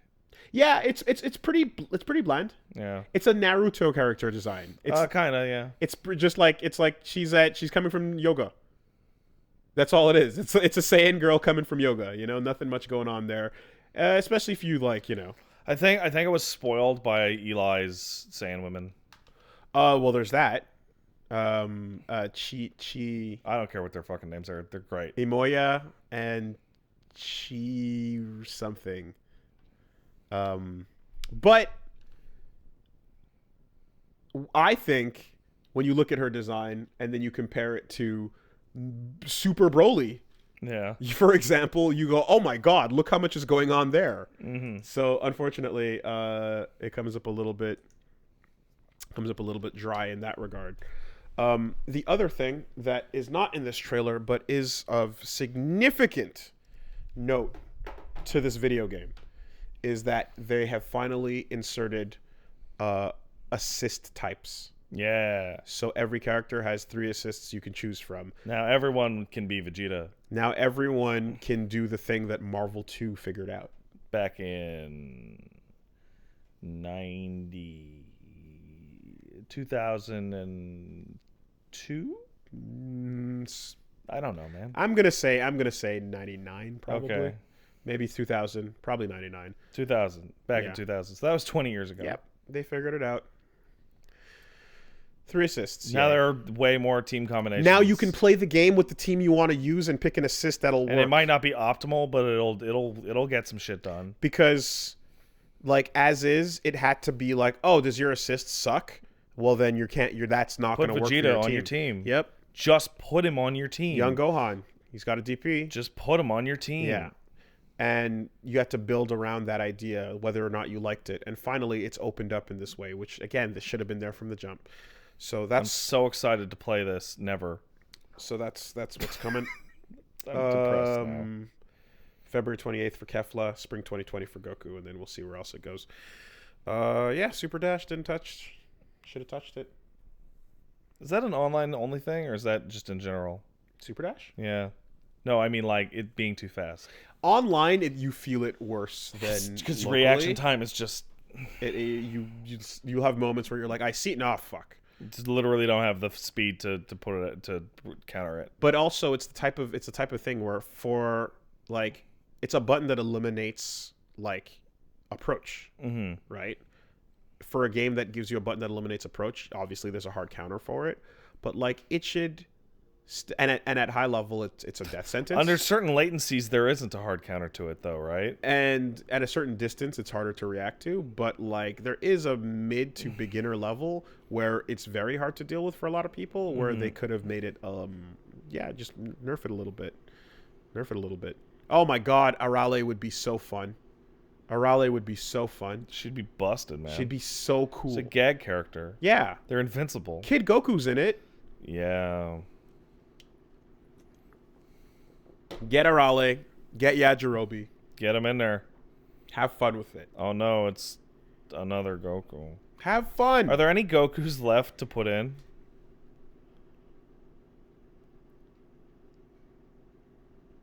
Jumpsuit training King suit? Piccolo era Goku? Okay, you've got teenage Goku with the bare feet. You've got Super Saiyan 4 Goku, who could be his own thing. Isn't he in? He transforms in a cutscene. Okay. But it's not playable. So you've got actual Kid Goku, not GT Kid Goku. Oh, I hate it. You've got... I hate it. I hate you, Goku. I love you, Goku. Yeah. Oh, driving test Goku. That's true. Of course. Driving test. Yeah. Can't forget where about he's that. the car. Like, he plays a car. That'd be alright, actually. That'd be okay. I like that. I'm glad that I said that. And let's be real. There's still no playable Super Saiyan 3 Goku. That's right. He only does it for one super. Yeah, for his level right, 3. You're right. So if you wanted to break it all down, you could. That's a big Goku-based sigh right there. Sure. Everyone's talking about Xenoverse Goku. Shut the fuck up. I didn't. Yeah. Shut the fuck up. I didn't want to go there. But, Get out. Get out. Xenoverse stands are the most baffling. Those games are shit. Kaioken is in there in the form of a super. In the form of a super for basic Goku. So there's that. Yeah, you can, dude, if you wanted to, you really could. You could, in fact, you could start deleting characters and replacing them with Gokus. Let's do that. Why'd you go Marvin the Martian? Every time I yawn, the next words come out of my mouth are like that. I don't know what the deal is. If you know the deal, you should send an email. Where would you send that email? castlesuperbeastmail@gmail.com. That's castlesuperbeastmail@gmail.com. Hey, how's the podcast this week? It was all right. Okay. I apologize. I'm fucking dead ass tired like I haven't been in a while. So I'm in a little low energy. No, it's I was going for the meta conversation that everyone invariably has where it's like, is it even listenable or no? Oh. Did you see the poll I put up? Yeah, I did. I got into it with some people on the I subreddit saw the poll you who were put like, you desperately need to change this podcast. The rambling is too much. It is unlistenable. It has become unlistenable. And I'm like, okay, that's fine. Let's go take a look. And 85 to 90% of podcast listeners dig the rambling. How about you go eat shit? We scared them all away, though. I guess we scared them all away. That's why the podcast numbers are way down, right? I don't blame anybody. Like, it really did, like, crank up to something weird, but the reason I got into it is because, like, oh man, Pat is so tired of the podcast. He hates going to the podcast. I'm like, don't you fucking tell me what I like or do not like. No, I'm tired on Mondays. That's what I am. No, when someone is tired of the podcast and doesn't want to go to it, you can tell. Yeah. So, the probably biggest story we can crack open before we move on to the emails, of course. Oh, there's a new story that came out just now? Well, it's not brand new. It's not right now. Oh, okay. Marvel 2 is coming back to Evo. So that's a lot of fun. Alongside Ryuji Natsuma leaving Capcom. Mike Z. Sorry. Can you tell that I'm getting there? I can fucking tell. Because I haven't eaten. Yeah. I ate before coming here, but I got, like, no sleep. I didn't get any food. You know, it's funny. I started imbibing some weeds in order to help my sleep. It's helped a little, but overall, I've had one of the worst nights of sleep in the past week I've ever had. But yet the imbibing continues. I've only done it like 3 times. No. In like 2 weeks. Well, that'll change. Oh, will it? I don't know. Maybe not. I'm sorry. Tell me more, Mr. Daily User. Not even remotely close. Yeah. Not at all, actually. Or are you describing the arc of like little bit all the time? More like I don't need it anymore. Well, more like if you took a regular strength single Tylenol Yeah. and then noticed it didn't do anything, Yeah. and then found that you needed 2 extra strengths, Yeah. you're never going back to the regular. That's right. So, What? Mike Ross announced alongside Mr. Wizard. I'm glad that Mike Ross came back from the dead. I love Mike Ross. He resurrected last Evo too. Yeah, I know, but he keeps dying and coming back. That is true. Oh God, what is that dude's name? Yeah, there's someone who enters tournaments as hologram Mike Ross. Oh my God, that's amazing. It's such a good name. That's a good bit. Anyway, so the announcement was for the 9th game. So they basically they dropped Mortal Kombat. Yeah. And the roster, and so Sam Show's back. Of course, Street Fighter's there, Dragon Ball's there. The Unist is there, Ultimate is there, and what was it? Grand Blue. Mm-hmm. You know, no surprise. And then Tekken, yeah. And then NRS takes a back seat, which it's kind of interesting because like the scene here locally, I've been watching them struggle, and like there was a tweet of like one of our prominent players, like literally he just filmed himself taking his disc and tossing it into the night. Why? Because he's like, that's it, I'm done. But why? What's causing it? I think he just he's like he didn't like the place it was going. I think like updates, changes, and struggling with the scene and frustrations. It's not like I think it all just boiled up. It's not like the whole community is like, well, we're never going to beat Sonic Fox. No, I think there's just like there's a collective sort of like frustration happening, and he yeeted that disc into the night, and that was the squirrels. So Evo yeeted Mortal Kombat, and that 9th slot has been replaced with Marvel 2. So the thing about Marvel 2 though is when they announced it, it was announced not as a tournament as much as an invitational. Yeah, like a little show off. Like, hey, Marvel 2 is a great game. Which is the part that I was like, I don't like that. Because I like the part about Evo where you walk off the street and get to the main stage. I mean, honestly, you should just skip the whole tournament and just hand Justin Wong the trophy. Well, you say that, but there are many gods that have come and gone since. Yeah, I know. That's the oldest, most outdated thing you could have possibly said. I'm glad I said it then. That's so irrelevant. Oh, is it? They're crazy wrong. In Marvel 2? But, so... Okay, that's my, fucking Justin, please win this tournament so that Wooly can look really silly in hindsight. Yeah, I mean, it'd be pretty fucking dope if that happened, but either way, the revival has been happening for a little bit, and even like last year at Bar Fights, they had some crazy shit going down. So what they're doing is 4 of the top 8 of the Invitational are the previous Evo winners. Makes sense. And then the next 4, they said, we will figure out and announce where these will come from. And that's where I wasn't the only one. A couple other people were feeling the same. They're like, the Invitational thing is like, but it's Evo though, Yeah. And it's a very different feel. And then they said the 4 will come from 4 major tournaments happening at other events before Evo. All right, I'm so like, it's perfect. There we go. Perfect. So yeah, you go to I think one of them is like Combo Breaker, and then like a couple of other events. They're gonna have a full-on Marvel tournament, and the 4 people that win there, you can't enter to gatekeep. So if you won, you can't enter again, because people do that. Yeah, that's funny. You can't do that this time. But I'm the winner of all 4. Sam Show. Yeah.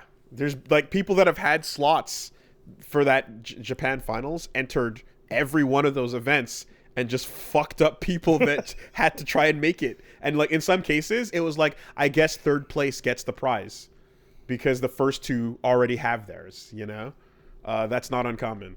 But in this case, yeah, you're not allowed to enter. So that's fine. 4 tournaments, and then the 4 winners there get to go to Evo. No problem. Mm-hmm. So that's pretty hype. That's good shit.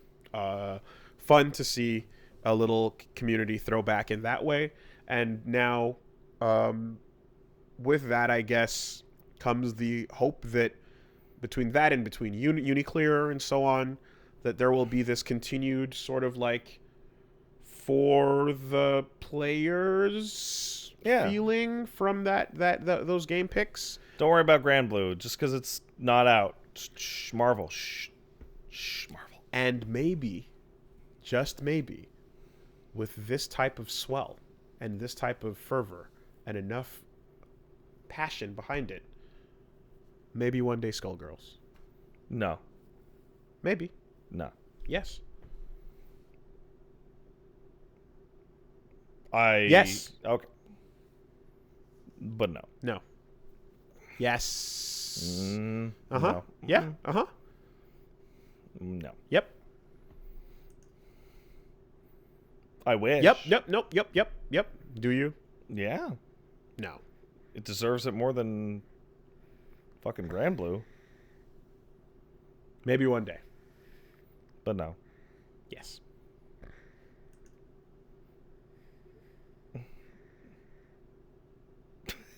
You're fucking crazy. There's no way.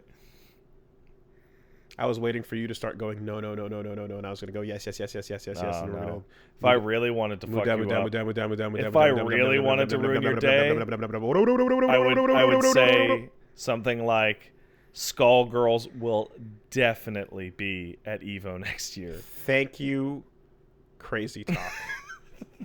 God bless you. God bless you. If I wanted to fuck with you, I'd do something like that. We got one coming in. Yeah, what we got? Dear C to the SB. I like that. That Jim makes me says, feel young and hip. What do you find more embarrassing? Walking in on someone using the bathroom or someone walking in on you using the bathroom? Walking in on somebody, no question. For me, it somehow feels less embarrassing to have someone walk in on you because they failed to knock or check the door for signs it's being used. So now it's on them and they're going to see what they're going to see. I completely agree. See, if somebody walks in on me, I'm embarrassed because it's like, but I'm more like indignant and like, hey, what the fuck? Right? Like, just, hey, stop, don't, hey, fucking knock on the door, asshole. No. But if if I'm the one walking in, I'm like, oh, I'm so sorry. Oh, it's my fault. Oh, so I'm going off of history in both cases. I would say walking in on me because that sucks. What are you doing in there? I don't want people seeing me fucking wiping. The fuck? But that's their fault. Yeah, but here's the problem, right? So back in the day, in the QA office, there was a bathroom that was like the good bathroom because it was far away from everybody. Yeah. And those who knew about the good bathroom at first were a secret cabal, but eventually started to spread it amongst the populace. And the populace, the Vox Populi, ruined the good bathroom. And they sure did. And so there were times when it was like, no one should be in here, yet you open it. But the problem with the good bathroom was that it was big and the door had no lock on it. So it just fucking... That sucks. And you couldn't put your foot out. So let's say it's That sucks. Exactly. Right? I've sat in a broken stall before and kept my foot on the door. Because fuck you. That's not the end of the world. I can deal with that. And someone tries to open it, and then they try a second time, and I'm like, obviously I've got my foot up. Why are you trying a second time? However, I feel like you get a free pass to say literally anything you want to the person trying to do that. Like, you pushed a second time? What's your thing? Oh, when I push open the door, they're going to get up and leave so that I can use it. It's crazy, right? Absolute pandemonium. However... the person who was in there, in that bathroom's case, where there was no way to lock that door, it's like, what can you do? Knock. Yes. Yes, you could. That's like, what the fuck? What are you, fucking stupid? Knock on the fucking door. In a house? Or... No, you just described that you knew it had no lock, and that this was a constant threat. This was a threat. This was a threat. So fucking knock on the door. You're right. You're right. Other people coming in that... Fuck them. Well, the problem is that, like, other people coming in not knowing whether it was the pre-door or the actual door. Because if it's a public building, it might just be a pre-door. I hate the pre-door. Right? If it's or like you might be knocking on the door to a large bathroom with many stalls in it, in which case you are a fool. Yeah, whatever. You take 2 seconds. But yes. Otherwise, if it is a personal door to a personal bathroom, which this one was, then yeah. Like, well, I don't know if you've noticed, but you ever I mean, I've used your bathroom there. You're the type of guy, you usually close your bathroom door, right? Yes. Have you noticed that every single time I walk up to that door, I knock? Even when no one's there. And you will tell me, yes. Pat, no one is here. Yes. And I knock. Yeah, the difference, the line that I draw is that I'm in a house. Yeah, but... See, I had... In a business space... Everybody has different bathroom In a rules, business right? space, it's like, this is public bathroom. It might literally be a gigantic thing in there. Yeah, then you look stupid for 2 seconds. Yeah, I guess. It's better than walking in and embarrassing yourself by being that asshole who just...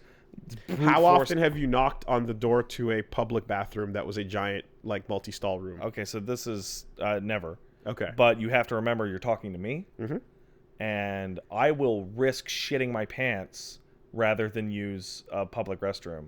In fact, the only time I use a public restroom is when there is a 100% certainty that I will shit or piss myself before getting home.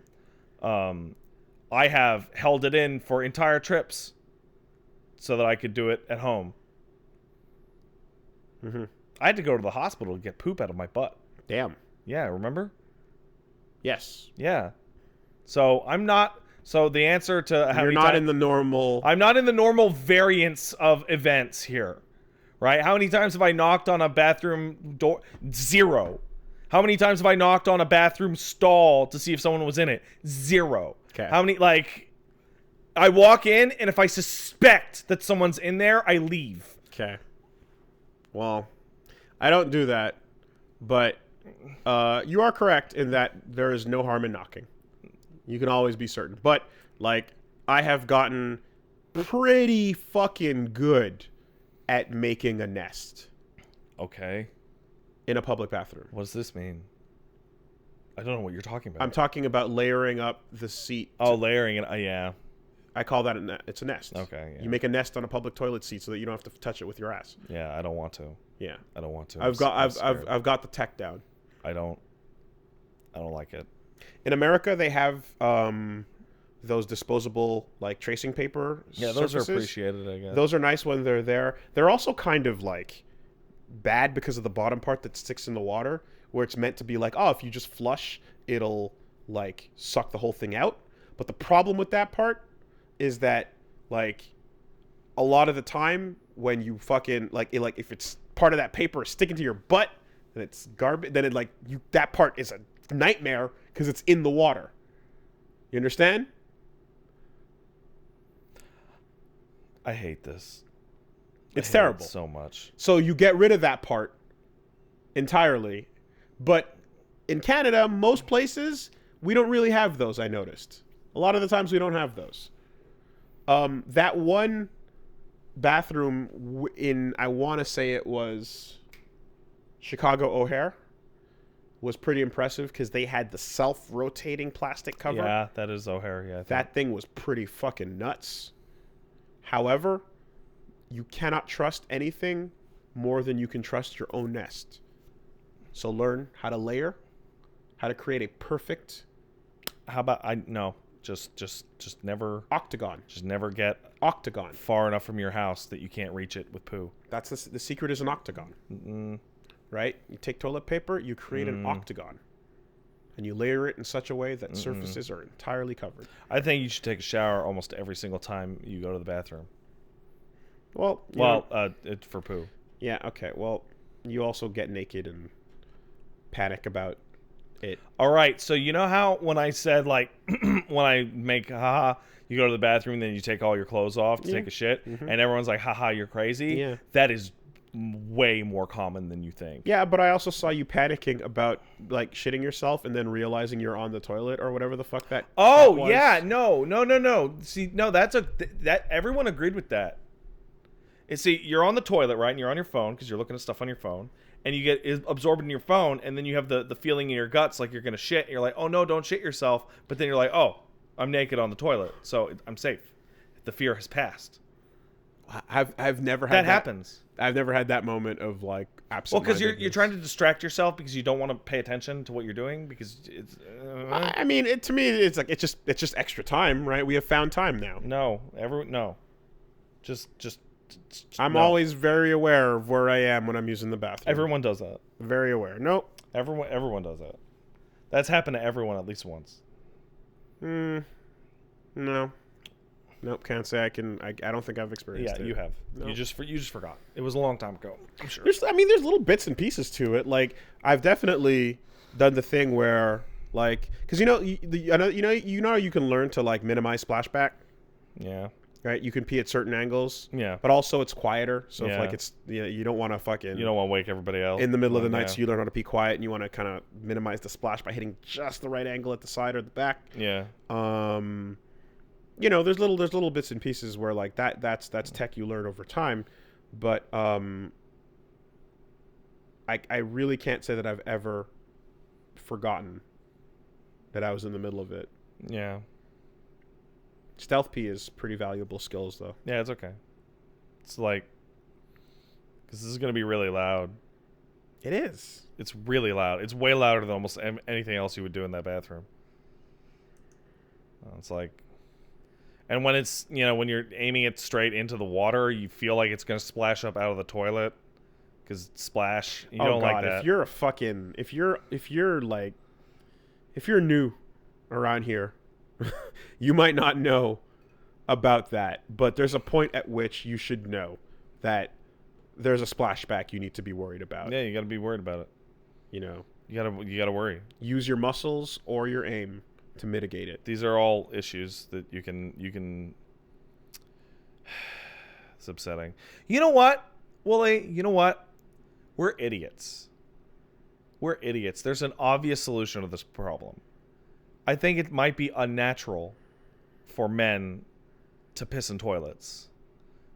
Toilets are only for defecation. I think the easiest way to get around this splash problem is to just piss in bottles. See, I thought you were going to say a urinal. No. Because we've already invented a urinal. No, just piss in bottles. But the urinal does exist. Yeah, it does. Just piss in bottles. Oh, it's not clicking in your mind. I'm directly quoting someone. Piss in bottles. There it is. Now that's not a low tier strat. That dude's fucking crazy. What you talking about? I'm talking about low tier god. What you talking about? You crazy. Whenever you hear somebody pisses in bottles, all I can think about is, where are the bottles? Do you keep them? How often do you throw them out? Are they sealed or open? They would probably be open. A lot of risks. It's terrible.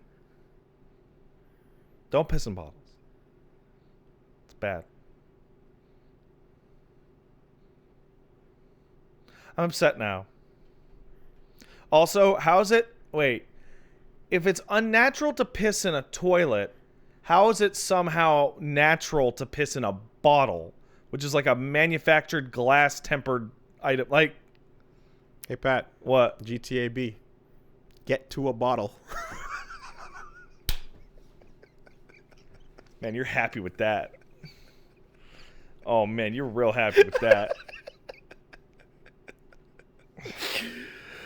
All right. Oh, that's so upsetting. All right. Well, just always keep a bottle handy for, whenever. You never know. So. Yeah, what? This just makes me think. I know we've talked about this before, but there's just something so threatening about walking into a bathroom and some drunk moron is taking a shit in a urinal. Yeah, it's so threatening. That is menacing. It's just such a flagrant abuse of the social contract that we're all under. That is menacing. We got an important one here coming in. Kiwi says, "Hey there, William and Gazpacho. Hey man, what up? Last week you talked about how much Wartortle sucks compared to Squirtle and Blastoise. We sure did. Even Ivysaur and Charmeleon. And there's an actual story behind that. Basically, in early development for Red Green, Blastoise was part of its own unrelated evolutionary line. Cool. Completely separate from Squirtle and Wartortle. It had its own prevolution, a baby Blastoise with a little barnacle hole on its shell instead of cannons. Meanwhile, Wartortle evolved into essentially a larger Wartortle, kind of how Venusaur was just Ivysaur, but more. That makes sense. At some point, they decided to nix the big Wartortle and baby Blastoise and combine them into one, which is why Blastoise doesn't look anything like Squirtle or Wartortle besides being a blue turtle. And there are photos of like sprites pulled from the game to kind of represent these ideas. It's cool, man. It's like how Dragonite is a fucked up nonsense evolution for Dratini. So like, yeah, there's these two tweets that I'm seeing here where, oh my god, that looks so terrible. I looked up baby Blastoise. Oh my god, is like a grown-up Wartortle on one side because they had some sprites ripped from the game, and then here's a concept baby Blastoise. Oh, baby Blastoise is the shit. Baby Blastoise is cute. Kill Wartortle. Giant Wartortle is terrible by comparison. Holy shit, that's not even remotely. That's awful. Like, it's not even. There's no contest. Kill that. There's no contest.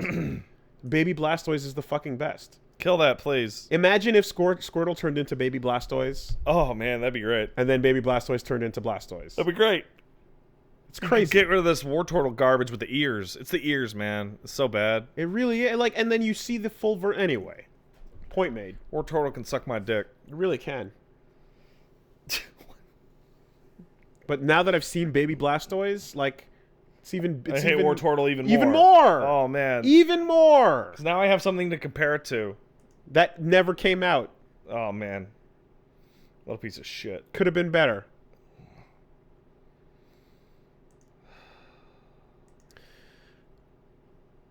And let's take one last one over here. Who the fuck are these Wartortle stands? Who the fuck is these people? Who cares? Yeah, who cares? Go back to preschool where you live because you're children.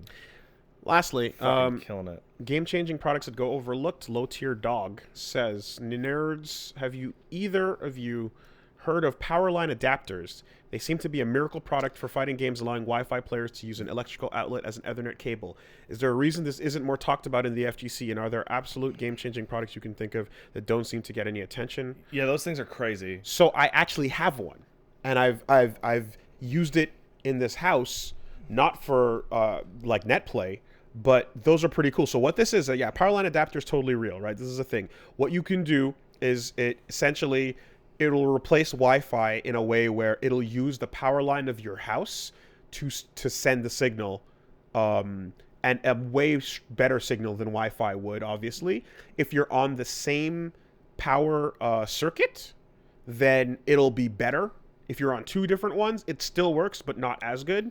And then you just go wired into outlet, switch to other side. Outlet into wired. Outlet into wired. And then you get a better signal. It's sorcery. It's fucking crazy. Yeah. Now, is it better than wired directly into your modem or router? Fucking no. Definitely not. But it's way better than Wi-Fi.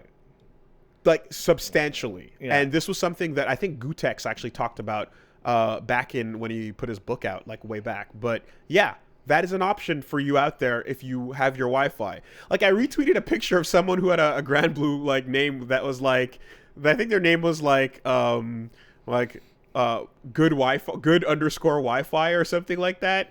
And then the description was just like, my router is right next to my PS4, so my connection's good. Oh, fuck off. You know, and it's like, okay. But yes, Powerline adapters are a real thing. I can attest to their usage, and do not use them in place of a router with a good wire. Of course. But if you only have Wi-Fi, the absolute last resort, it's a decent alternative. If you just can't do it. Otherwise, use a fucking cable, you know? So it's not a red bar, go home situation. You can go out and buy one of these machines. I remember, I don't know if it's a game changer, but you remember Disc Doctor? Yeah. That thing worked. Yeah, that the thing cleaner? actually Yeah, for yeah. real worked. Mm-hmm. It was just, you fucking spun the thing and it buffed out the plastic and took some scratches out. And 9 times out of 10, I turned busted discs into discs that worked. Mm-hmm. Yeah, I remember there was someone who there's definitely, like, you'd have to go back to, like, there's a thread where when they were talking about after the Gutex recommendation on it, but, like, people were, like, doing their up and down, they're doing their speed tests with it to show you that it's like, okay, you can get a decent connection off of this. Yeah. You know, and more importantly, a stable one. Yeah. So because everybody who's like, oh yeah, Wi-Fi's fine, they're morons. But also, they do like a speed test and they go, see, look, it's just as fast. It's nothing to do with speed. It's consistency, bro. It's dropped packets. So once again, the word is power line connector. It is literally a block that plugs into your outlet, and it's got a Ethernet opening on the bottom of it. That's all you need. Okay, so. That's a good fucking product. Yes. Sup? I'm going to be streaming Resident Evil games this week. And Daemon X Machina, which coming to the PC. Fucking came out of nowhere. I saw that it got announced for the PC. And then Cranky's like, I can't believe it's out in 4 days. I'm like, it's out in fucking 4 days. What the fuck? Right? Crazy. So that's over at twitch.tv/PatStaresAt. That's going to be at 8 p.m. this week. Probably Tuesday to Friday. I might change it. Yep. Fuck it. Excuse me. So what's going to go on over on Wooly Versus? Schedule-wise on YouTube, the existing stuff continues. Stream-wise, if you want to be on that cutting edge, you can catch me playing Doom. I think Tuesday and Thursday. That's good. Tuesday and Thursday is going to be Doom. Wednesday, I'm going to be starting KOTOR 2. Thursday night we'll be getting into fighting games, and as usual, Saturday will be either Assault Party, Table Lords, maybe even a Race Wars or a Puzzle Boys. Who knows? Who knows? All right, that's it for us. You all have a good week, and we'll see you next week. Goodbye. Bye.